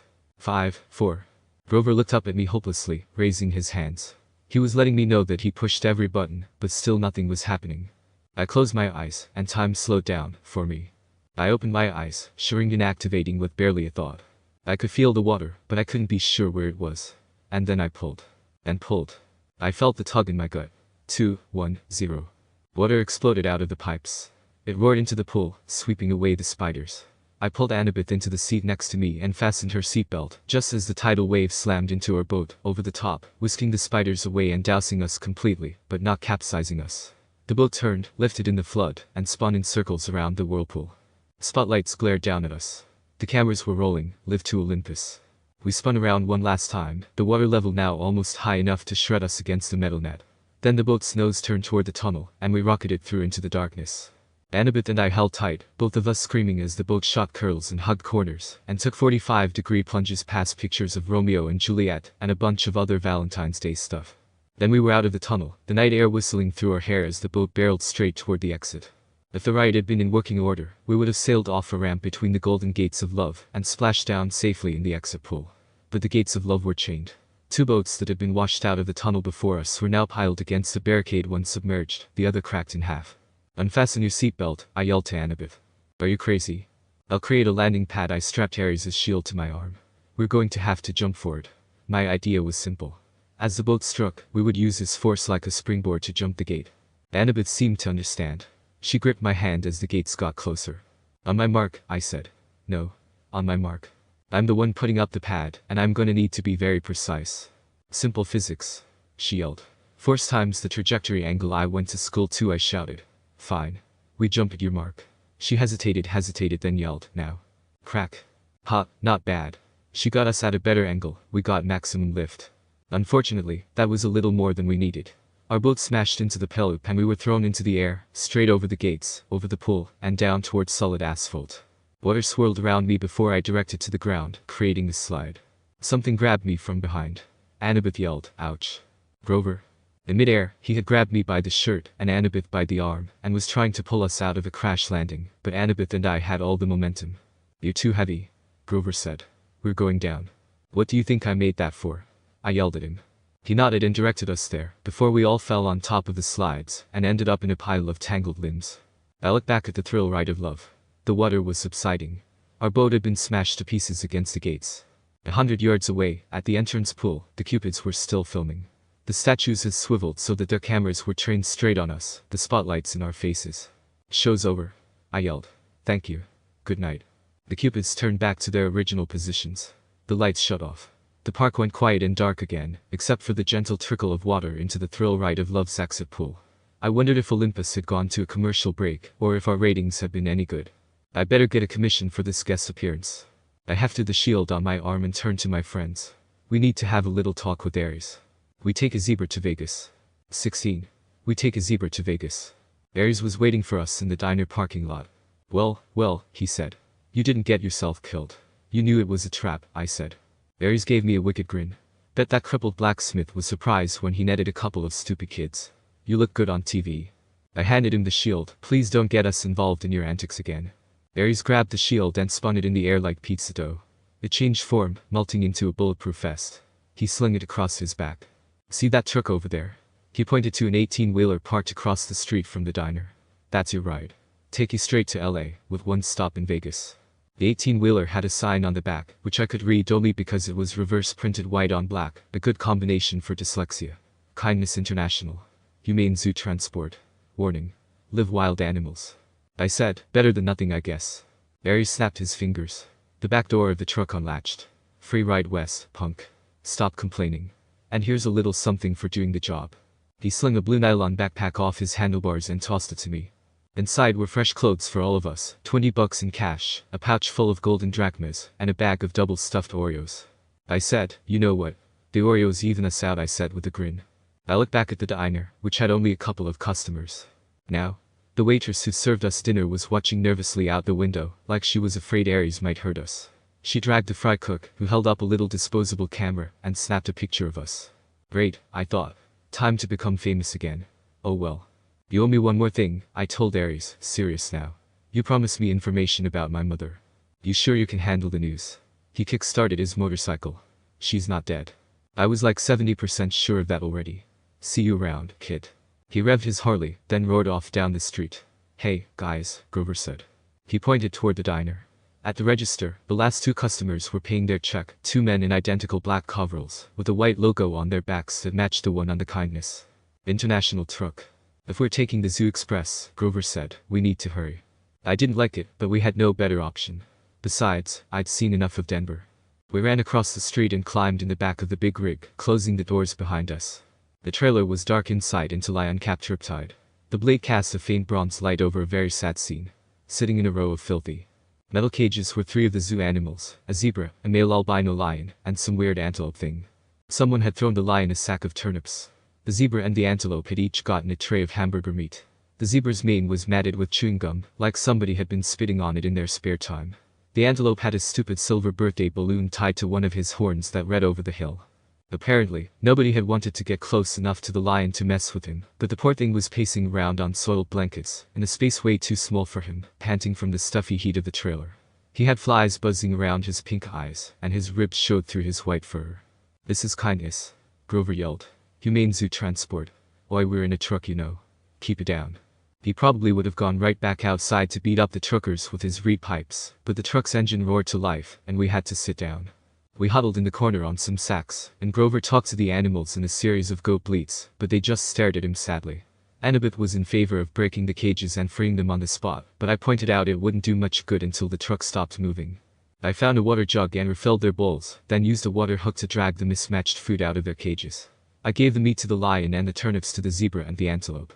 Grover calmed the antelope down, while Annabeth used her knife to cut the balloon off his horn, while I used a tiny water blade to get rid of the gum in the zebra's mane. Grover promised the animals we'd help them more in the morning, then we settled in for night. Grover curled up on a turnip sack, Annabeth opened our bag of Oreos and nibbled on one while I feasted on them. One good thing about this world, the sweet food. "Hey," Annabeth said, "I'm sorry for freaking out back at the water park, Percy." "It's fine, we all got out of there alright, it's just," she shuddered. Spiders. Arachne. Annabeth nodded. Arachne's children have been taking revenge on the children of Athena ever since. If there's a spider within a mile of me, it'll find me. I hate the creepy little things. Anyway, I owe you. We're a team, remember? I said. She pulled apart an Oreo, handed me half. In the iris message did Luke really say nothing? I munched my cookie and thought about how to answer. Luke said you and he go way back. He also said Grover wouldn't fail this time. Nobody would turn into a pine tree. In the dim bronze light of the sword blade, it was hard to read their expressions. Grover let out a mournful bray. I should have told you the truth from the beginning. His voice trembled. I thought if you knew what a failure I was, you wouldn't want me along. You were the satyr who tried to rescue Thalia, the daughter of Zeus. He nodded glumly. And the other two half-bloods Thalia befriended, the ones who got safely to camp. I looked at Annabeth. That was you and Luke, wasn't it? She put down her Oreo, uneaten. Like you said, Percy, a 7-year-old half-blood wouldn't have made it very far alone. Athena guided me toward help. Thalia was 12. Luke was 14. They'd both run away from home, like me. They were happy to take me with them. They were amazing monster fighters, even without training. We traveled north from Virginia without any real plans, fending off monsters for about 2 weeks before Grover found us. I was supposed to escort Thalia to camp, he said, sniffling. Only Thalia. I had strict orders from Chiron. Don't do anything that would slow down the rescue. We knew Hades was after her, see, but I couldn't just leave Luke and Annabeth by themselves.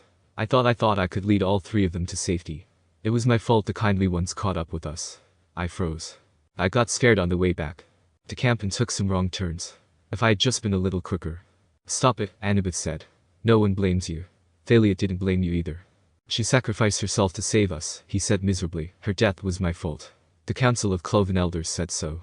Because you wouldn't leave 2 of their half-bloods behind. I said. Percy's right, Annabeth said. I wouldn't be here today if it weren't for you, Grover. Neither would Luke. We don't care what the council says. Grover kept sniffling in the dark. It's just my luck. I'm the lamest satyr ever, and I find the 2 most powerful half-bloods of the century, Thalia and Percy. You're not lame, Annabeth insisted. You've got more courage than any satyr I've ever met.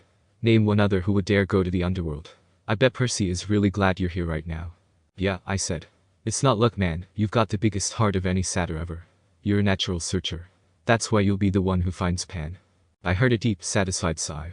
I waited for Grover to say something, but his breathing only got heavier. When the sound turned to snoring, I realized he'd fallen asleep. How the heck? I don't know, Annabeth said. But that was really a nice thing you told him. Honesty is the best policy after all. I'm gonna turn in too, I muttered, closing my eyes. Percy Jackson, a dark voice said. Yes, the exchange went well, I see. Ah, come on, can't I dream about, like, unicorns or something? I was back in the dark cavern, spirits of the dead drifting around me. Unseen in the pit, the monstrous thing was speaking, but this time it wasn't addressing me. The numbing power of its voice seemed directed somewhere else. And he suspects nothing? It asked. Another voice, one I recognize, answered at my shoulder. Nothing, my lord. He is as ignorant as the rest. That voice belongs to Luke.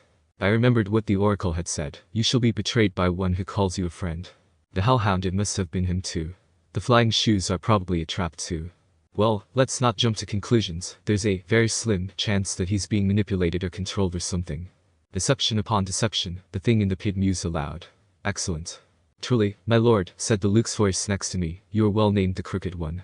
But was it really necessary? I could have brought you what I stole directly. You? The monster said in scorn. You have already shown your limits.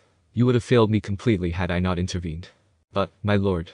Peace, little servant. Our 6 months have bought us much. Zeus's anger has grown.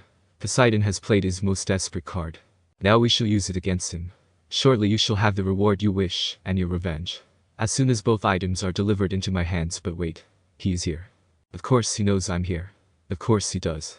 Why wouldn't he know that? I said, but apparently they didn't hear me. What? Luke said, tense. You summoned him, my lord. No. Blas's father's bloody is too changeable, too unpredictable. The boy brought himself hither. Impossible. Luke cried. Clearly not Blondie. For a weakling such as you, perhaps, the voice snarled. Then its cold power turned on me. So you wish to dream of your quest, young half-blood. Then I will oblige. You really don't need to. And then the scene dissolved into darkness. I was standing in a vast throne room with black walls and bronze floors. The empty throne was made from human bones fused together. Standing at the foot of the dais was my mother, frozen in shimmering golden light, her arms outstretched. I tried to step toward her, but my legs wouldn't move. I reached for her, only to realize that my hands were withering to bones. What the heck? I'll wait, must do whatever goes for Jinjutsu in this world. I shut my eyes and focus my chakra before flaring it. I opened my eyes to see a figure shrouded in shadows sitting on the throne. Not bad, it muttered, but not good enough, he said, and I could tell that he was grinning. I woke with a start. Grover was shaking my shoulder. The truck stopped, he said. We think they're coming to check on the animals. Hide. Annabeth hissed. Easier said than done. She could just put on that cap and disappear, but Grover and I had to dive behind feed sacks. The trailer doors creaked open. Sunlight and heat poured in. Man. One of the truckers said, waving a hand in front of his nose. I wish I hauled appliances. He climbed inside and poured some water from a jug into the animals' dishes. You hot, big boy? He asked the lion, then splashed the rest of the bucket right in the lion's face. The lion roared in indignation. Yeah, the man said. I was totally ready to shove Riptide up where the sun don't shine, but managed to contain myself. The trucker threw the antelope a squash-looking Happy Meal bag. He smirked at the zebra. How you doing, Stripes? Least we'll be getting rid of you this stop. You like magic shows. You gonna love this one. They're gonna saw you in half. The zebra, wild-eyed with fear, looked straight at me. There was no sound, but as clear as day, I heard it say, Free me, Lord. Please. Since when can animals talk to me? Ignoring the fact that I was technically ripping off, I thought words to the zebra, similar to how I used to talk to Karama when not in the mindscape. Can you understand me? Yes, my lord. Alright, if we're gonna get you out of here, you're going to have to wait for us to deal with these two. Until then, stay docile. The zebra made a gesture like a nod, before neighing softly to the other two. There was a loud knock on the side of the trailer. The trucker inside with us yelled, What do you want, Eddie? The voice outside, it must have been Eddie, shouted back Maurice. What did you say? What are you banging for? Knock, knock, knock. Outside, Eddie yelled, What banging? Maurice rolled his eyes and went back outside, cursing at Eddie for being an idiot. I quickly used Riptide to slash through the locks, but had them stay inside still. A second later, Annabeth appeared next to me. She must have done the banging to get Maurice out of the trailer. She said, This transport business can't be legal. No kidding, Grover said. He paused, as if listening. The lion says these guys are animal smugglers. Indeed, the zebra's voice said in my mind. Outside, Eddie and Maurice were still yelling at each other, but I knew they'd be coming inside to torment the animals again any minute.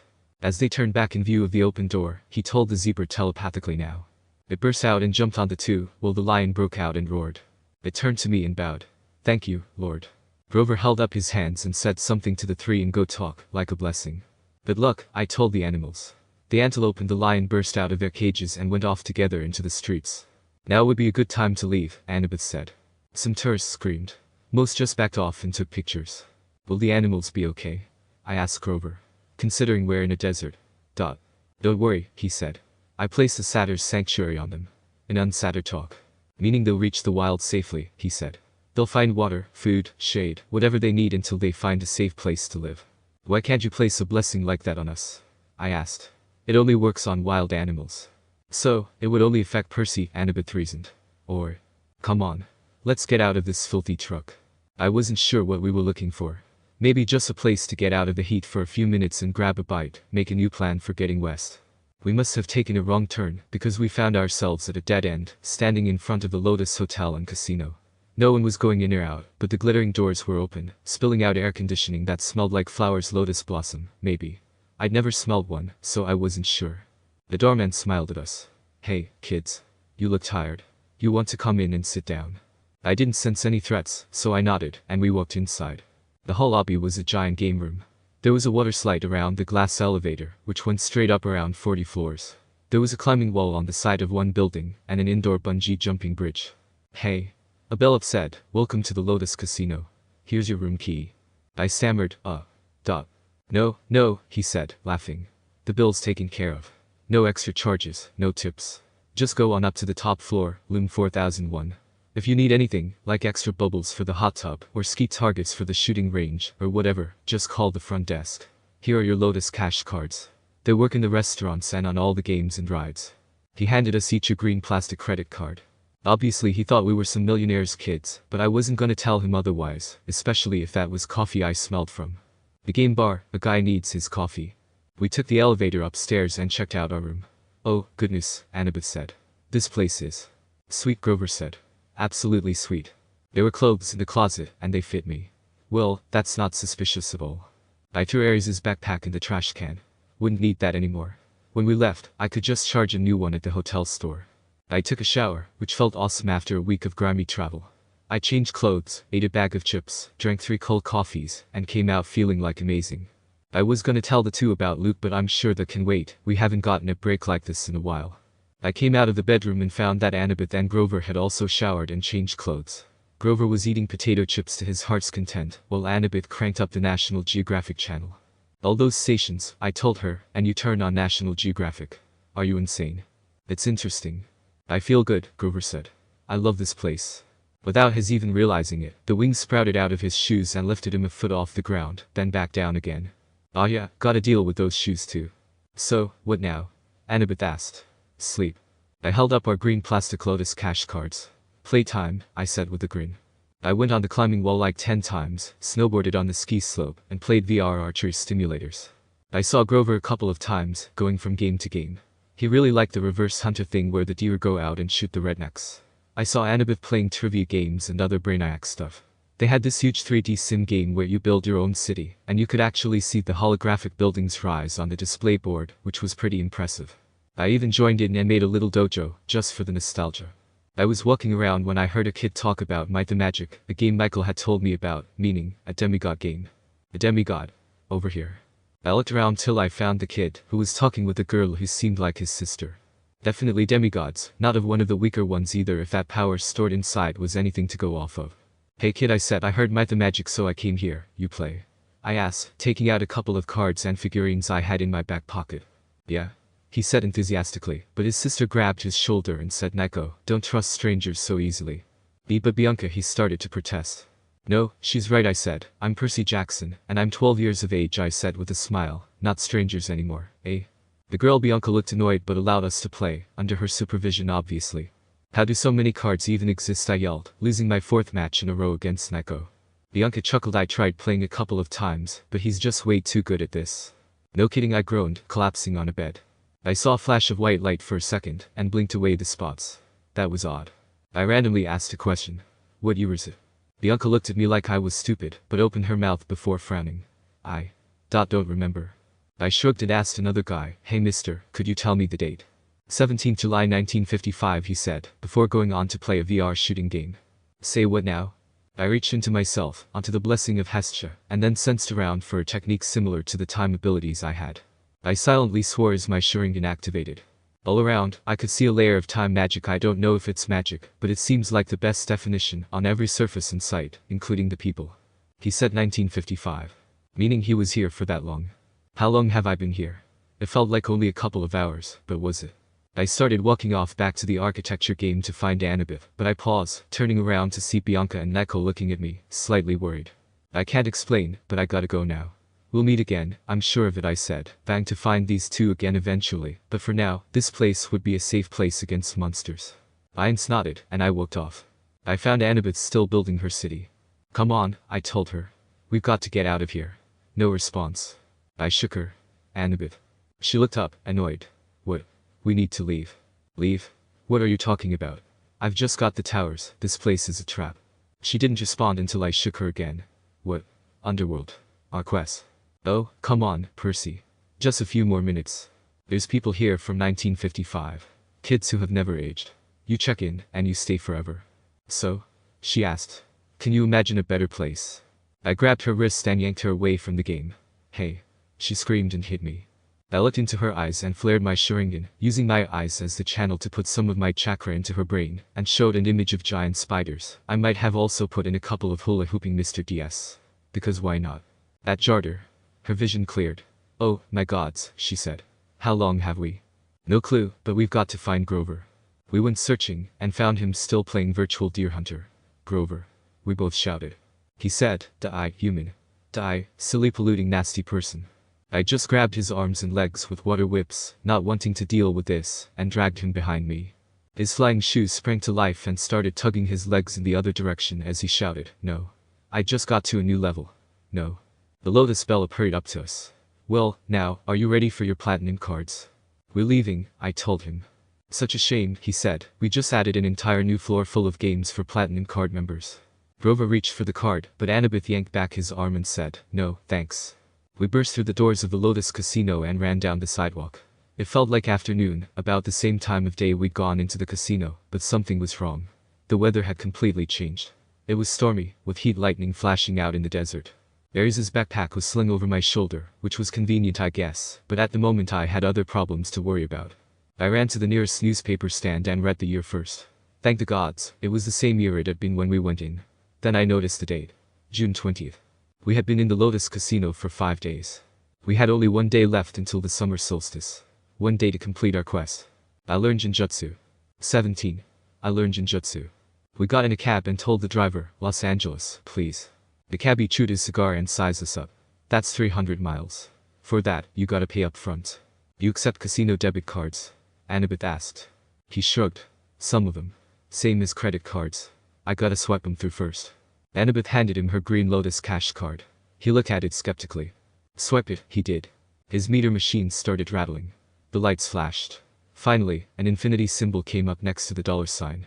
The cigar fell out of the driver's mouth. He looked back with wide eyes. Where to in Los Angeles, Your Highness? The Santa Monica Pier. Annabeth sat up a little straighter. I could tell she liked the Your Highness thing. Get us there fast, and you can keep the change. On the road, we had plenty of time to talk, and I told Annabeth and Grover about Luke. She had paled considerably at that. There's no way Luke betrayed you, she yelled at me. Reaching for the knife. I quickly grabbed her hand, forcing her to look into my eyes. If you won't believe my words, I said with my Sharingan activating, let me show you. Flashback. How do you use that Jinjutsu thing? Naruto asked his black-haired teammate. It's kinda broken how you just look at your opponent, and then welcome to my world, you're gonna hate it here. Please don't say it like that, Sasuke groaned. I guess I could dumb it down for you. I make eye contact with them, think of that as a tunneler channel. Then I put my chakra into their body, mainly near their brain to show them whatever I want to. I need to really focus on what I'm going to show though, he concluded, drinking from his bottle of water. He then turned over in his sleeping bag. Go to sleep, dope. We're going to need it against the Zetsu army tomorrow. Naruto snorted. Got that right. Flashback end. I would have thought that a random conversation like that would help me out in this situation. The world dissolved around us, and we were at the edge of the cliff where I had heard the conversation. Annabeth gasped, and I could see that she was partially see-through, like a ghost. Percy Jackson, the dark voice said, again. Yes, the exchange went well, I see. And he suspects nothing. Nothing, my lord. He is as ignorant as the rest. Annabeth gasped. It must be fake, she said, shaking her head vigorously, and I could see that she was trembling. There's no way it's Luke. Hey, maybe he's being brainwashed or mind-controlled or something, I said, trying to console her. In that case, all we gotta do is break him out of it. She calmed down a bit. Why, yeah. The world around us dissolved again and we were back in the cab. Grover was staring at us, looking concerned. I am sorry for that, Annabeth muttered, looking away. Can't blame you. I'd react like that too. Someone I was so close to might be traitor. Well, technically I did already react like that, so can't blame her. Also, Luke called the voice Crooked One later on in the dream. Who is that? I asked. She furrowed her eyebrows. Crooked. Are you sure it wasn't the silent one or the rich one? That seems more accurate for Hades. Maybe I misheard it. I'm gonna sleep for now, that vision thing tired me out. At sunset, the taxi dropped us at the beach in Santa Monica. Grover, Annabeth, and I walked down to the edge of the surf. What now? Annabeth asked. Now, I said, I go into the water. I walked into the water. I kept walking, up to my waist, then my chest. She called after me, you know how polluted that water is. There are all kinds of toxic. And then I was in the water. I felt something rub against my leg. Sliding along beside me was a 5-foot-long mako shark. I touched its dorsal fin. It bucked a little, as if inviting me to hold tighter. I grabbed the fin with both hands. It took off, pulling me along. It deposited me at the edge of the ocean proper, where the sandbank dropped off into a huge chasm. Then I saw something glimmering in the darkness below, growing bigger and brighter as it rose toward me. A woman's voice called. Percy Jackson. She had flowing black hair, a dress made of green silk. Light flickered around her, and she was on a seahorse. Well, that's new. She dismounted. The seahorse and the mako shark whisked off and started playing something that looked like tag. The underwater lady smiled at me. You've come far, Percy Jackson. Well done. Thanks. I have a gift for you, from your father, she said, handing him 3 pearls. When you are in need, smash a pearl at your feet. And what is that gonna do? That, she said, depends on the need. But remember, what belongs to the sea will always return to the sea. Okay? Her eyes flickered with green light. Hades feeds on doubt and hopelessness. He will trick you if he can, make you mistrust your own judgment. Once you are in his realm, he will never willingly let you leave. Keep faith. Good luck, Percy Jackson. She summoned her seahorse and rode toward the void. I kicked upward toward the shore. When I reached the beach, my clothes dried instantly. I told Grover and Annabeth what had happened and showed them the pearls. Annabeth grimaced. No gift comes without a price. You ever heard of optimism? She shook her head. There is no such thing as a free lunch. That's an ancient Greek saying that translated pretty well into American. There will be a price. You wait. On that happy thought, we turned our backs on the sea. We wandered for miles on foot, looking for dough. Nobody seemed to know where it was. It didn't appear in the phone book. I stopped in front of an appliance store window because the television was playing an interview with Gabe talking to Barbara Walters. A fake tear glistened on his cheek. He was saying, "Honest, Ms. Walters, if it wasn't for Sugar here, my grief counselor, I'd be a wreck. My stepson took everything I cared about. My wife, my Camaro, I'm sorry. I have trouble talking about it." There you have it, America. Barbara Walters turned to the camera. A man torn apart. An adolescent boy with serious issues. Let me show you, again, the last known photo of this troubled young fugitive, taken a week ago in Denver. The screen cut to a shot of me, Annabeth, and Grover standing outside the Colorado diner, talking to Aries. Who are the other children in this photo? Barbara Walters asked dramatically. Who is the man with them? Is Percy Jackson a delinquent, a terrorist, or perhaps the brainwashed victim of a frightening new cult? When we come back, we chat with a leading child psychologist. Stay tuned, America. Come on, Grover told me. He hauled me away before I could die of laughter. It got dark, and hungry-looking characters started coming out on the streets to play. We walked past gangbangers, bums, and street hawkers, who looked at us like they were trying to figure if we were worth the trouble of mugging. As we hurried past the entrance of an alley, a voice from the darkness said, "Hey, you." Not interested, I said before continuing to walk. We weren't asking, a voice said behind me before I turned around to see that a gang of kids had circled us, white kids with expensive clothes and mean faces. "Boy," I said, "didn't you hear me say not interested? Now go back to your mansion." 3 of the 6 held up switchblades, while 2 others held up sticks. "What was that, punk?" the guy who looked like the leader said angrily. I brought out my pen, but Annabeth grabbed my hand. "Not against mortals," she warned. I sighed but put it back inside. "What about my fists?" "Sure," she shrugged. "And then I beat them up. Nothing to talk about, really. 6 random kids against a veteran war hero who reincarnated into the body of the son of the sea god, who was part of the top 3 strongest Olympians. So yeah, I just punched them a couple of times and dodged a few knife swings, and in less than a minute, there were 6 kids on the ground and 1 me standing there." "Well, that was fun," I said, turning around to face my friends. "That," Annabeth said, "was a waste of time." We continued strolling through the streets, dealing with thugs at random intervals, and generally having a very bad time. "This sucks," I said for the 15th time as I saw a tuft of yellow blonde hair pass by in front of me. I stopped. "Is that kid me?" I thought to myself as I saw who could only be my past life's 12-year-old self grin at me before turning and starting to walk through alleys. Well, if that ain't a sign, I don't know what is. I grabbed the other 2 and started following the kid, saying that I had a hunch about where we had to go. Kid me stopped in front of Doe recording studio before vanishing in thin air. "Why are we here?" Percy, Annabeth asked, annoyed and tired. I pointed at some translucent human outlines walking into the building. "Those seem like ghosts," I said. "Time for the underworld." I looked at the bulletin board behind Krusty's sales desk. There was an advertisement for Hermes delivery service, and another for the all-new compendium of LA area monsters, the only monstrous yellow pages you'll ever need. Under that, a bright orange flyer for Doe Recording Studios, offering commissions for heroes' souls. We are always looking for new talent. Doe's address was right underneath with a map. "Come on," I told my friends. "Give us a minute," Grover complained. We were almost stretched to death. "Then you're ready for the underworld," I said. "It's only a block from here." "The underworld is weird." 18. "The underworld is weird. I still say we should make a plan," Annabeth said. "It would fall apart in seconds, plus improvising is fun," I said. "We're going to the underworld and you're thinking about fun?" Grover said, incredulous. "Would you prefer panic yelling? Fun is good. Fun is good." "Don't worry," I said, reaching for the pearls in my pocket. "We got these, whatever they do." Random songs played in the background as we walked on the gray carpet. There was a blonde dude with an Italian suit who sat behind the podium. He raised one eye when he saw Center. "What are godlings like you two doing here?" he asked, leaning forward. "We're here to meet Hades," I said confidently. "I'm sure he's expecting us." He laughed. "Gotta say, of all the excuses, that's the funniest I heard in a long while," he said. "It's funny 'cause it's true," I said. He stopped laughing. He got up and a black pole appeared in his right hand. "Scram before I shove this where the sun don't shine," he snarled before suddenly freezing and tapping his left ear with his free hand. "Oh yeah. Black hair, satyr and blonde friends. Alright.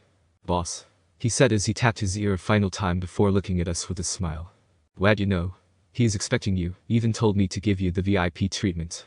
"What does that mean?" Annabeth asked. "It means," he said, "you get to sit We entered what was initially an elevator, but it stopped going down and started moving forward. It also turned into a wooden barge. Man, they're really working for the dark and depressing vibe, I thought to myself as we went along the filled with random stuff like diplomas and creepy dolls river sticks. Why is there so much stuff in there? I wondered out loud. It's polluted, he said. For thousands of years you humans have been throwing in a bunch of stuff, hopes, dreams, wishes that never came true. Irresponsible waste management, I say. Annabeth grabbed my hand. I would have commented, but I got that she needed to know that there was another alive person nearby. Alright, I muttered to myself, serious time. The boat stopped at the shore, and the ghosts filed out. Come on then, Charon, thought the Namatag said Chiron the first time I saw it. Damn dyslexia, said he told me to take you 3 in. I was expecting a fancy door and maybe a couple of giant statues, but it just looked like an airport so dark even Sasuke would complain. We walked through the death line, following our Grim Reaper-looking guide when Grover yelped. Me and Annabeth turned around to see that his shoes had sprouted wings, and his legs had shot forward. Annabeth told him to stop messing around, but I knew something was up. I chased him, and once I activated my Sharingan, I could see a faint black rope dragging him downhill towards some tunnel. Grover, I yelled while grabbing him with the water rope, lose the shoes. The shoes were loose anyway, considering that he had hooves, so no toes. The shoes went flying while we stood, stunned for a second. I used my Sharingan to zoom and I didn't even know it could do that. And saw a dark opening on the other side of the tunnel. My gut told me that would lead to the chasm where I had heard Luke talk with the mysterious force. As we got up, Charon appeared. Oh, there you are. Thought that you got lost in the fields of punishment or something. What are you doing, trying to get to Tartarus? Though? Grover gaped while Annabeth shrieked Tartarus. Get over it, I muttered. Looking back, you never have an unexpected near-death experience or something. After passing through the gates with pictures of death, exploding atomic bomb, famine victims and other nice things, going through a garden which wasn't technically a garden and a lot of stairs, we finally got to the door of the main entrance, flanked by a bunch of skeletons. So many stairs, I wheezed. You could handle fighting Medusa, but you can't handle stairs. Annabeth asked with a court eyebrow. Let's just go, I muttered. The doors opened with a cold breeze. I guess that's Enter's Vows, Annabeth said. The room was exactly how I remembered from my dream. Gloomy but with lots of gold. Check. Emo throne. Check. Tall scary dude sitting in said throne. Triple check. He was like 10 feet tall and dressed in black silk robes and a crown of braided gold. He wasn't built like Ares, but power radiated off of him in waves. You're brave to come here, son of Poseidon. He said, after what you have done to me, very brave indeed. Or perhaps very foolish. Lord Hades, I said, no fear in my voice, I'm here to clear up a misunderstanding. He raised an eyebrow. A misunderstanding? There is no misunderstanding here. You have stolen mine and Zeus' possessions and now wish to barter your mother. Wait, something was stolen from you too. Do not act ignorant, boy. He bellowed, along with a wave of suffocating power. Suffocating for others, obviously. I'm too awesome for that. I am not acting, Lord Uncle. Please, let me explain. I think he was surprised that my voice actually reached up to him after that fit, cause he made a go-on gesture with his right hand. I only joined Camp Half-Blood this month. From my dreams I found out that one of the campers is being controlled by something in Tartarus. We almost got dragged down there as well. Hades' eyes widened and he looked towards Charon, who told him about Grover's shoes. While I would hate any of my siblings having my helm, it would still be tolerable compared to anyone from Tartarus. I can tell when someone lies, boy, and I can tell that you are not. However, that does not explain why you have the lightning bolt in your bag, he snarled. Say. What? I spun madly, opening the zip to see a 2-foot-long metal spike cylinder. We didn't know that was there. I swear. Even though he said he could tell the truth, I guess he didn't care because his skeleton soldiers surrounded us and the Fury swooped down. Percy. Annabeth exclaimed as me and Grover went back to back. Give me the bolt now, and I will return her to you, Hades said as my mom appeared beside her in the same golden shower, frozen in the moment she had been taken. Oh, that's just nasty. I got out the pearls and cursed. Only 3, Hades said, saying what I was thinking. You do realize each only protects a single person. Take your mother then, little godling. Who will you leave behind in exchange? The other 2 immediately told me to leave them behind, before arguing among themselves on who to leave behind. Uncle, I said, please return my mother back to her apartment once your helm is returned. His smug expression faded, godling. I quickly handed the Annabeth and Grover a pearl before we crushed them beneath our feet, and we were off in a bubble. 19. I fight and defeat the god of war. 19. I fight and defeat the god of war. We were picked up by a Coast Guard boat and were dropped off with free towels, so I didn't complain, but apparently while we had been down in literal hell, there was quite the commotion up here. Nature doesn't seem to appreciate gods getting angry. Once we reached dry land, we just collapsed on the beach and watched the city burn. I could still feel Zeus's master bolts weight in the bag, and I felt hollow after seeing my mother like that. She was right, there was the thought which kept on repeating in my head. She'll be fine. As long as I can return Hades's item back to him and give back this fancy stick to Zeus, everything will end fine, I thought to myself, steeling myself. I don't believe it, Annabeth said, breaking the silence. We went all that way. And got tricked. By him of all people too, I sighed. Her eyes dropped. Yeah. Guess that hurt her pride, considering she's Athena's daughter. Booze, Grover asked before being interrupted. Percy. I'm sorry about your mother. I'm so sorry. It'll be fine, I said firmly. As long as we can return both things to their respective gods, everything will turn out fine. It was the him you guys were talking about, Grover asked again, who once swore that badly. It's God, obviously, I said, getting up and turning towards a motorcycle with a big guy on it. Hey kid, Ares said, you were supposed to be dead. Just came back, I said, palming Riptide. Wouldn't recommend though, poor service. You're just full of jokes for someone who just lost, he said with a grin. You aren't what you used to be. You won't be able to pull a win this time. I stiffened at that. Hester was one thing, but how did this guy know? What does he mean by that, Percy? Annabeth said, confused. Oh, that's Rich, he cackled. The guy who was literally famous for the power of friendship didn't tell his little friends his not-so-little secret. You can tell them if you want, I said with a small smile. I trust them. He narrowed his eyes. In that case, here's a pill to swallow, brats. This ain't his first try at life. Both Grover and Annabeth gaped in shock and looked towards me for confirmation. It's a long story, I said as I gestured at myself, but in a nutshell, I was in a different world, died, and was born as what you see. Annabeth broke out of her shock while Grover continued flapping his mouth like a fish. I better be a story you tell us, she said. Well then, I said, give me Hades's cap now. He just stood there, grinning after glancing at a cap which was dangling from the bike's handle, or what? I uncapped Riptide. Or I said, you feel the pain which Abito did. As if you have none of what you had. That you had the potential to defeat me. I'm man enough to admit it, he said, much to the shock of my two friends. Well then, I said, as knives made of water appeared around me, there should be no problem for you to defeat me and take the bolt, right? Fine, he snarled, pulling a huge sword out of nowhere. Time to put you in your place. One condition, I said, if I win, you get lost and give us the helm. And if I win, I turn you into a cockroach before having you crushed under a stampede of boars. Fine. We circled around, swords held aloft. Grover and Annabeth stood somewhere nearby, looking anxious. Then, he swung his sword from above, trying to cleave my head in half. I shifted, the blade passing in front of my nose by a hair's width as I swung at his left hand, which he drew back immediately. I kicked him in the chest and backflipped a couple of times, my legs now touching the waves. All he's got is brute force, I thought as I rolled to the side to dodge a wave of sand which was launched when he struck the ground. And then I was a blur. I struck him atlas 3 times every second, channeling chakra in my feet and striking from every direction, while bombarding him with the water knives from the direction opposite from the direction I was striking from. After about a minute of this, Ares suddenly roared and buried the sword into the ground, causing a shockwave. I was struck away from the sea and bounced like 4 times on the ground before landing on my feet. Well, that was painful, I muttered. That'll feel like a mosquito bite once we're done. I launched myself with a burst of energy once again, and was launched away from the swing. Even if all he's got is strength, he can definitely use it. I channeled chakra through my sword, causing it to start vibrating slightly and a blue aura to cover it. His eyes lit up. Oh. Maybe you aren't that far from your prime after all. Let's test this out, I muttered as I raised the sword above me, similar to how samurai would before slicing it to Tommy Matt. He just stood there, bringing his sword around to block. Well then, let's see it. With a yell, I brought down my sword and launched an arc of pure energy at him. He actually skid back a bit as he blocked the attack. That's what I'm talking about. He yelled with a grin, do that again, kid.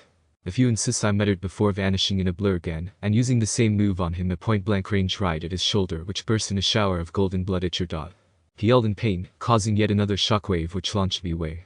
While the wound healed itself, he glared at me. Playtime is over. He raised his sword high above himself as a red aura of power raged around him. Okay, War Dude is angry now. I am the god of war, he roared as darkness seemed to wave off of him in waves so intense, I had to cover my eyes with my hand. When I removed my hand, we were somewhere else. It looked like we were inside some sort of fortress, with skulls embedded in the walls, and the floor was littered with the tips of sword blades.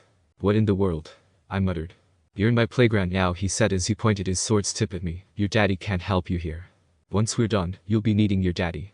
He pointed his sword tip at me, and energy started swirling at the tip before shooting off in a beam of pure energy which I had to roll to dodge.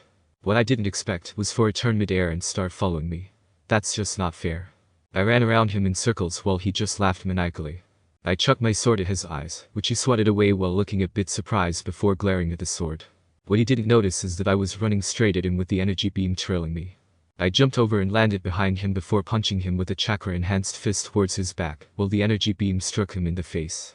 I grabbed Riptide using a water whip and put my blade beside his neck, causing a bit of ichor to drip from his neck onto my sword. Our surroundings flashed again, and we were back on the beach. Ares just stood there, stunned as Annabeth and Grover yelled something in the background. "It's over," I said. "Honor the agreement." He raised his hand, but then the sky darkened, like the world's darkest cloud had covered it. It felt like the world was a black and white movie, and sounds were distorted. A heavy presence was present at the beach, and I suddenly felt like I was freezing. And then it lifted. Ares looked like someone slapped him, before he growled at me. "You have made an enemy, boy. Remember that every time you raise your blade, every time you hope for success, you will feel my curse. Beware, Percy Jackson, beware." His body started to glow, and Annabeth warned me to look away. I looked towards the tide to see a black helmet wash up at the shore. As I walked to pick it up, I heard the sound of flapping leathery wings, and I saw the three Furies descend from the sky. "We saw the whole thing," she hissed. "So it truly was not you?" I tossed her the helmet, which she caught in surprise. "Return that to Lord Hades," I said. "Tell him the truth. Tell him to call off the war, and to return my mom." She ran a forked tongue over her green, leathery lips. "Live well, Percy Jackson. Become a true hero. Because if you do not, if you ever come into my clutches again." She cackled, and then she and her sisters fluttered into the smoke-filled sky, and disappeared. I joined Grover and Annabeth, who were staring at me. "Percy, that was amazing," Grover yelled first, jumping at me. But that wasn't what was going through my head. After 12 years of keeping quiet, someone other than me knew my secret. "You guys aren't matter, I dunno, freaked out by the whole reincarnation thing?" I asked quietly. "Yeah, about that," Annabeth said. "How old were you when you died?" That caught me off guard, but I answered I was around 19 years old. Grover looked at me with surprise while she just nodded. "I would freak out if you were an old man when you died, but 19 isn't that bad." "Boy."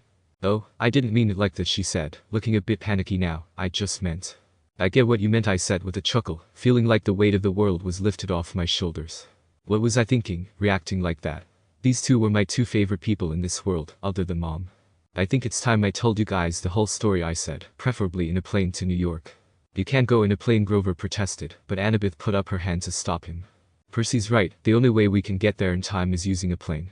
Besides, he has the bolt, so Zeus wouldn't blast him out of the sky. I hope." "Fine," he grumbled. "Well then," I said, "for starters. My name was Naruto Uzumaki, and I'm pretty sure I was the strongest human of my time. The gods seemed to like me." 21. The gods seemed to like me. Clearly, normal humans ain't that smart. The news made some story about a crazy kidnapper shooting a police car, causing the explosion, and as usual the normies ate it up. Said kidnapper Ares, if you hadn't figured out by now, was the same guy who kidnapped me and two other kids in New York, and took us on a cross-country odyssey of terror. What does it even mean? Poor little Percy Jackson was innocent apparently. He caused a commotion on the bus trying to escape, and a concerned waiter took a photo, etc., etc. Well, the reporters said this in front of a camera. All we had to do was nod and act tired and tearful. "I just want," I said after a flash of inspiration, "to see my loser sorry loving stepdad again. And I sure he'll be so happy he'll give everyone in this city with a free TV from his appliance store." And people got so emotional they managed to scrounge up enough money to get us on a plane to New York. Going on a plane was clearly not smart, but I was pretty sure that Zeus wouldn't zap and or squash us with wind powers, since we had his fancy glow stick. We split up at a taxi stand near the airport. I told Annabeth and Grover to go back to camp and tell Chiron about everything. They protested, but had to agree once I mentioned the importance of Luke's betrayal before hopping into a taxi myself. Half an hour later, I was walking into the lobby of the Empire State Building. I went up to the guard at the front desk and said, "Floor 600, no such floor, kiddo. I need to speak with Zeus." He gave me a vacant smile, but once he saw I was serious he said, "You don't have an appointment, kid. Lord Zeus doesn't see anyone unannounced." "I have the bolt." He went pale. "It's in the bag, wanna see?" "No. No." He scrambled out of his seat, got a key card and gave it to me. "Insert it into the security slot, and make sure it's just you." I did as instructed and pressed the button which said 600 and waited. Waited for a long time, listening to raindrops keep falling on my head. Finally, the doors slid open and I walked out. I stood on a narrow stone walkway in the middle of the air. Below was Manhattan, and the view was like that of a plane. In front of me, white marble steps wound up the spine of a cloud, into the sky. I walked in a daze, passing by wood nymphs and hawkers selling ambrosia on a stick. Nobody seemed worried about the war. Honestly, they looked like they were gonna bring out the barbecue stand. What actually caught my attention though, was the smell of ramen. I've had ramen, well, weird noodles in a broth before of course, but the smell of genuine ramen, the sort I used to get from Michiraku's. It had been 12 years since I'd had that. I somehow managed to regain enough control of myself to walk past it. Can't enjoy ramen if I'm dead, can I? I climbed the main road, toward the huge palace at the peak, which reminded me of Hades's palace. Steps led to courtyard. Past that was the throne room. I say room, but it was big enough to call the 10 tails a toddler. 12 thrones in a U-shape like Camp Half-Blood, and a central hard pit. I froze for a second when I saw Hestia in the flames for a second, but shrugged it off. Makes sense, that's literally her whole deal. There were only 2 gods sitting on their respective thrones. If you guessed my dad and Zeus, you win a cookie. Sitting silent and waiting for me to approach. They were an intimidating giant form, like Hades had been. I stopped in view of both of them and did a polite bow. Zeus spoke. Is that how you greet your superiors, boy? Sir, I said with a helpless smile. I literally got into this whole demigod business this month, so I just did what would have been appropriate in my world. Zeus snorted while Poseidon nodded. That does make sense, however, make sure to kneel next time. I just saluted with 2 fingers. Anyway, Zeus said, I believe you have quite a story to tell, starting from what your soul is doing in this world. And so, I spoke. I didn't mention chaos, just said that I died in my world and woke up as a baby here, but otherwise everything else was more or less the same. Once I was done, Zeus opened his palm. The ball flew into his hand, and went from metal cylinder to a 20-foot javelin of energy. I sensed the boy tells the truth, he muttered, and there was a flare of his power, but to think that Ares would do this. He is proud and impulsive, Poseidon said. It runs in the family. He didn't act alone. I said someone, me and my friends think Crow. The King Titan, came up with the idea. I explained the dreams, leaving out Luke. Poseidon and Zeus looked at each other. They had a quick, intense discussion in ancient Greek. Poseidon made some kind of suggestion, but Zeus cut him off. Poseidon tried to argue. Zeus held up his hand angrily. We will speak of this no more, Zeus said. I must go personally to purify this thunderbolt in the waters of Lemnos, to remove the human taint from its metal. He rose and looked at me, and there was a small smirk on his face. You're already being a hero here, eh boy? You may enjoy Olympus for a bit, but if you are still here by midnight, you will taste this bolt. Then he was gone in a blinding flash of lightning. Your Uncle Dad's side, as always, had a flair for dramatic exits. He would have done well as the god of theater. No kidding, I snickered. His lips twitched, and he looked at me. You must go, child. But first, know that your mother has returned. I nodded. Want to see her again? I asked. She is a queen-among women, but he shook his head sadly. When you reach home, Percy, you must make a choice. You will find a package waiting in your room. A package. You will understand when you see it. No one can choose your path, Percy. You must decide. I just nodded, before turning to leave. Perseus, he called. I turned. There was pride in his eyes. You did well, my boy. I want you to know that, reincarnated or not, you are my son. A true son of the sea god. Still. I am sorry you were born, child. I have brought you a hero's fate, and a hero's fate is never happy. I felt happy when he started, hurt when he reached the middle, but when he reached the end I gave him an understanding smile. I wouldn't say you're wrong, but I'll prove you're wrong, father. Rather than get offended, he smiled at me. I will look forward to that, Percy. After a quick meal of ramen, eating it on Olympus proves that it is the food of the gods, so ha. I went back down, caught a taxi, and was now standing in front of my smiling mother outside her apartment. Percy. Oh, thank goodness. Oh, my baby. She crushed the air out of me. We stood in the hallway as she cried and ran her hands through my hair. I was crying too. I'd been putting up a tough front the whole time, but damn, I missed her. She said that she just appeared at the apartment that morning, scaring the heck out of Gabe. Last thing she remembered was the Minotaur, and was in denial when Gabe told her about the whole wanted criminal part. She'd been freaking out, but Gabe forced her to go into work, saying she had to make up the salary of the days she wasn't there. Wait here, I told her, once I'm done with him he'll definitely feel. Worked? Percy, no. He's already upset because of something about free appliances. Please don't make him angrier. Fine. In the month I'd been gone, the apartment had been Gabe-ified. There was garbage all over the floor, the sofa had more beer than cushion, and the lamps had either socks or underwear on them. They were so dirty I couldn't tell the difference. Gabe and the 3 Gabernis were playing poker at the table. When Gabe saw me, his cigar dropped out of his mouth. You got nerve coming here, you punk. I thought the police. He's not a fugitive after all, my mom interrupted. Isn't that wonderful, Gabe? He looked back and forth between us. Bad enough I had to give back your life insurance money, Sally, he growled. Get me the phone. I'll call the cops. Gabe, no. He raised his eyebrows. Did you just say no? You think I'm gonna put up with this punk again? I can still press charges against him for ruining my Camaro. But. He raised his hand, and my mother flinched. Oh? This escaped zoo creature had been hitting Mom. How much or for how long didn't matter. Within a second, he was on the ground, my right foot on his non-existent neck. I just got my name cleared, I hissed, in a way that only he, and maybe Mom, could hear. I'd hate to be on the run again because of murder allegations. He looked straight at my eyes, and he could tell that I wasn't giving empty threats. I will say this once, I said as I absent-mindedly flipped one of his poker buddies who tried to punch me over the table. I will not kick you out. But you will never touch my mother. You will not demand things of her. Anytime you refer to either of us you will be respectful. You will repay her all the money you owe her. He nodded feverishly. But I said with a smile, enjoy your game. I dragged my stunned mom into my room, which was obviously filled with a bunch of gay things. Mom, I said softly, I want you to understand, what I did out there wasn't part of the whole saving you act. Her eyes snapped up to mine, partially in shock. Only you can save yourself over here, Mom, I said, gesturing to the box which I had sent to Olympus on the bed. One look in that box, and you'll be free. Forever. No, Percy, I couldn't. Your choice, I shrugged. He'll eventually go back to Walrus mode, and you're not defenseless, not anymore, Atlas. I just want to be sure of that. She looked pale, but nodded. Where will you go now? Camp, for now. She kissed my forehead. You'll be a hero, Percy. You'll be the greatest of all. I took one last look around my bedroom. I'd never see it again. Then I walked with my mother to the front door. The prophecy is completed. 22. The prophecy is completed. Camp has some weird traditions, is what I learned when I got back. For some reason they made shrouds for questgoers to be buried in case of death, and when we returned safely we would get to burn them. Annabeth's was beautiful, and I asked her if she was sure she didn't want to actually use it. I got punched for that. Mine was made by Aries' cabin, since I had no cabin mates. Burning it was fun though, since it was just an old bed sheet with a bunch of smileys with X'd out eyes and loser painted in the middle. As Apollo's cabin led the sing-along and passed out as s'mores, I was surrounded by my old Hermes cabin mates, Annabeth's friends from Athena, Charles and some of his siblings and Grover's sadder buddies, who were admiring the brand new searcher's license he'd received from the Council of Cloven Elders.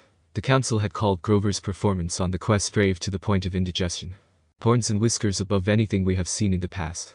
The only grumpy ones were the Aries cabin, which made sense since I embarrassed their dad. Dionysus gave a speech which was basically kid didn't die, yay. As for my mother, she had a chance at a new life. Her letter arrived 2.5 weeks after I got back to camp. She told me Gabe had left mysteriously disappeared off the face of the planet. In fact, she'd reported him missing to the police, but she had a funny feeling they would never find him. On a completely unrelated subject, she'd sold her first life-size concrete sculpture, entitled The Poker Player, to a collector, through an art gallery in Soho. She'd gotten so much money for it, she put a deposit down on a new apartment and made a payment on her first semester's tuition at NIU. The Soho gallery was clamoring for more of her work, which they called a huge step forward in super ugly neorealism. But don't worry, she had written. I'm done with sculpture. I've disposed of that box of tools you left me. It's time for me to turn to writing. At the bottom, she wrote a PS, Percy, I found a good private school here in the city. I've put a deposit down to hold you a spot, in case you want to enroll for 7th grade. You could live at home. But if you want to go year-round at Half-Blood Hill, I'll understand. I knew that while camp was great, home was with my mom. I sent her a reply letter, delivered through male harpies, who knew that was a thing, saying I'd definitely be returning for that. On the 4th of July, the whole camp gathered at the beach for a fireworks display by Cabin 9. They'd anchored a barge offshore and loaded it with rockets the size of Patriot missiles. According to Annabeth, who'd seen the show before, the blasts would be sequenced so tightly they'd look like frames of animation across the sky. As Annabeth and I were spreading a picnic blanket, Grover showed up to tell us goodbye. I'm off, he said. I just came to say, well, you know. Annabeth gave him a hug and told him to keep his fake feet on. I just asked him where he was going to search first. Kind of a secret, he said, looking embarrassed. I wish you could come with me, guys, but humans in Pan. We understand, Annabeth said. You got enough tin cans for the trip. Yeah? And you remembered your reed pipes. Geez, Annabeth, he grumbled. You're like an old mama goat. He gripped his walking stick and slung a backpack over his shoulder. He looked like any hitchhiker you might see on an American highway, nothing like the little boy I was friends with at Nancy. Well, he said, wish me luck. He gave Annabeth another hug. He clapped me on the shoulder, then headed back through the dunes.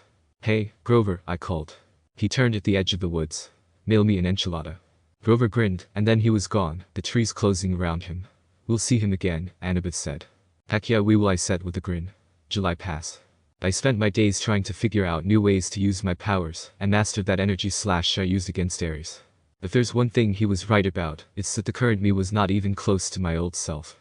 My plan for now was to create new moves with my current powers. I had been on guard with Luke ever since we returned, but I hadn't told anyone or let either of the other two tell anyone or confront Luke. Jinjutsu is great for enforcing suggestions, even if it feels underhanded. The last night of the summer session came all too quickly. The campers had one last meal together. We burned part of our dinner for the gods. At the bonfire, the senior counselors awarded the end of summer beads. The design was pitch black, with a sea green trident shimmering in the center. The choice was unanimous, Luke announced. This bead commemorates the first son of the sea god at this camp, and the quest he undertook into the darkest part of the underworld to stop a war. The entire camp got to their feet and cheered. Even Ares' cabin felt obliged to stand. Athena's cabin steered Annabeth to the front so she could share in the applause. The next morning, I found a form letter on my bedside table. I knew Dionysus must have filled it out because he stubbornly insisted on getting my name wrong. Dear Peter Johnson, if you intend to stay at Camp Half-Blood year-round, you must inform the big house by noon today. If you do not announce your intentions, we will assume you have vacated your cabin or died a horrible death. Cleaning harpies will begin work at sundown. They will be authorized to eat any unregistered campers. All personal articles left behind will be incinerated in the lava pit. Have a nice day. Mr. D. Dionysus. Camp Director, Olympian Council Number 12. Most of my stuff was packed, so I wasn't worried about being eaten alive. I went down to the arena after packing the rest, being still just ain't my thing. The campgrounds were mostly deserted. All the campers were in their cabins packing up, or running around with brooms and mops, getting ready for final inspection. Argus was helping some of the Aphrodite kids haul their Gucci suitcases and makeup kits over the hill, where the camp's shuttle bus would be waiting to take them to the airport. I got to the Sword Fighters arena and found Luke there. His gym bag was plopped at the edge of the stage. He was working solo, wailing on battle dummies with a new sword. It must have been a regular steel blade, because he was slashing the dummies' heads right off. The blade was two different types of metal, one edged bronze, the other steel. Luke noticed me looking at it. Oh, this new toy. This is Backbiter. Backbiter. Luke turned the blade in the light so it glinted. One side is celestial bronze. The other is tempered steel. Works on mortals and immortals both. I didn't know they could make weapons like that. They probably can't, Luke agreed. It's one of a kind. He gave me a tiny smile, then slid the sword into his scabbard. Listen, I was going to come looking for you. What do you say we go down to the woods one last time, look for something to fight? Clearly a trap. Unfortunately, for him, I was bored enough to play along. Not. We walked down to the woods and kicked around for some kind of monster to fight, but it was too hot. We found a shady spot by the creek where I'd broken Claris's spear during my first capture the flag game. We sat on a big rock, drank cokes which he somehow got, and watched the sunlight in the woods. After a while Luke said, "You miss being on a quest." "Yeah, I miss it," I admitted. A shadow passed over his face. "I've lived at Half-Blood Hill year-round since I was 14, he told me. Ever since Thalia, well, you know. I trained and trained and trained. I never got to be a normal teenager, out there in the real world. Then they threw me one quest, and when I came back, it was like, okay, ride's over. Have a nice life." He crumpled his Coke can and threw it into the creek. "The heck with laurel wreaths," Luke said. "I'm not going to end up like those dusty trophies in the big house attic." "You leaving?" I sounded inquisitive. Inside, I was tense and had a couple of water whips ready to form in a moment. Luke gave me a twisted smile. "Oh, I'm leaving, all right, Percy. I brought you down here to say goodbye." He snapped his fingers. A small fire burned a hole in the ground at my feet. Out crawled something glistening black, about the size of my hand. A scorpion. The whips were put now, grabbing his hands and legs. "I wouldn't," Luke cautioned, while sounding a bit strained. "Pit scorpions can jump up to 15 feet. Its stinger can pierce right through your clothes. You'll be dead in 60 seconds. There was a flare of energy from him, and he was free. "You're not the only one to get gifts, except my patron is much stronger than some." "God." He stood calmly and brushed off his jeans. The scorpion paid him no attention.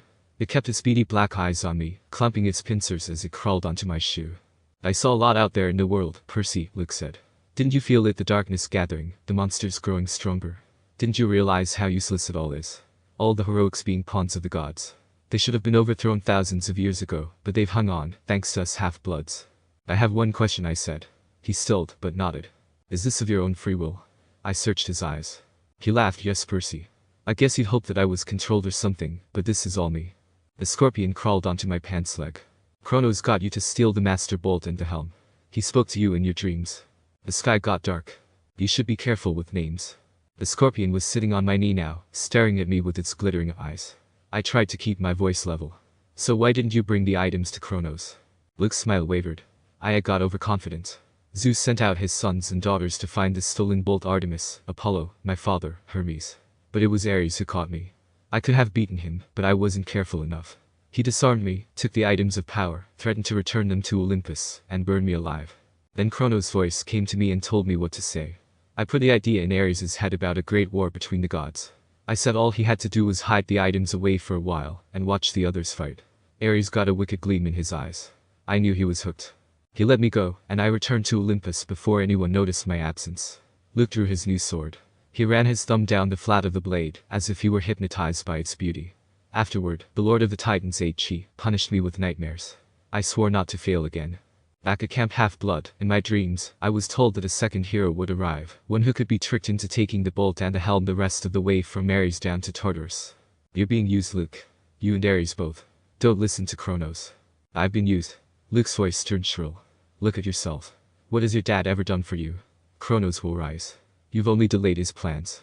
He will cast the Olympians into Tartarus and drive humanity back to their caves. All except the strongest, the ones who serve him. And your way to get rid of me is a bug fight me yourself. Luke smiled. Nice try, Percy. But I'm not Ares. You can't bait me. My lord is waiting, and he's got plenty of quests for me to undertake. Goodbye, Percy. There's a new golden age coming. You won't be part of it. He tried to slash his sword, but was grabbed by reformed whips. The scorpion lunge. Time stopped. It was a sign of my improvement that I was able to use that ability with barely a thought, and lunged at the struggling Luke.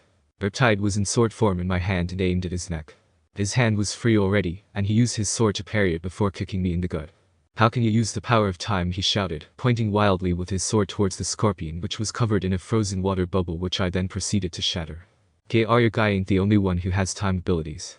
It doesn't matter, he hissed, even if you can do all this, experience can be a deciding part of a fight. He was then covered by a huge wave of water, which I promptly froze. Got that right, I muttered as I collapsed on the ground. Using powers is much more exerting in this world than chakra, I thought to myself as I sat back on the ground and opened another Coke. There was a huge blast of black energy from Luke, and I was sent flying through 8 trees. It's too bad, Percy, he said, you could have joined us. And then, he slashed the air with his sword and disappeared in a ripple of darkness. My legs felt like lead. My head was bleeding.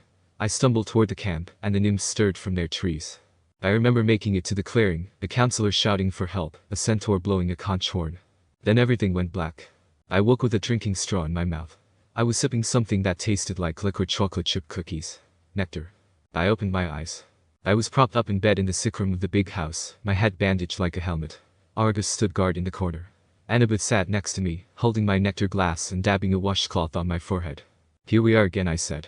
You idiot, Annabeth said, which is how I knew she was overjoyed to see me conscious. You were turning white when we found you.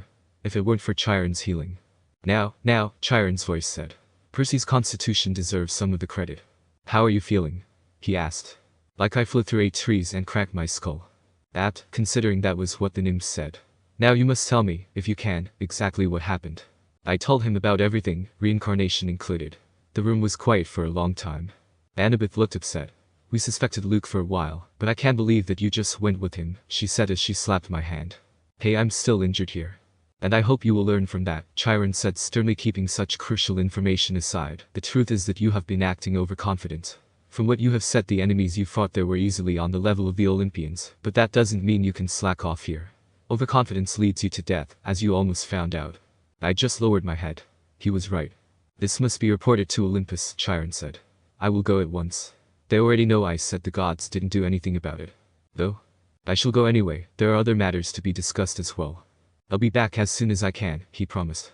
Argus will watch over you. He glanced at Annabeth. Oh, and, my dear, whenever you're ready, they're here. Who's here?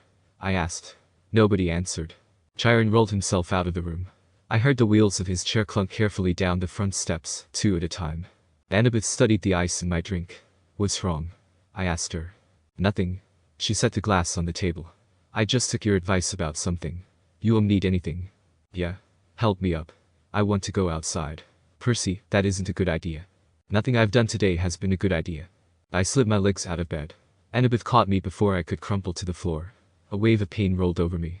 Your bones are still mending, she said. I'm fine, I insisted. I managed a step forward. Then another, still leaning heavily on Annabeth. Argus followed us outside, but he kept his distance. By the time we reached the porch, my face was beaded with sweat. It was dusk. The camp looked completely deserted. The cabins were dark and the volleyball pit silent. No canoes cut the surface of the lake. Beyond the woods and the strawberry fields, the Long Island Sound glittered in the last light of the sun. What are you going to do? Annabeth asked me. Train. At home, with my mom. You? Annabeth pursed her lips, then said quietly, I'm going home for the year, Percy. I stared at her. You mean, to your dad's? She pointed toward the crest of Half-Blood Hill. Next to Thalia's pine tree, at the very edge of the camp's magical boundaries, a family stood silhouetted, 2 little children, a woman, and a tall man with blonde hair. They seemed to be waiting. The man was holding a backpack that looked like the one Annabeth had gotten from Waterland in Denver. I wrote him a letter when we got back, Annabeth said. Just like you suggested. I told him I was sorry. I'd come home for the school year if he still wanted me. He wrote back immediately. We decided we'd give it another try. Taking the first step takes guts. She pursed her lips. You won't try anything stupid during the school year, will you? At least not without sending me an iris message. I smirked. I don't do stupid things, they just happen. But yeah, I will when I get back next summer, she said. We'll hunt down Luke. We'll ask for a quest, but if we don't get approval, we'll sneak off and do it anyway. Agreed. Sounds good. She held out her hand. I shook it. Take care, seaweed brain, Annabeth told me. Keep your eyes open. You too, wise girl. I'll be back, I promised myself as I left for home too after a couple of hours, stronger than ever.